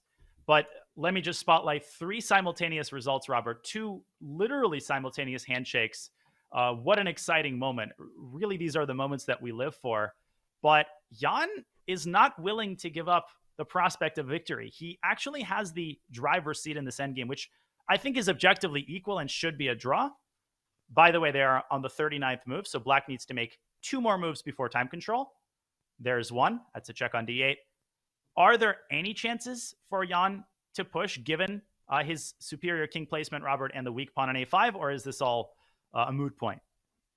Definite chances for Jan Nepomniachtchi. It's a position where the engines, they scream zeros for most moves, but the problem for Black is that A5 pawn, it's on a dark square, and not only is the bishop staring at it, the rook can join in the fun. The white king is more active than the black king, so there will be some variations. King b2, king a3, king a4, and even if the objective evaluation remains level, you start getting scared. It's not just seeing ghosts. You then have to think about pawn races where you lose a5, but then go after the kingside pawns, and it's so difficult to properly evaluate those positions from a distance. This is how endgames have been lost at the highest level for centuries, where it's really challenging to calculate 20 moves ahead when there are pawn races on the opposite flanks. Yeah, there's no super GM, maybe not even a single GM on the planet who would accept, if a draw was allowed, there's no GM on the planet who would accept a draw here with the white pieces. There's no risk, and all you have is, at least you can exhaust the low-hanging fruit in this position. Try to go rook c6. As you said, try to get the king around to a4. The engine shows zeros because if Black plays accurately, yes, you can minimize White's chances. Maybe you start with rook e8, but at the very least, make Black answer some questions. Make him show you the money before conceding the draw. We're not done here yet, folks. Jan is going to keep pressing this, and he's going to make Abbasov earn it once again. I keep saying love. I need to change my vocabulary, but I do really love the game of chess, and I enjoy this move king to c2, because if Jan played king e4, a move like rook e8 check would have allowed Abbasov to reach move 40. Look at this position. Your move rook e8, you have to consider rook c6 as a reply, hitting the bishop on b6. Do you really want to play bishop d8? Not especially. Rook e6 offering a rook trade is immediately losing because these endgames without the rooks on the board are terrible for Black. The a5 pawn is a goner. So this is a challenging moment right here for Nijat. What do you do if you're him? Because the g7 pawn is also a target. If you move your rook off the 8th rank, rook c8 check comes into play, and the king on f8 is sort of stuck protecting g7. No, this is a very challenging moment. We're not exaggerating. This is move 40. This is the famous dilemma on move 40. You've got under 3 minutes, and the problem isn't losing on time. It's making the right call. Maybe it's rook to d5, but again, what do you do after rook c6? Moving the bishop back to d8 seems like a serious concession, allowing the rook to get behind the pawn, Robert. We're going to see a move from Abbasov, and this is a potentially game-deciding moment. Rook d5, rook c8 check. You have to deal with that as well, because bishop d8 doesn't solve your problems. You're walking into a pin and bishop takes a5, if not anything else, is an issue. And he made his move. f6. I know a certain Ben Feingold says never play f6, but you do blunt the scope of this bishop on z3. Rook c6, to my eyes, looks like a very natural and pleasant move for white, but the evaluation bar, it has not shifted. It's saying that this was a good choice. Danya, what do you make now that we've reached move 40? I'm not, I don't hate the move f6. I don't think it changes the evaluation, but I think Jan is very happy to see it, because I think this basically says I am conceding that I'm on the defensive here for the rest of the game. And I would definitely throw in rook c6, rook b8, and then try to operate on both sides of the board. Maybe try to get your pawn to h5 to fix these pawns on squares that can be targeted by white's rook and potentially white's bishop. And potentially you can play this position 100 moves. So a little bit debilitating, honestly, for Nejat Abbasov. We thought that he solved all his problems, but this is what tournament leaders do. They just keep causing more problems, drop off one head, two of them grow to replace it. And the players, they get some quick rest. They are not going to be stretching their legs for long, but they hit the move 40, the second time control. They gain 30 minutes on the clock. And as Jan sits back in, it's going to be a long endgame fight. So we're going to take a short break. There have been two decisive results, one in favor of Hikaru Nakamura over Fabiano Caruana, one in favor of Gukesh over Vidit. The other game was drawn. So Jan Nepomniachtchi wants to join the winner's circle once again and keep his sole lead in these candidates. We'll be back soon for more from round 8 of the 2024 FIDE candidates.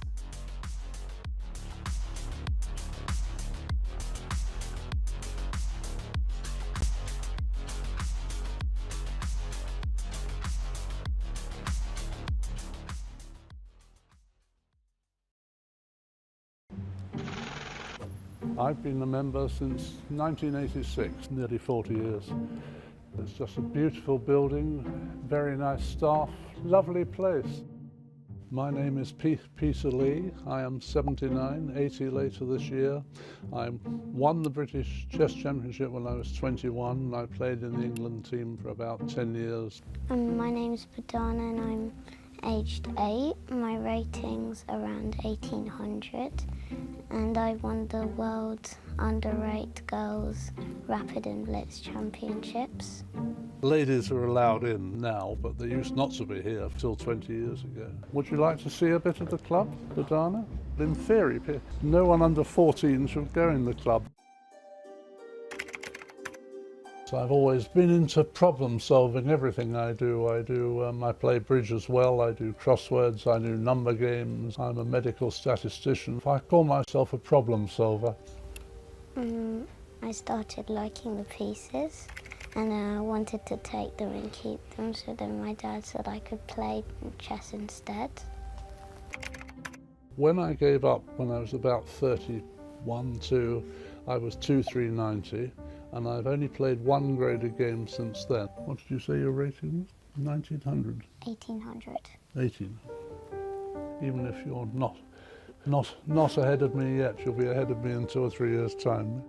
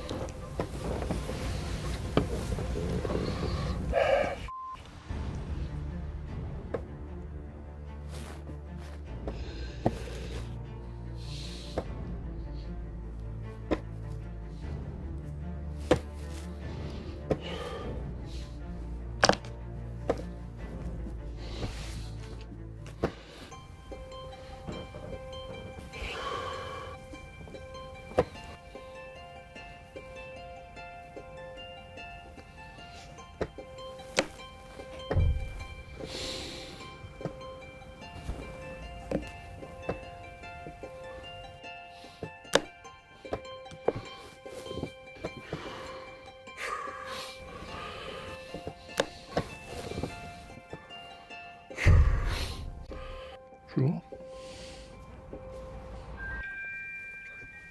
Well, she played She played a lot of very sensible moves. Did you think you were winning at one stage? Maybe slightly better.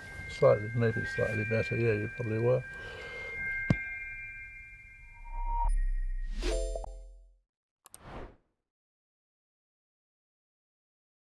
Looking for some cool merch or a gift for that person who loves chess? We've got you covered in our all-new merch store, literally from head to toe. Whether it's a hot date or just hanging out, it's always chess time somewhere. Just ask Mittens. Okay, well, Mittens is just a stuffed toy, so maybe don't ask Mittens. But you can check it all out at chess.com/shop right now.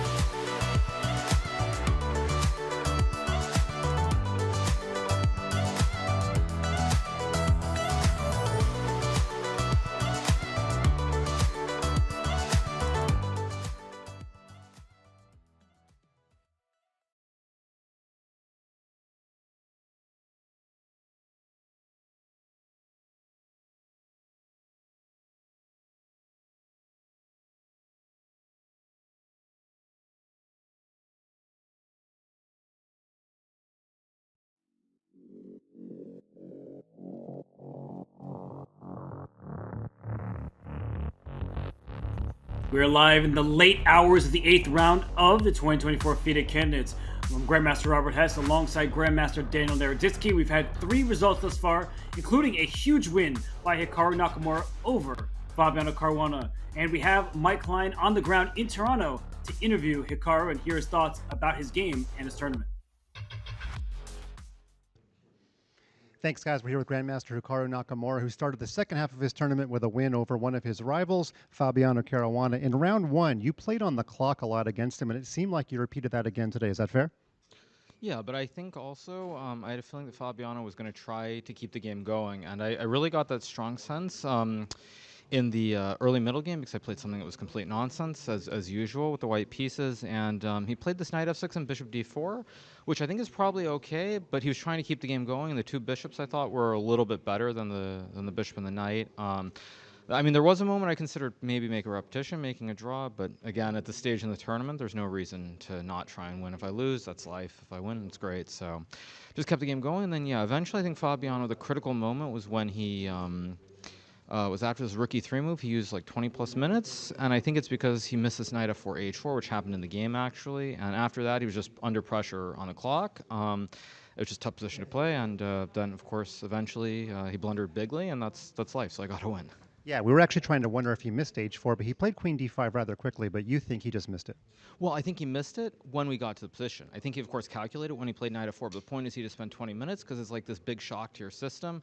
And when you're starting to get low on time, it's very unpleasant to deal with. So I think the point is he had calculated this whole knight f4 and he thought he was fine, or maybe he missed rook e3, but then he saw it, which is why he spent 20 minutes, but he still went into the line. And I mean, I'm sure that I didn't play it precisely. Probably I had better, but I was starting to get a little bit low on time too, and you just want to play good moves, and I thought I played some practical moves and got a nice win. And of course, we don't have all grandmasters watching. You won with a backward knight move, which is very easy to miss when you're getting started in chess. So what would you tell all your fans for how you find these sorts of tactics? Well, I mean, there's the good old saying from those famous streamer sisters, the Botas. I think they asked the question, Magnus, do you know how the knight moves? Something like that. So yeah, probably Fabiano needs to study how the knight moves.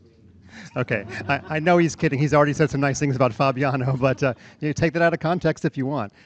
As we are speaking, this seems to be nearly a dream round for you in that you're back into the plus score. You knocked down one of the people you were chasing. It doesn't look like Nepomniachtchi is going to be able to beat Abbasov. Now, Gukesh did win, doesn't help you, but was this overall like pretty much the best case scenario for getting your second half started?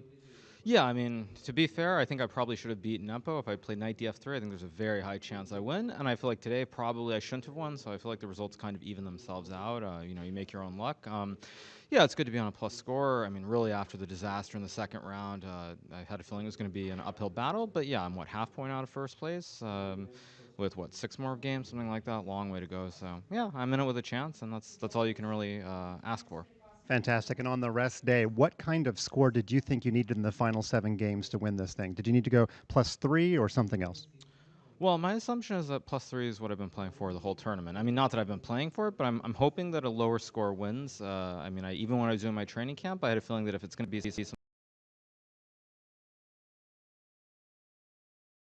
something like +5, +6 like Nepo had last time, I'm just not going to have a shot because my style I don't think is really conducive to taking massive risks in every single game. But yeah, things are definitely working out. I think if I look at the scores, I'm hoping that +3 is good enough. I mean, maybe +4, but regardless, I mean, now it's fun. Now I'm on the plus score, now I can take chances, and I haven't made a complete fool of myself, so I'm pretty happy with everything. Grandmaster Hikaru Nakamura, he's back in it. He's positive. It's going to be a very exciting final 6 rounds. Now back to you. We heard Hikaru Nakamura's thoughts. He was quite open with what he believes was Fabiano taking some missteps, maybe having some tells, but he's ultimately happy with his performance as he's into a plus score.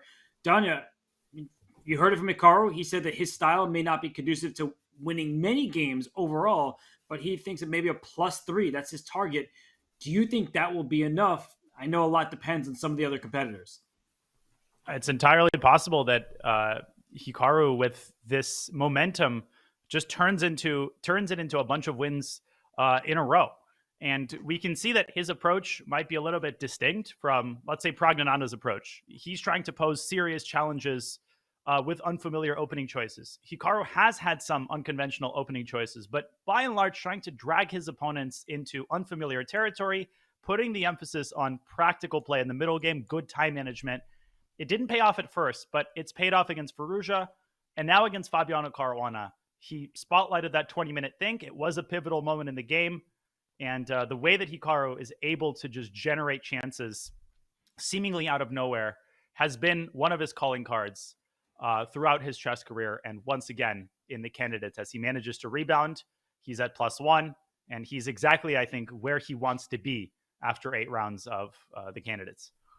Yeah, and just to explain to people who may be hearing plus this, plus that, when you have more wins than losses, let's say you or Hikaru, he's won one more game than he's lost, that's +1. And a +3 score in 14 rounds, that's aiming for 8.5 points total throughout this tournament. So that means Hikaru, with his current score of 4.5, Diana, he's going to have to go 4 out of 6 the rest of the way. Obviously, that is not going to be easy given the level of competition. It can happen, but chances out of nowhere. That's what you said about Hikaru's win over Fabi. Jan is trying to take a page out of that book because it's been level for a while. The evaluation bar has not changed. It's hovering in the middle. But this does feel like if we threw the evaluation out the window, that White has very serious chances to win this game because all of Black's pawns are in dark squares and White has a dark square bishop, as does Black. But White can attack Black's pawns. Black can't easily do the same to White's. Yeah, I mean, this is quite disturbing. And of course, the highlight of the round is the 3 results we've had, really the 2 simultaneous results. But it's kind of like Beethoven's Fifth Symphony. We remember the first 4 notes and then maybe a couple notes after that. But there's an entire symphony to follow those notes. And we still have a potentially tournament deciding endgame that we get to watch. Jan's idea is clear as day. Gee, I wonder why he's dragged his king all the way up to A3, as you indicated. Of course, he's targeting this pawn. To me, it seems like Abasov's only source of counterplay is at the right moment to redirect his rook and try to make a quick dash to the second rank. You can't do that unless you chase the rook away from C6, so maybe starting with King D7. And after Rook C4, already you have to start calculating Rook E8. But Robert, it gets incredibly concrete. And let's not forget that this weak pawn on G7 can, at the right moment, be targeted with the move Rook to G4. And the problem in these positions is all the pawns aren't dark squares, so you save your G pawn, you may drop your F6 pawn. So King D7 played by Abasov, he actually has been playing quite quickly, Danya. I mean, some impressive tactical understanding from him earlier in the game. Now in the end game, he needs to show the same acumen at this stage because it's not easy. Rook C4 is automatic. It's the only move that Jan has. Do you think that Abasov will release with Rook T8? You think now is the time? That's the question. And my worry is that after rook e8, and we can dive in, I'm still in sort of the recovery period after that crazy action, but maybe it's time to pick up the analytical gauntlet again. Rook e8, king a4, rook e2. To me, the problem is that white is not just going to cooperate. First of all, bishop takes a5, loses a bishop. That's an important detail. White can throw in king b5, but this move, rook g4, worries me because you don't want to drop your rook back to e7, obviously. And if you play a move like g5, you drop the pawn on f6. So why is the eval bar not changing? Is it because I've allowed king c6? And for that reason, should white maybe start with king b5 and then play rook g4? Makes perfect sense to me. And the bishop will probably go back to d8. And that way, black can play g5 and not drop the pawn. And there's no bishop takes a5 because of rook e5 check winning the piece from this direction. Jeez, look at that rook on e2. If your king is on a4, you lose the bishop one way. If your king is on b5, you lose your bishop a second way. If your king was on a6, you'd lose the bishop a third way with a check on e6. This is like the Superman rook. Yes, it really is doing the most, and in a good way, because it's covering everything for black. So we just showed an idea that allows black to stabilize by getting active. If you go back in this move order, rook e8 was the suggested move in the current position. Can white start with rook g4 before the black rook gets active? Because now g5 hangs the f6 pawn. Yep, and just to illustrate your point, if black cooperates with rook e7, this move order favors white. Now the rook is stuck, and I think you simply lose the a5 pawn and very likely the game. So it seems like here black would have to sacrifice the pawn with g5, but this is much easier said than done because this is kind of a moral victory for white. Not something you go for unless you have to. And maybe, again, this sudden counterplay against white's king, Robert. Let me just show what the threat is. I think after h4, I have to find the right move order, but at king c6 already essentially creates not quite a mate threat, but very, very close. The point is bishop c5 check forces white to play b4 because king a4 gets checkmated. So maybe this is one way that black can defend, but all of a sudden, that means Abasov has to find a bunch of accurate moves, and he's got many chances to go wrong along the way. And even in that position where black plays bishop c5 check, white will have to play b4, and it may be a 4 sequence, but white has 2 extra pawns on the king side to black's 1 extra pawn on the queen side. So in pure rook endgames, Danya, of course, we know that you want this 2 by itself compared to 1 for the opponent, because that often is a winning strategy. This looks incredibly difficult. I wouldn't know how exactly to press forward with white, but I also wouldn't see a clear path to a draw for black, and that means that it's hard to make this committal decision if you're Abasov. Yeah, there's bishop takes b4, and if king b3, black has this crazy mating net with king b5, but white can slide up to a4. And now rook a2 check, the king drops back with tempo. So the point is, you have to get into the weeds here, and there's no additional time control. Abasov is down to 26 minutes. Is there a way to follow the aphorism, long variation, wrong variation? Can you avoid all of these complications with a prophylactic move? I don't know. h5 might allow rook h4, same type of problem. Let's see what Abasov has prepared. He seemed ready to make a move, but a little hesitation, and he's back to his thinking pose. h5 is one of those moves that you play if you are one of the calmest people on the planet, because you're playing on the other side of the board where it feels like white is trying to inch forward. So h5, king a4 is one response. Rook a4 is another possibility. And Abasov, he does play rook to e8. So he gives up the pawn on the king side after rook g4. Seems like he will give up the f pawn. And done it, this pawn race where black has the most advanced pawn in that continuation we're talking about, but white has an extra pawn. It's unclear how exactly the game shall continue from there. Yeah, I mean, I think Jan was relieved that this game didn't fizzle out in the middle game, but his relief might be short-lived. Abasov is a confident guy. I think he trusts his calculation, and for good reason. So definitely he must have a response prepared to rook g4. Pretty high likelihood, Robert, that we go exactly down the line we outlined. We went pretty deep. But some of these endgames, you only have a couple of options. So you can calculate very, very deeply, even when an option seems unlikely. If white plays rook g4, I think we'll get that position. King a4 also on the table. So definitely some comparing to do for Jan. And Abasov playing quickly, seems confident. And in the first round matchup between these two players, Abasov was worse with the white pieces, but held without much issue. So let's revisit the first round clash between Nijat Abasov and Jan Nepomniachtchi in what was a split point, but still a battle where Jan had hopes to get more.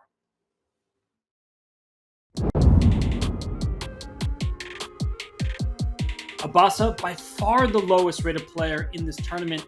Do you think that Jan Nepomniachtchi, he's looking at his current position and thinking, wait a sec, I have some chances here. Let me try to score the first victory of the tournament. In the 2020/2021 candidates, he beat Anish Giri from the black side in round 1. In 2022 in Madrid, he beat Ding Liren from the black side. He would like to make it 3 in a row. The hat trick would be a great start for his 2024 campaign. This looks like it would be a draw because white could block up the queen side, white could push a pawn here. There's no way forward for the black king. So Jan instead doesn't trade the rooks off. I think this would just be a draw either way, but it looks like he's taking the safer route where no calculation is required. Nepomniachtchi tried to apply pressure, but the result imminent. Looks like Abasov getting off to a good start. Will avoid defeat here. It is very important that Abasov gets this half point in the first game.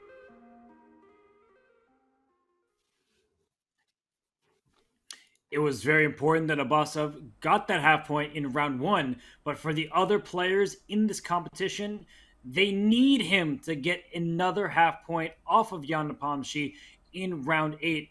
Danya, if we're honest, many people looked at this pairing and said, Jan, he is going to take it to Abasov, who hasn't been able to stabilize a single game from the black side, at least by the scoreboard. And as we look at Jan's upcoming schedule, he has 4 whites in the back half of the tournament. So he had 4 blacks to start off with. And as you see, tomorrow he gets black against Firouzja. Danya, we know that Ali Reza can take him down because he did just that in Vaikonze a few months ago. True, although in Madrid, we won't talk about their game from Madrid for obvious reasons, but let's just say Jan scored a convincing victory with the black pieces in the previous candidates, but Firouzja is more confident now. Jan is not thinking of that game as a walkover. He's got a double white toward the end of the event. So he's got a nice schedule, relatively speaking, but definitely this game, as I said at the start, he wants to win this. It would propel him into clear first, and now Gukesh, with a black victory over Vidit, is breathing down his neck once again. So we see rook g4, g5 on the board. Really kudos to Abasov, how quickly and confidently he's executing these moves. And maybe not the performance so far that he was hoping for, but he definitely hasn't embarrassed himself. And every single game, he's made his opponents work their tail off. Even the games that he lost, they have been really close. And I think we definitely have to applaud that from the lowest rated participant. Someone that a lot of people thought would go, like 1 out of 14. Not even close. No, he has been in pretty much every single game. In fact, it's been the late part of games in the first time control that have done him in. Against Fabiano, it was a blunder that allowed Fabi to get the win. And if Fabi didn't get that win, we'd be talking about his tournament in a much different light. So as I look at Jan Nepomniachtchi, he's still trying. The wheels are turning. And Nijat Abasov is not just going to give him that full point. So if we can bring up the schedule once more, we'll get into the specifics of this game as a pawn on f6 is hanging. I just want to revisit Jan Nepomniachtchi's second half because he does get 4 white games in the 7, and that's including this one, but he gets white against Gukesh, white against Prague, and white against Nakamura. Those are his closest competitors at the moment, Danya. So that last round game against Fabiano with the black pieces, we know that's going to be a great clash. But as you look at these pairings, he does get the white pieces against who are currently his closest trailers. Yeah, I'm honestly mesmerized. We're being set up for an incredible finale. Jan's got the All-American Derby at the very end. God only knows what tournament situation we will have going to round 13. That's an eternity away. Right now, round 9 is an eternity away. because the result of this game is going to determine a lot. I'm exaggerating slightly, but the players really are taking it one game at a time. So far, I think Jan's tournament strategy has been a very successful one. He's managed his risk, but at some point, you need the games of the white pieces to kind of do the talking. And this one is big. So G5 on the board, a lot of chess yet to be played, and maybe some pawns yet to be captured by Nepo. What is he thinking about? Because bishop takes f6 is the quote-unquote obvious move. Rook e4, offering a rook trade, does come to mind. We've already established that a rookless position will be problematic for black. In fact, if we can just put rook e4, rook takes e4 on the board, it looks like black is already in trouble because the a5 pawn is on the dark squares and f6 would be hanging in the initial position. And you see the evaluation bar go all the way up, and it's because of all of black's weak pawns. Yeah, rook no further than that. This would be a very easy way to lose, and we see how thin the margins are, even in these positions where you have the warm blanket of the eval bar to comfort you. The players have no such warm blanket. I like this move a lot. I'll be honest, I was blinded by this morsel on f6, but this is definitely what Jan is thinking about. What exactly is black's response here? What does black do? I think rook c8, because you have to avoid the trade. Give me a tempo. And bishop f6, you can take the alternate freeway. So it's just a little bit too slow, it appears, from the white side, because black has that other square, c2 instead of e2, and we get a similar scenario. We could have repetition like this, with both sides dancing between the two open files. But it's very tempting to at least play this. Abasov wasn't born yesterday. He's not going to... There's too much time on the players' clocks to pin your hopes on, a cheapo or Chipolito like this. Yeah, it's a move that won't be accepted. There was not going to be a trade. I'm just wondering where white's pieces ultimately belong, because you do not want to allow that black rook on the second rank. And this is something that top players do regularly, is they give up material to get activity. And it's not just because they're impatient, but actually the best way for black to hold the balance is by getting activity, tying white's pieces down to the pawn on g2, or the checkmating idea that you mentioned earlier that's going to pose some issues to the white king. So a really nice play, a nice find from Abasov, who is doing it all and doing it quickly. Let's recapitulate the sequence we started with. What happens after bishop takes f6? For those just joining, this is the only game left. The other three concluded right before the time control, so all eyes on this endgame. We believe that rook e2 is the kind of thematic response, activating the rook, tying white down to the g2 pawn. And here I kind of threw out, Robert, a random move like h4.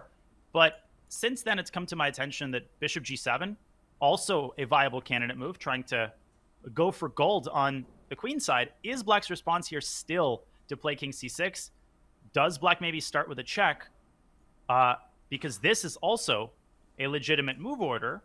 King takes a5, gets checkmated in 2 moves. Look at this, rook e8. Oh my gosh, what a move. Well, I was like, wait, isn't rook a2 checkmate in 1? I forgot that the white rook would have slid across the board to block on a4. Wow, this is incredible geometry. White defends mate from the back, and black just shifts. Sorry, rook e7 is also made in 2, by the way, but rook e8 is the cool way to do it. You're not even attacking the bishop. Okay, so people were asking, can Nepo lose this? Nepo can't lose this, but I certainly can. Well, it goes to show that if you're all in for the win, you could go a little too far. And there are points of no return in chess. And this check on c5 is a clear problem that white needs to deal with. So, yeah, king a4, does that change anything up instead of bishop to g7? Okay, well, I have to play king c6, I think. And if I check you on c4, you could probably even bring your king back somewhere because g2 is loose. But you're going for check. Or this. I'm going for mate. My intentions are very bloody. But wait, b4? Oh my gosh, look at this line. A b4. Looks like white wins the bishop, but king d5. That's really nice, actually. Just getting out of the pin and attacking the rook. If the rook takes the bishop, you lose the bishop. If the bishop took instead, the rook was lost, and this is clear that black is doing well. Yeah, white's going to be on his knees in this scenario, begging for the draw. So this endgame is a lot more tactical than it looks. It kind of may seem like a symmetrical snooze fest, but this king on a3 is in a very confined space, and we can see that you don't need a lot of material to set up very nasty mating threats. I just don't see a move besides bishop takes f6, because if you give black a free turn, f5 looks just automatic, kicking the rook out of its nice square on g4 and saving itself from the line of fire of that bishop on c3. So if Jan comes up with something else, I need to even figure out what it could fathomably be. But Danya, if not bishop takes f6, what other moves come to mind? Because king a4 or rook e4 didn't seem to get us anywhere. Well, listen, maybe Jan is calculating this and saying, 1 second, in these lines, I seem to be equally as likely to lose. So maybe he dials it back and goes for that repetition we highlighted with rook e4, rook c4. This might be the last turning point before things get very tactical. And this similar kind of dilemma was in front of Jan much earlier in a much more complicated middle game, when Jan had the option of basically trading all the pieces or playing this very speculative move, knight e5. It's not the same thing here. Bishop takes f6 clearly maintains some safety net, but Jan might be getting some butterflies in his stomach at the thought of all these checkmates he's going to have to defend against. It's a nuisance. You don't want to see the plans for your opponent and then struggle even more to find plans of your own that cause issue and scare your opponent. So Jan is deep in thought, and while he is, I'm going to take a second here.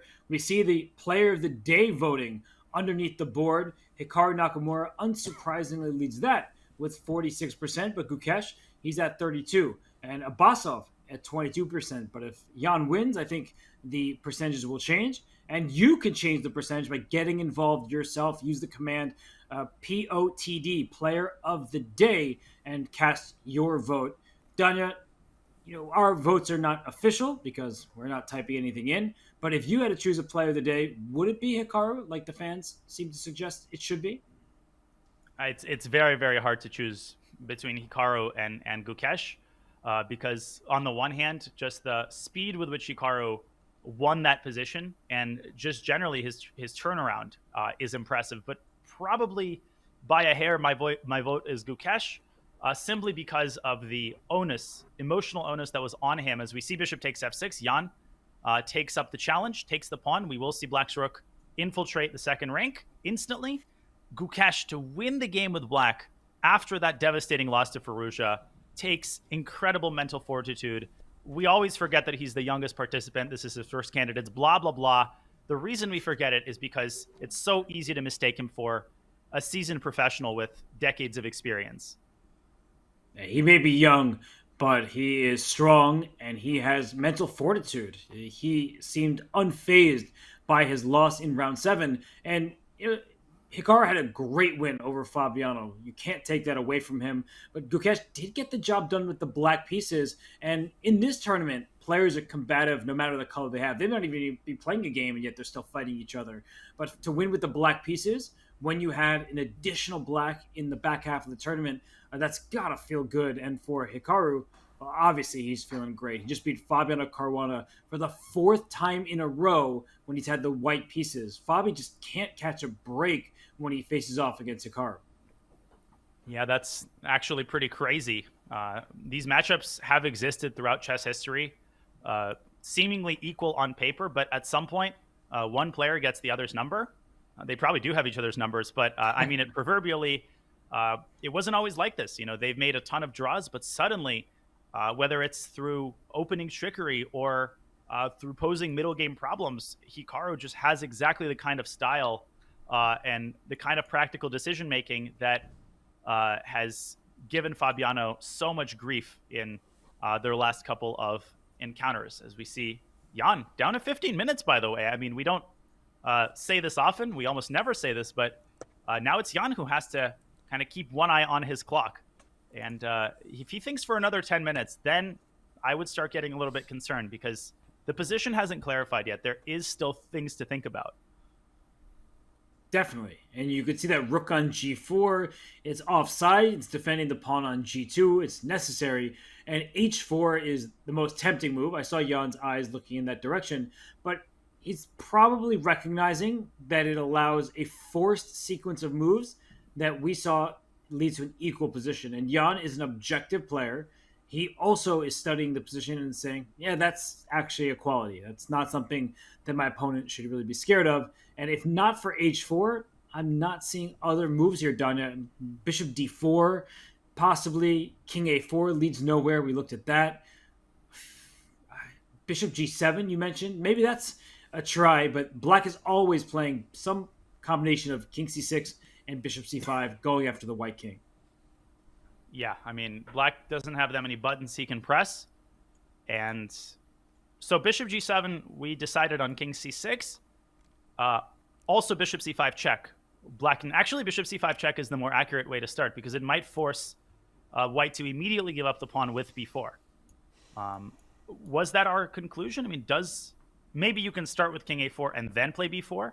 So maybe that is kind of the main crux of the calculation. Let me just put this on the board. Bishop g7, bishop c5. White can start with king a4, and in this position, avoid blundering checkmate and instead open up some look for the king, but by giving up this very big pawn. How is black going to recapture in this scenario, Robert? Probably AB. AB, get one square closer to promotion, and bishop takes h6. Rook e3 hits you, and rook a3 is checkmate. Wow, you have to give up the exchange, and luckily, white draws, but not comfortably. No, this is the turnaround that any player would want to avoid. It's not just, okay, I'm going to draw you in a clever way. So you could lose this very simply if you're white by pushing a pawn at the wrong time or not getting your king on over to help out with your king side. So that's a position that doesn't look that it's you're swimming around happy with winning chances. And Jan just played b4 right away. So he's willing to trade off the queenside pawns. And in doing so, he says, I stole your f6 pawn. I'm a pawn to the good. And now you need to prove that you can hold on. Somehow, I'll be honest, this move escaped my attention. I was assuming that I was tunnel visioning these kingside pawns. And after a takes b4, you have to take with the king. It feels like black has to be like one or two moves away from holding the drive. And surely the activity of the rook has to come into play. But a b4, king b4 does threaten, these nasty little tickles on the king side. So where exactly is that forcing comfortable sequence? Is it maybe bishop e3 trying to trap this rook? That's a funny move, but there's rook e4 in some positions that you have to be careful about. Probably doesn't work here with the white king on a dark square, but I'm just looking in that direction. You know what's funny, Danya? In one of the positions where I feel like black could go wrong is king e6, bishop g7, and you can't protect your h6 pawn. So, how is it still even? I mean, here's the problem. I think even giving up in some cases, both of these pawns might be a draw because of the extreme disparity in king. White's king is over in Timbuktu, and black is going to round up these remaining pawns. Bishop d8 maybe. You have to get off the g file, and this has to be a draw. Although I would not be thrilled in this scenario. You still have some work to do after f4. This is one of those positions where the engine draws. Hey, that's a good point. But the engine draws it bar doesn't change. Sorry. No, but that's instructive because it's rook and bishop versus rook is a theoretical draw, but no human player likes to defend that position. So white is the one 2 pawns ahead. Maybe black will have to give up the bishop for the 2 pawns in some scenario, and then white presses on, tries to win that game. No fun for the player who is down the bishop, but it's a theoretical draw. Not always easy to do in practice. So b4, I think, is a good choice. Now that we've exhausted our options, Danya, trading off the queen side and then going after the king side, this is, I believe, the best try that Jan had. Yeah, I mean, both players have to be commended for the general accuracy, but Jan, for not giving up, just continues to reach into his hat and pulling out, maybe not rabbits, but winning attempts and making Abasov work for it until the last move, really. And takes. Yeah, the problem is when you have a lot of moves that look like they draw, it's a blessing and a curse because you start toggling between them, and that indecision can lead to you making the single move. I'm really good at that. You have 10 drawing options. I make the 11th move that loses. So after AB King B4, Abasov has to use his time wisely, maybe spend 5-6 minutes and make sure that you find the solid way to draw that doesn't let Jan keep this game going and keep his legs churning. In many of these positions, Jan is going to park that bishop on g7, and then Abasov may have to take a defensive posture just to keep his pawns together. We did see that the black king in this position can venture on over to e6. That still is within the drawing range, but that just doesn't feel fun. It's not something you want to do. And Don, if the times were reversed, if it were Abasov down to 13 minutes, I would be thinking that there are some very good winning chances for Jan. But considering how quickly and confidently Abasov has played, I'm definitely believing in his ability to hold on here because he's only one pawn down.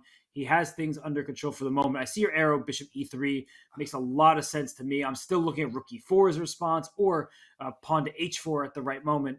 But bishop e3 seems to be a smart play. As you're indicating, the king on b4 is misplaced.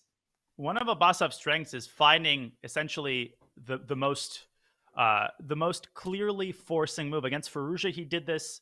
He found this move h4, this intermezzo, to basically make the draw. He found the tactic against Vidit, which allowed him to get out of a lost position. And the more I look at bishop e3, as awkward as this move looks, I think it might do the job the fastest. And just to very quickly demonstrate a few details, maybe I'm wrong. Maybe rook e4 is annoying, but here there is the bishop d2 check, clearing the pin and winning the g2 pawn. If white plays bishop g7, then my idea was to play h5, and the rook is unable to keep babysitting these pawns. If you play rook g3, I drop back to f4 and then mop up the g2 and h2 pawns in succession.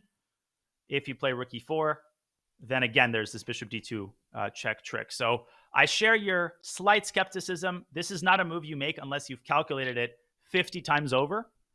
But this is the kind of idea that Abasov is looking for that makes it an open and shut case that the game ends in a draw.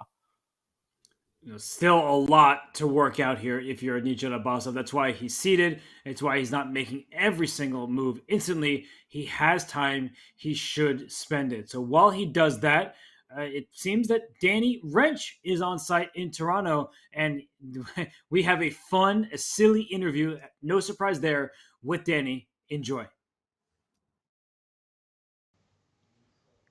Thanks, guys. We're here with the Chief Chess Officer of Chess.com. He's the man who signs my paychecks. He doesn't need an introduction. Danny, thanks for joining. Thank you for having me. Now, you have done a lot of serious interviews, so we're going to, untuck our shirts for this one a little bit. But let me ask you one serious question. Last year, you were in charge of everything. You were on the couch. You were interviewing players. Did you like being in the center of the action last year, or do you like it more this year when you can watch the candidates from your home couch? Yeah, I mean, I wasn't necessarily in charge of everything. I want to make sure FIDE doesn't see that. And I was in charge of Chess.com's, obviously, presence and production. We were the official show. It was awesome being in Madrid. Give a shout out to the city of Madrid. We had a great time. I do miss it. Like, the honest truth is, I think I would be crazy to say that I don't prefer having a blast on the couch talking about chess with friends and top players versus whatever it is that I do now, walk around, writing emails and waiting for the next crisis in the chess world, So I miss it very, very much, and I long for the days of more commentary again. That was your one real chess question. Now we're going to take it down a little bit. Who's going to host SNL first, you or Magnus? Oh, it would definitely be Magnus. Why is that? I mean, Magnus is a superstar. I'm a accidental chess businessman. Magnus is. I think that Magnus actually has sneaky humor as well when you can get him to lighten up. Takes a little bit, but yeah, I think Magnus would be a great host. Agreed. All right, you have 4 kids. We have a lot of hosts for all of our candidate shows. We have Anish, Robert, Danya, Judith, Jovanka, Kanti, Feingold, Tanya, and Leko. Who do you trust the most to babysit your kids, and who do you trust the least out of that list? Okay. The least I'm going to go first and surprise the world. I'm going with Anish Giri, despite the fact that he's a dad. Anish just seems like he'd be up to no good and get my kids to do things that I wouldn't want them to do, just to spite me. And definitely the person I would trust most has to be Hess, because he's actually already babysat my kids. In 2018, the original, when Robert and I joke, we brought chess out of the closet, because I literally used to produce our shows myself in this tiny little studio closet we had. And Robert and I, for that show, I just dropped my VIP badge, doesn't matter. Robert and I moved the show out of this teeny studio I had in my closet into the larger room in front of it, and we made this like makeshift thing. If anyone goes back and looks at 2018, me and Robert touching each other on the desk, and during a month-long event where Fabiano Caruana and Magnus Carlsen eventually went to tie breaks, my wife and I went out one of those nights, and Robert actually babysat the kids. So he's actually done it. Trust Hess with my life and my kids. I'm sorry I'm giving a long interview, but they'll love this, and Robert, you'll love this, but my kids started to refer to anyone who visited from Chess Business or top players as Robert and not Robert. That was the status he held at one point in my house, and so it definitely has.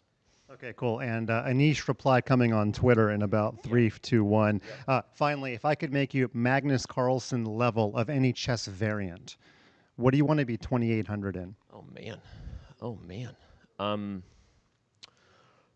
There's a part of me that would want to say Bughouse, because I feel like of all of the variants we have in chess, it is the least celebrated and underutilized, in my opinion, the one with the biggest potential. I mean, we even, kind of rebranded a little bit to call it doubles, not because we're trying to do something we didn't have the right to do, but we think doubles as a name immediately resonates with people, and we believe in the potential for chess to be more social and more fun, and I think the environment of doubles Bughouse chess at some point has really great potential. A lot of the top players love it. So I want to say that, but I'm going to choose Chess 960, not just because freestyle chess is awesome and all the events happening with that. I'm going to say Chess 960. It's the closest to chess, but doubles Bughouse is a close second.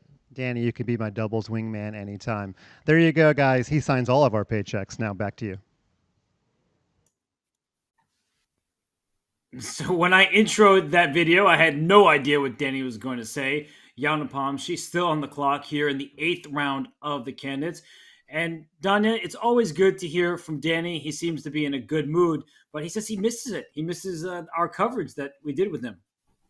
Yeah, Danny wears so many hats. I always look forward to the time I have commentating with Danny, but he's got bigger and greater things to attend to, and so do we, because we have a huge development. Bishop e3, Abasa following the commentator's advice. This is the #1 sin that you can commit, and h4 is actually an incredibly problematic move that I did not mention. And let me dive straight into the critical subtlety, because this is crucial to our understanding of the game. My intended response was to play h5 here.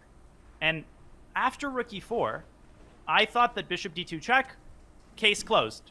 Open and shut, you take on g2, restoring the material equality. I forgot to pay attention to black's king, and in a crazy turn of events, Robert, suddenly it is white who launches the mating attack against black's king. Look at this, rook e7 check, can't go to d8 because of the discovery. If you go to c8, king to c6, black is literally checkmated.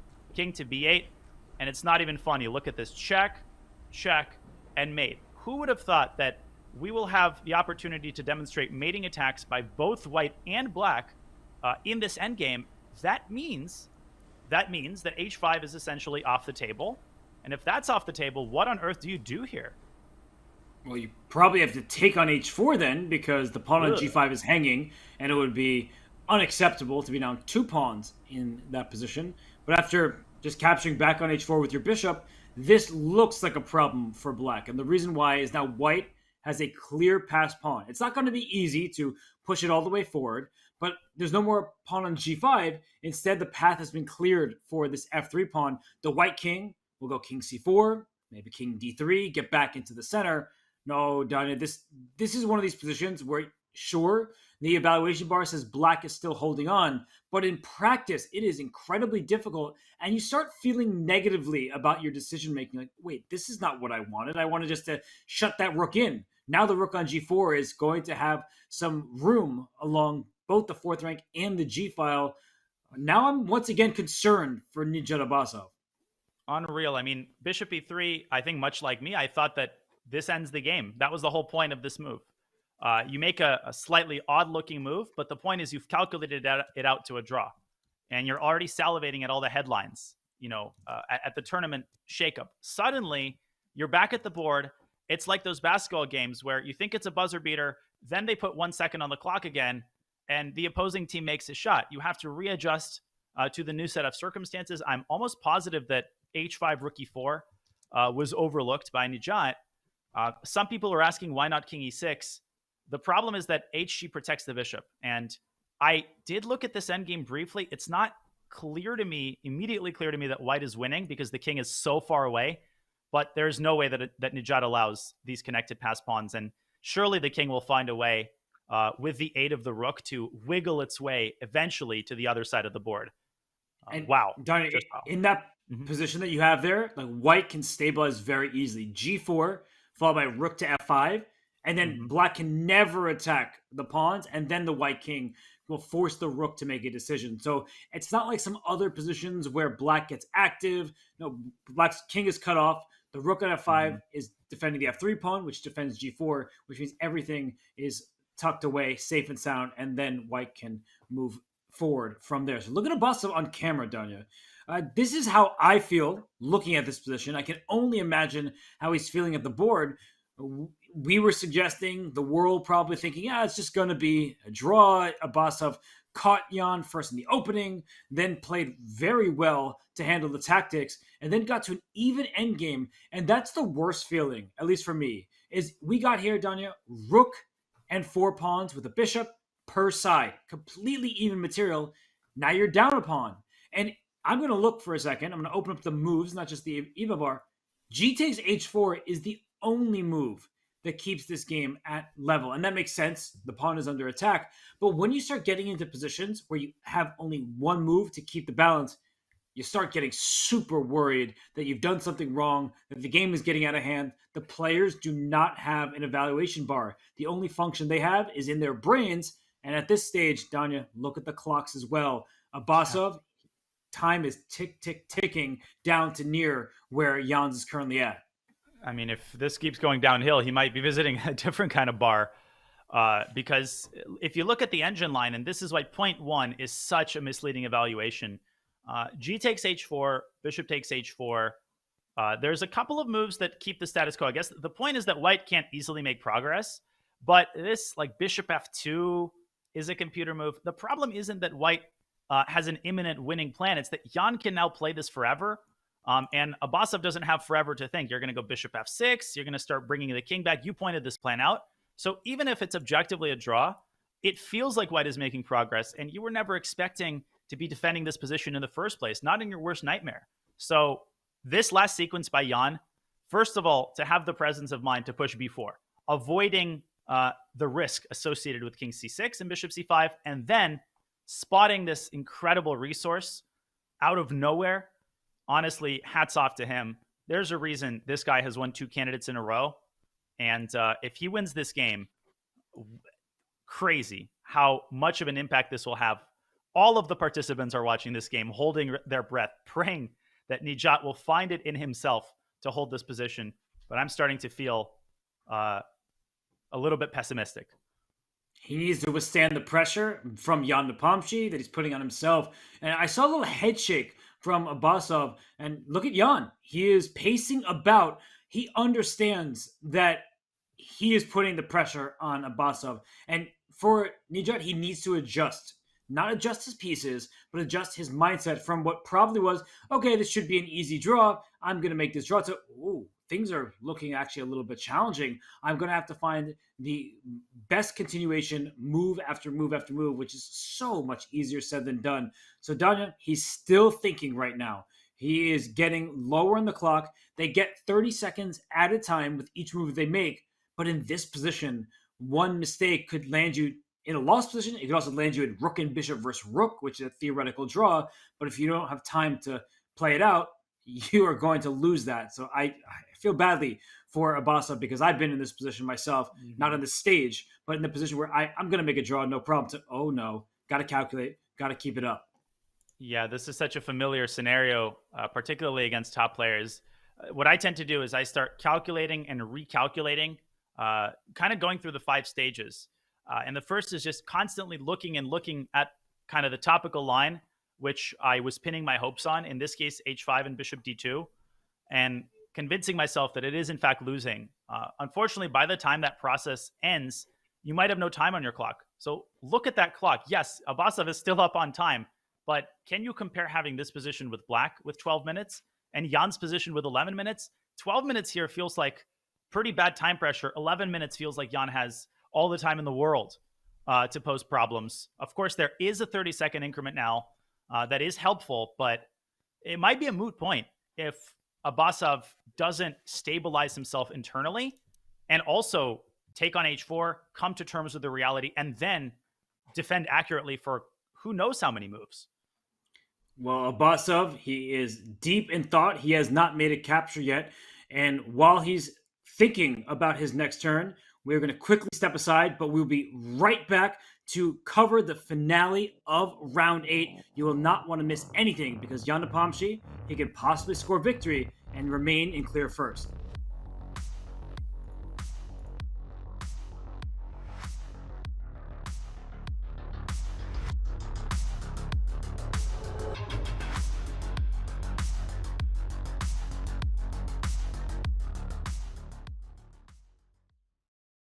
What's the best way to follow any chess event from the Champions Chess Tour to the Candidates, Speed Chess Championship, Title Tuesday, FIDE World Championship, and so much more? Chess.com/events has all of the top chess tournaments played both over the board and online. Analyze and review games from the world's greatest players with live commentary, cloud analysis, Opening Explorer, and table bases. Find all the key event information, including schedules, prizes, results, news reports, player bios, tie breaks, and more. Even compete by voting for your predicted results. Explore chess.com/events today on web or with our iOS and Android apps and experience chess like never before.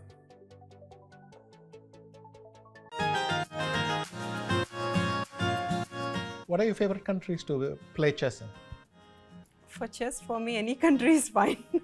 You don't mind that much? Yeah, I don't mind. But as a person, I like Luxembourg very much. Spain. Spain. Because I have the best memories there. So. No, not that, but What general is that? They throw him into the swimming pool. After general, like, have Punishment good for winning. results. Okay. You have any favorite countries to play? Greece is one of my You like favorite. Greece? Yeah, Okay. I won my World Youth, made my second GM now. Like I've got good result and also love the place. Good.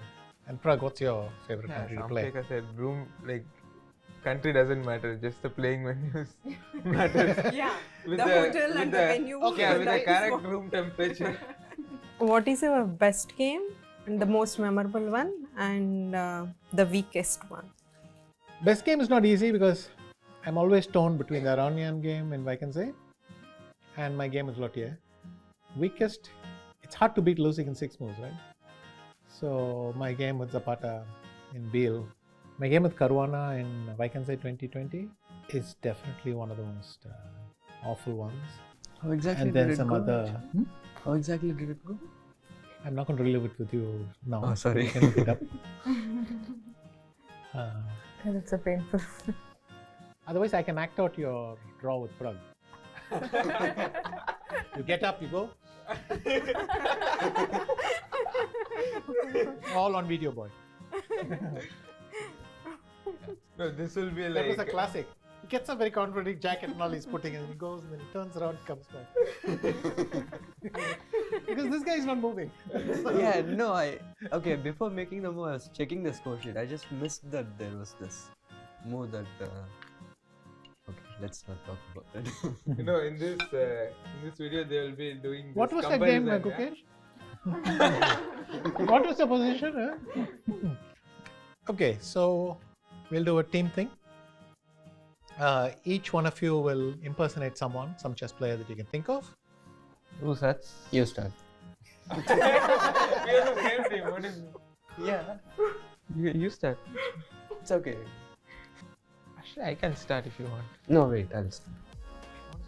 I just got 2 an minutes idea. ago they were fighting. They made me draw locks and all, and now they're saying. I can start. Guess under. Yes. Okay, very I good. could have done like this, but okay, so this is easier.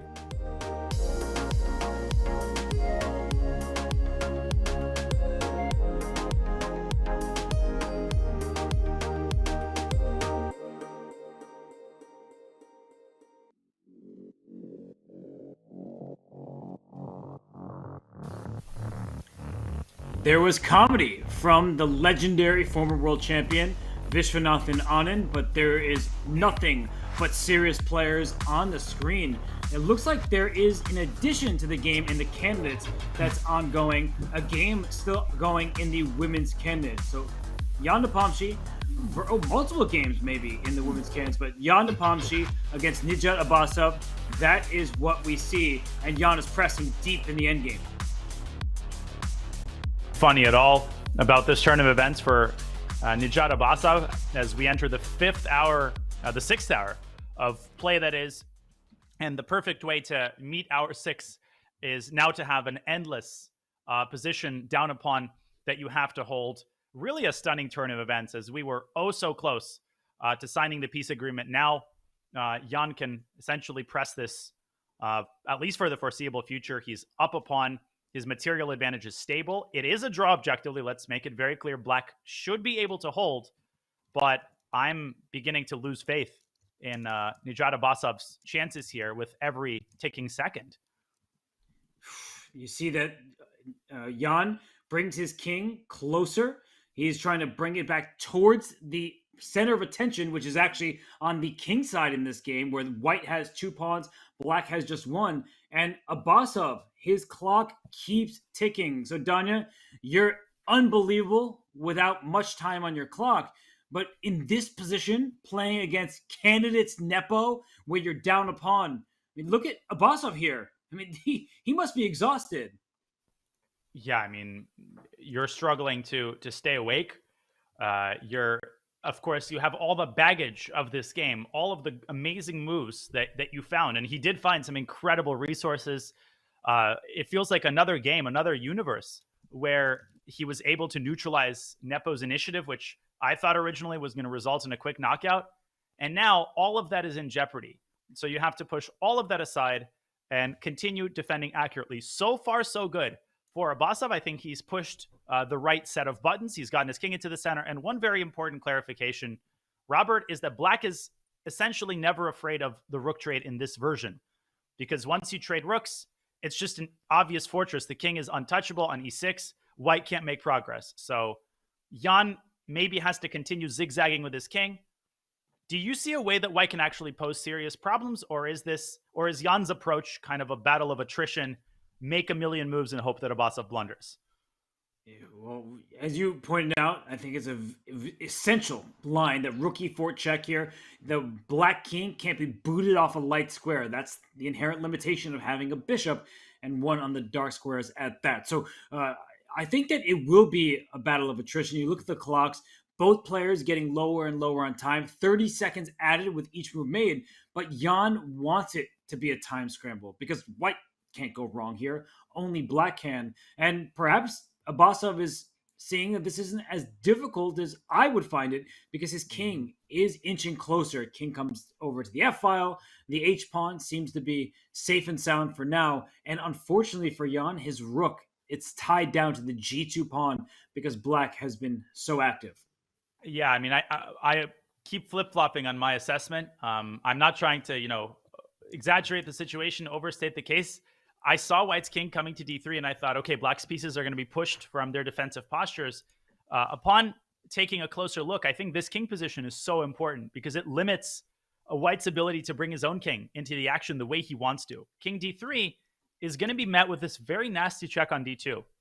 And I'm going to put this on the board.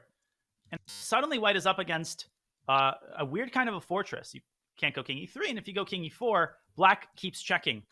And that bishop on c1 is actually perfectly placed, covering these very important squares. So Jan has to be more clever than that, which is why he activates his rook, threatening to win the game with rook e7. We laugh, but, you never know. After 6 hours of play, hallucinations are not all that uncommon. King f5. G4. Ooh. King f4. And then there's g5. Oh, yeah, things like all sorts of ideas like that. Yeah, suddenly there's a million tactics. Look at this, king f5, g4, and black is hanging by not even a thread. g5, black can draw with h takes g5, but man, what we're missing here is rook and bishop versus rook. Thankfully, in this case, black has rook c2. I think after such a long game, it's entirely possible that Abasov would lose the theoretically drawn rook and bishop versus rook. So I think he's actually trying to avoid that scenario. But king f5, such a scary move to play, Robert. Is there an alternative? Probably. I guess the black rook can leave the e file. The black king's not really going anywhere. King d6, that's just stepping in the wrong place, and white can play g4 anyway. So I'm looking at this position, and for Abasov, you have to spend time here because king f5 is not a move you just play. Because even if you don't go for this g5 idea, which liquidates, you g4 check, rook f7 to protect the f3 pawn, you need to work quite a number of things out if you're a Nijat. Yeah, and Jan is just the master of that. He found the one way to milk Abasov's clock down. Abasov briefly below Jan on the clock. He's played rook e5. Okay, so he found a different approach, basically calling Jan's bluff and saying, I'm not afraid of the rook trade in this version either. Probably rightfully so. That's got to be a draw, the 2-on-1. Jan will keep the rooks on the board. I think maybe play another one of those kind of mysterious moves that keep Abasov guessing. Maybe it's time for king d3. Maybe park the rook on h7, but keep the fire burning if you're Jan. Is Abasov's plan to play bishop g5 next to try to trade off the bishops but fix the black pawn structure so that one pawn takes care of the two? Totally possible. Now that you bring it up, that rook endgame should be a much easier hold, especially because white's pawns will be essentially frozen. Common scenario in rook endgames and pawn endgames. So if bishop g5 is, let's say, a positional threat, how does Jan address it? Can he address it? So rook e7 check, we've already spoken about how rook exchanges allow black to draw in probably not too difficult fashion. So we're not taking the rook. But if the king goes to d6, Danya, then the rook slides away from e7, and there are bishop g3 ideas in the air because the black king will be misplaced on a dark square. And there's another idea. Rook e7, king d6, get the rook to h7, and then build up this pawn chain with g3 and f4, trying to intercept the bishop's connection. And here's one way that we could get rook and bishop versus rook. I'm going to try to avoid making too many moves on the board, but one more quick line. Check. King f5 loses, I think, probably loses to g4. King d6, rook h7, step one. Now on to step two, g3, bishop g5, f4, and you might get excited and say, well, I spawned a theoretical draw. Let me tell you who's not going to get excited, Nijat Abasov. Nepo's going to make him make another 50 moves, and we know that even in ideal conditions, strong GMs have lost this endgame. We'll cross that bridge if we get there. It has some very interesting history behind it. So part of me is hoping we will get this finale. Part of me is thinking about all the food that I can eat if they conclude the game sooner and all the rest that we can get. So I've got two sides to my brain here. Let's see. King d3 is Jan's choice. And we were talking about bishop g5 for Abasov. He lets out a little cough and an apology with it, but he is staring at this move, and it looks like a sensible decision trying to trade pieces. Jan Nepomniachtchi has no interest in that. I think one of the major points that people should take away from this kind of endgame is you don't want to simplify unless you feel you're guaranteed to have a sizable, if not winning advantage, because the way you get your opponent to go wrong is by leaving them with more options, and they'll have to spend more time. And for Jan, if he just starts trading everything, there's just not enough material remaining. And you can see Jan, he brings his bishop back. Danya, this game, if you're Nepomniachtchi, it's move, 54? This game, you want it to go to move 104, if not even deeper than that. 204, yeah. Of course, bishop d4 would lose the game, lose the bishop at least. Yeah, Jan saying thanks, but no thanks. I appreciate the offer to trade bishops, but I'll prefer to keep those bad boys on the board. And Abasov can push the king all the way down, and it seems like black is making progress, but I don't think white's king minds being on e1. And that's where it started the game, and that's a nice base of operations. Later on, the king can inch its way back to the king side, but this g3 f4 idea, I can't get it out of my mind, and it's going to cause a whole new set of problems for black in relation to how to hold this h6 pawn. If you lose that other pawn, then you're really screwed. Can you imagine 6 hours into a game against Jan Nepomniachtchi as this game, the more and more time is spent to then have to defend rook and bishop versus rook? These top players, they've had it before, they practice it, but it's so different when you're just sitting at home and if you make a mistake and lose, there's no real loss attached to it. But in a game of this nature, with all eyes on you, and look at Nijat Abbasov, his eyes are staring towards the white king, the white bishop, and trying to figure out how to properly fend off what should be a pawn storm. Dunny, I like your idea a lot. G3 at the right moment, followed up with F4. The white king will try to slither out on the light squares. It's not going to be an easy defense for Abbasov. He's probably going to try to keep his rook on the second rank, maybe rook A2 or rook C2. Make it as hard as possible for white to make progress. And early signs are pointing toward not unlikely scenario that we get rook and bishop versus rook, because at some point Jan might have to allow that option. And I think he's happy to allow that option. I think that's a great scenario to get that endgame with actual real winning chances, especially with 7 minutes on Black's clock and all of the fatigue that's impacting the players right now. This is where Jan can rely on his experience, those marathon world championship games against Magnus. He's been on the receiving end of this famously, but he's been through it before. He's had these marathon games in the candidates. And for Abbasov, this is a new kind of torture, perhaps. Let's see. So far, he's handled it well, but the hard part might still be ahead. The worst part of defending positions like this is that Abbasov has been level the whole time. That sounds kind of counterintuitive. Why would you be upset about maintaining equality, objective equality throughout this game? Is that when you're worse for a while, you get used to being worse. But when you're holding on, everything seems fine, and then you're getting outplayed slowly but surely, then you're down a pawn, you start kind of second guessing yourself, doubting yourself. And now Abbasov, he's lower than Jan Nepomniachtchi is on the clock. Don't you see him? He keeps glancing over and he's wincing a bit. Yeah, no, this is, I keep looking at G3, F4, even in response to rook A2. The great thing about the move G3 is that it creates an evacuation square for white's king. So if black starts toggling the rook, it's not a perpetual. The king can zigzag its way up to G2, and then you can block bishop E3 possibilities with a well-timed F4. So I don't see a forced draw here. We do see rook A2 by Abbasov. There are options for Jan. He doesn't have to play G3. Or maybe he does, actually. I don't see another move. Rook A1, Rook A2 is a huge threat. That threatens to force the draw. And can actually Abbasov get away with that anyway? Because even after G3, the white king will escape to G2, and then there's Rook A2 back anyway. The pin on the bishop is frustrating. Oh, this is huge. Wait a second. There's actually something to calculate here. Should I show this line? I think we have to, if we can bring up the board and analyze for a moment here. The white king might not be able to escape. Maybe Abbasov had everything under control the whole time. Rook A2, incredible. Looks like white's gotten everything he wants. And the awkward position of the rook on G7, this is why I proposed moving it to H7 while he had the chance. Bishop F6 hits the rook, threatens to move to D4, rook G6, king F5, and what a turn this would be. Now it's white who's going to get tortured for the rest of the game. So avoid this like the plague if you're Jan. If you're not going G3, how do you avoid this drawing mechanism with rook A1, rook A2? No, not Once G4, you say maybe. you have to say ba.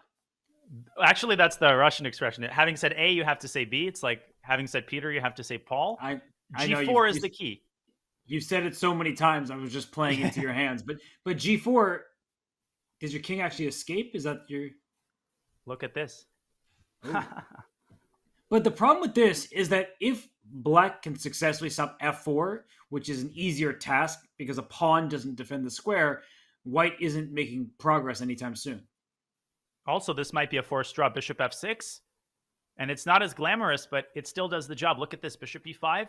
You have to block with F4, and now this forces a total exchange and a dead draw. So is this actually just a forced draw? We see G3 from Jan. Abbasov might have this under control in his pocket if he can realize that Jan has no way to elude this incredible pattern. I don't see a way for the White King to escape. I mean, this is just great recognition from Abasov. Honestly, I was getting worried for him. I thought that the more the game was prolonged, the better Jan's chances. And so this is what Abasov is doing well. He is not prolonging the game. He found this mechanism and done it. I really don't see a way for Jan to Rook escape. A7. Rook A7 at the end, but I think that trade plays right into Black's hands. But it's going to happen. I think Rook A7 at the end. I think you have to. And so with the rooks coming off the board, then the task is easier because for Black, you just need to make sure that none of these passed pawns start running up the board. And I just think that the Black King can send the light squares. There won't be a way to make progress. No, it's at this point in Abasov's pocket, another challenge successfully passed. Honestly, this is pretty incredible. Grit. You can find a lot of adjectives, but we've said this, and then again, the game has been prolonged. But now I think Jan is finally out of options. He's going to have to trade rooks. And at that point, you just put a pawn on h5, a king on f5, and you can autopilot the rest. Rook a2, the money move. Outstanding technique from Abasov. He was in an uncomfortable position. You see Jan look away. Oh, he is completely displeased with how this game has gone. But from Abasov, he gave up a pawn because he was getting pressed and squeezed.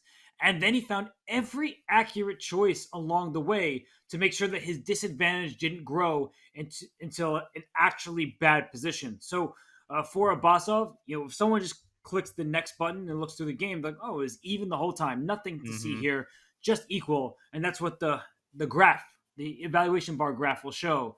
But Abasov seemingly outplayed and yet undeterred. And just, what a performance. Wow.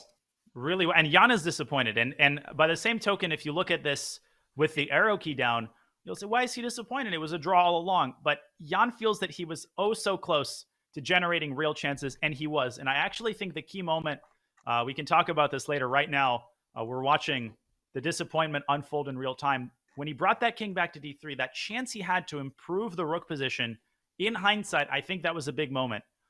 Because if he had kept the fire burning another 15 minutes, another 30 minutes, make Abasov find a few more moves, eventually, at least what's going through Jan's mind right now, he was close to making him crack. But for Abasov, hats off. What a huge hold, and what a collective sigh of relief by everybody else in the tournament right now. And it's an important lesson for our viewers and for Jan Nepomniachtchi. They often tell you, keep your rook on the opposite color of your opponent's bishop. And Donna, if that rook had been on an opposite color, he would have been able to push his pawns forward. So we see that in the playing hall, there are some games ongoing in the women's candidates. So this is going late into the night in Europe. They are in Toronto, Canada. So they're approaching 8 p.m. They must be starving. And we just had in the women's section an unbelievable blunder by Vaishali. She will lose to Humpy Canero in a game that featured so many more twists and turns than this game by far. In a time scramble, Vaishali made the last mistake. Looks like Humpy Canero she has won her game, and that is the power of fatigue. And we have a rook versus knight in Salimova versus Muzichuk. So that one will end in a draw as well. But wow, almost 6 hours. It's almost 8 o'clock in Toronto. And there's a game tomorrow. Party doesn't end. It never ends. The party, the determination, just everything on display in Toronto. You can see on Jan's face right now, he's not really looking at the board.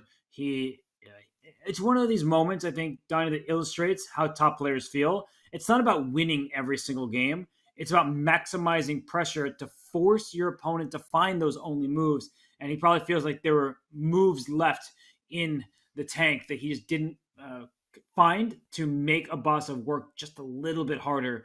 And it's all credit to Abasov, really. Jan played a great game. He played a great middle game. Abasov literally just found every money move in this game. This was Abasov's best game of the tournament.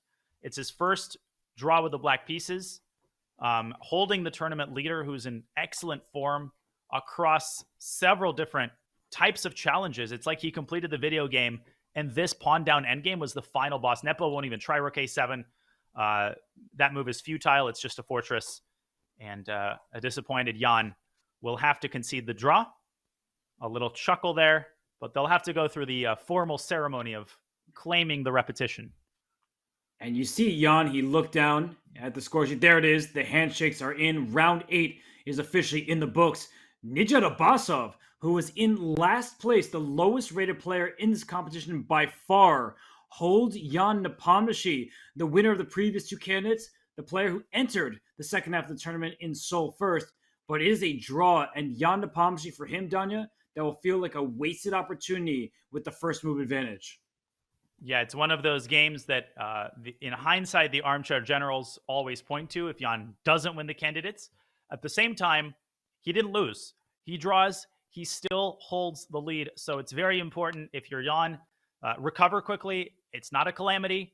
You're still in the lead. But that victory by Gukesh over Vidit, Gukesh, his loss to Firouzja is now a distant memory because he is right back on track. And what a 2-horse race we have at the top with many other horses trying to outmaneuver those at the top. A single loss will send us into a total shakeup of the standings once again. Incredible start to the second half, Robert. Amazing. And you can see it on Jan Nepomniachtchi's face. The 2 players discuss possible variations, what could have been. And for Jan, he probably feels like he should have amped up the pressure and was unable to successfully do that. But Nijat Abbasov, I know it was quote-unquote just a draw, but it was his first draw with the black pieces. And we've said it. He is going to make his mark on this tournament. Holding Nepo with black, that's making your mark. So as you think about your player of the day, many of you had Hikaru because of his win over Fabiano. And some people said Gukesh, of course, with his win over Vidit. I would take serious consideration at placing that vote on Nijat Abbasov because that was masterful endgame technique. So we are going to step aside the players, still analyzing, talking about variations. But when we return, we're going to go into some deep post-game analysis. Danya will lead the way, so you will not want to miss any of that. We'll return in just a few.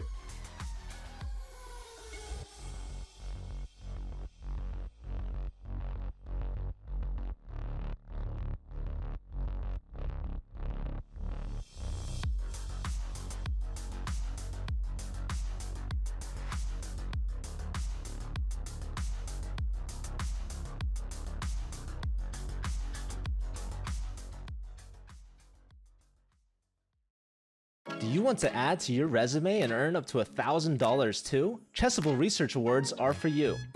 Head to chessable.com/research_awards and apply today. The application is 10 questions long and some questions are easy, like what is your name and what is your email address? Application questions also ask you to tell Chessable about a chess-themed research project that you want to begin or about chess-themed research you're already doing. Past winners' topics include scuba diving and chess, and detecting chess cheaters. Applications are due by May 15th, and winners will be announced on June 15th.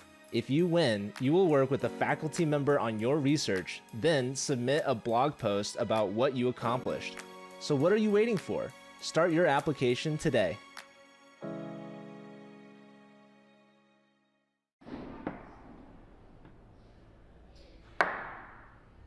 Mate is in 4 moves from the position in front of you.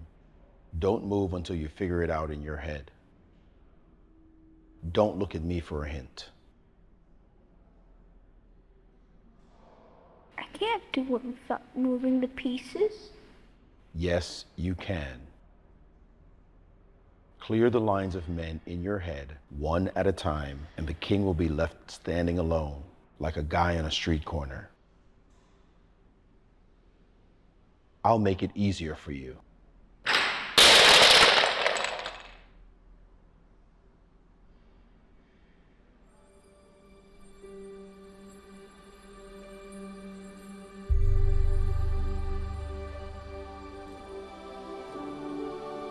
What was that about? I thought it would help. How does that help? You know, visualization and stuff. I'm not picking up the pieces. Sometimes you don't need to do anything crazy to get better. You just need to reassess your chess. I'm Grandmaster Maurice Ashley, and I'm presenting Jeremy Silman's How to Reassess Your Chess now on Chessable. So go to chessable.com/yourchess and start reassessing your chess today.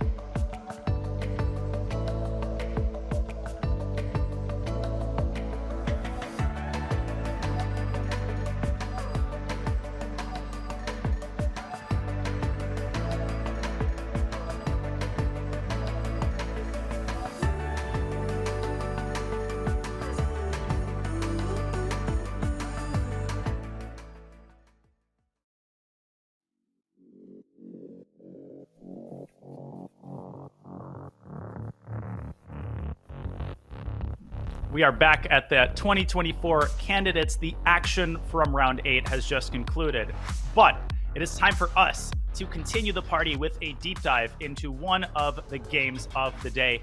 Today was the long-awaited matchup between Hikaru Nakamura and Fabiano Caruana in round 8 of the candidates. And Fabiano was coming into the game facing a disturbing trend. He had lost the previous 3 games with the black pieces against Hikaru in classical chess format.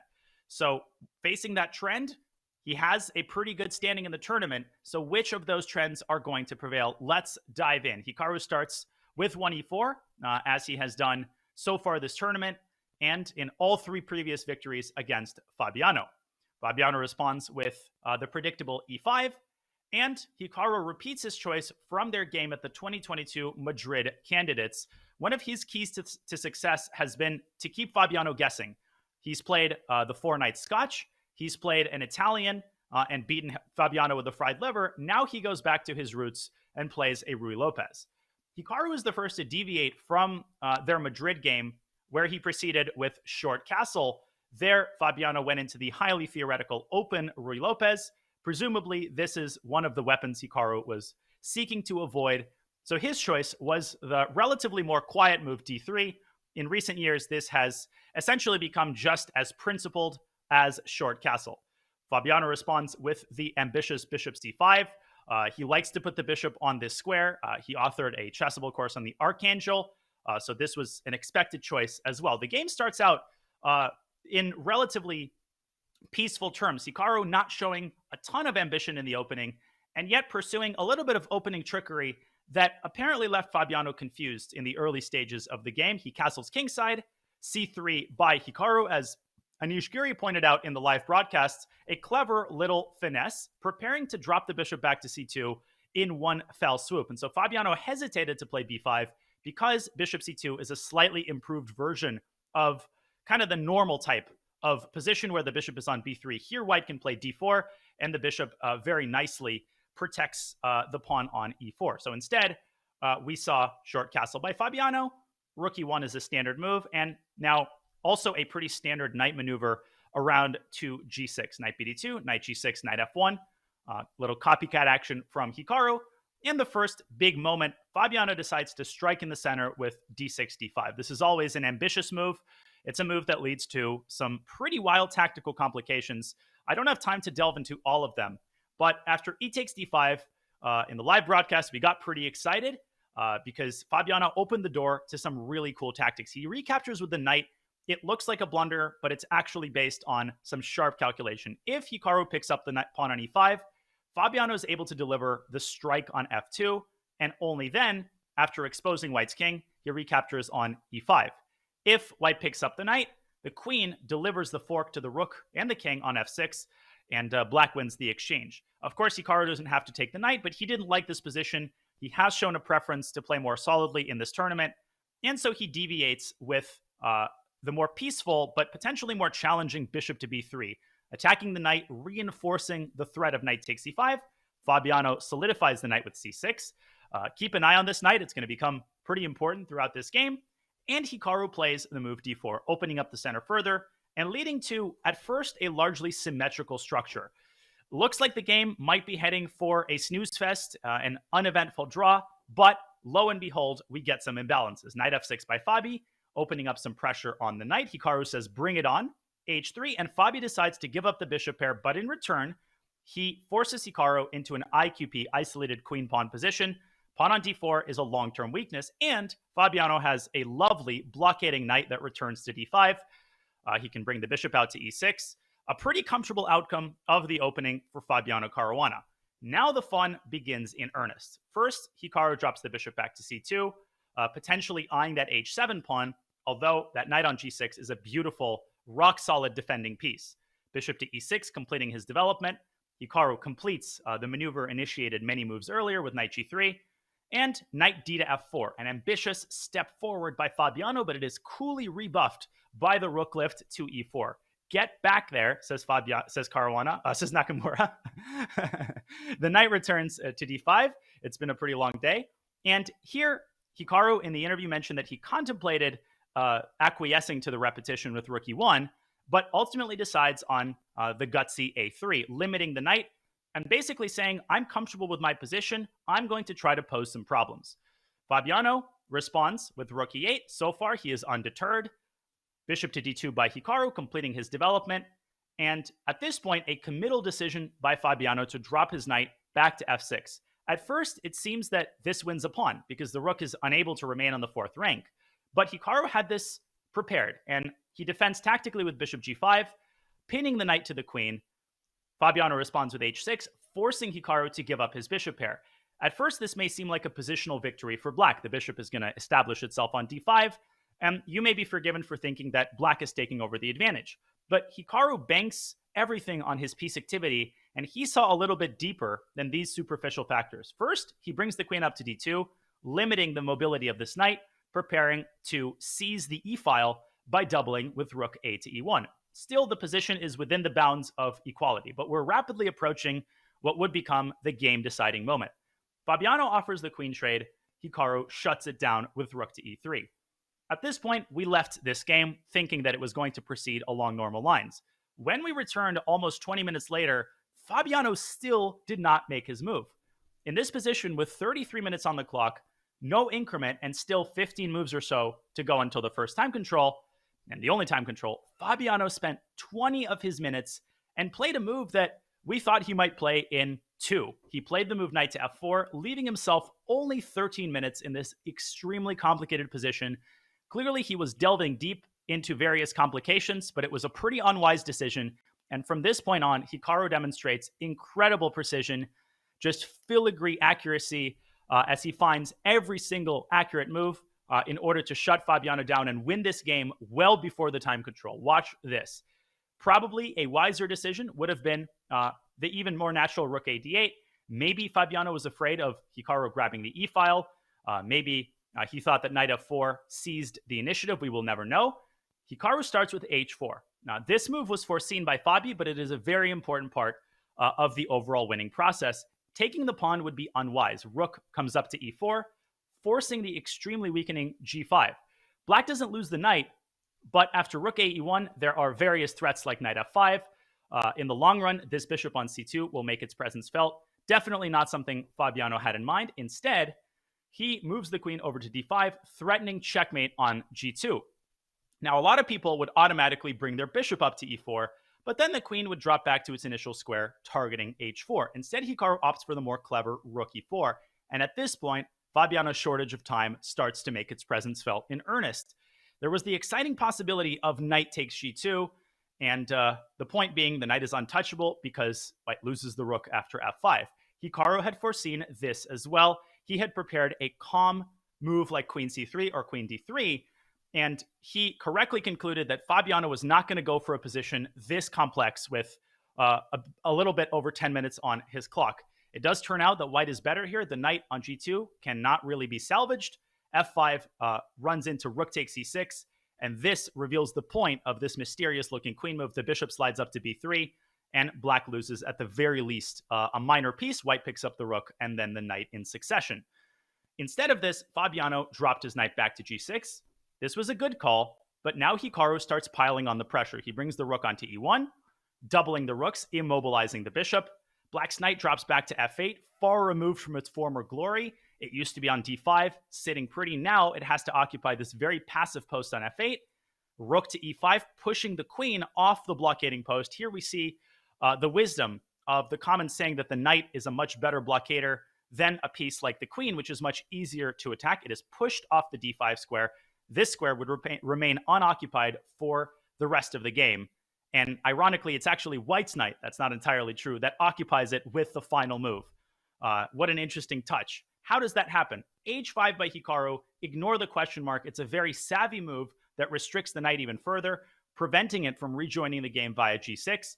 At this point, the position is already very unpleasant. Another inaccuracy by Fabiano, who at this point has only 10 minutes on his clock. He drops the bishop back, conceding control of the e-file, but more importantly, allowing Hikaru's knight to jump into the game via f5. White's pieces are perfectly coordinated. The e-file is under control, and black is borderline losing. And it doesn't take long for Hikaru to drive the point home. Queen f6 by Fabiano runs into queen b4, which sets up the final combination. This is a savage queen deployment by Hikaru. He attacks the b7 pawn. Fabiano had to keep the game alive with bishop to d7, but after queen takes b7, the situation is dire on the board and on the clock. Instead, the final blunder by a panicked Fabiano was b5, allowing Hikaru to demonstrate the beautiful combination. Knight e7 check, and as I promised, the final move of the game is white's knight, replacing its vis-a-vis on d5, opening up the threat of queen takes f8 checkmate. Notice the bishop covering the escape square. And the second threat, of course, is against black's queen. There is no way to defend both the queen and the king. Fabiano was forced to resign. And in this resounding fashion, Hikaru was able to create problems seemingly out of nowhere and drive the point home before the time control, showing how good he is, particularly when he senses any weakness from his opponent. A fourth straight victory over Fabiano Caruana with the white pieces moves Hikaru to +1 in the tournament standings and positions him really, really well going into the final stretch of the tournament. Will Hikaru continue this positive trend? And will Fabiano be able to rebound? Will we hear from him? And will he still challenge the #1 position in the tournament? That remains to be seen. But this, ladies and gentlemen, was Hikaru Nakamura's victory over Fabiano Caruana at the 2024 candidates in the 8th round. That was, Danya, you earned every bit of that breath you took there. And if you look how the standings have changed from after round 7 to after round 8, a couple things of note. Jan Nepomniachtchi, he's not alone at the top. Gukesh has joined him. And then Hikaru Nakamura surging up the standings. He leaves Fabiano Caruana down in 5th as he is tied with Praggnanandhaa for 3rd place. Danya, as you look at these standings, Hikaru, he's making a run for it. And Gukesh, he has recovered nicely from that devastating round 7 loss to Alireza Firouzja. Yeah, I mean, if we see these standings before the rest day, I wouldn't believe them. I would have called this a typo of some sort. How can Gukesh be back in the leadership position? Jan didn't beat Abasov. Hikaru Nakamura is in 3rd place. Nothing about this makes any sense, and yet everything about this makes perfect sense, Robert. If you have any candidates commentary experience or experience watching the candidates, which we both do, you know that ultimately CSAHC, again, that acronym, crazy stuff happens at the candidates. The shakeups continue every single round, and the onus is definitely now on the top seed, Fabiano, to demonstrate resilience, strength of mind. I think that he possesses both of those qualities and will rebound we're set up for some very exciting action as we move toward the home stretch of this marathon event. It's definitely going to be some barn burners ahead, because as we approach round 9, some players, seeing their hopes, their chances dwindle, they may have to go all out, and that means that we may see some decisive games everywhere we look. So let's dive right in to the round 9 pairings, because for Gukesh, who won with the black pieces, for Hikaru, who won with white, let's start at the top. Vidit Gujrathi gets the white pieces against Hikaru Nakamura. Danya, is that a bit of a trap game for Hikaru if he thinks he can keep pushing ahead and plays for a win from the start of the game? Yeah, I think that Hikaru is going to take the conservative strategy. He's going to let Vidit come to him.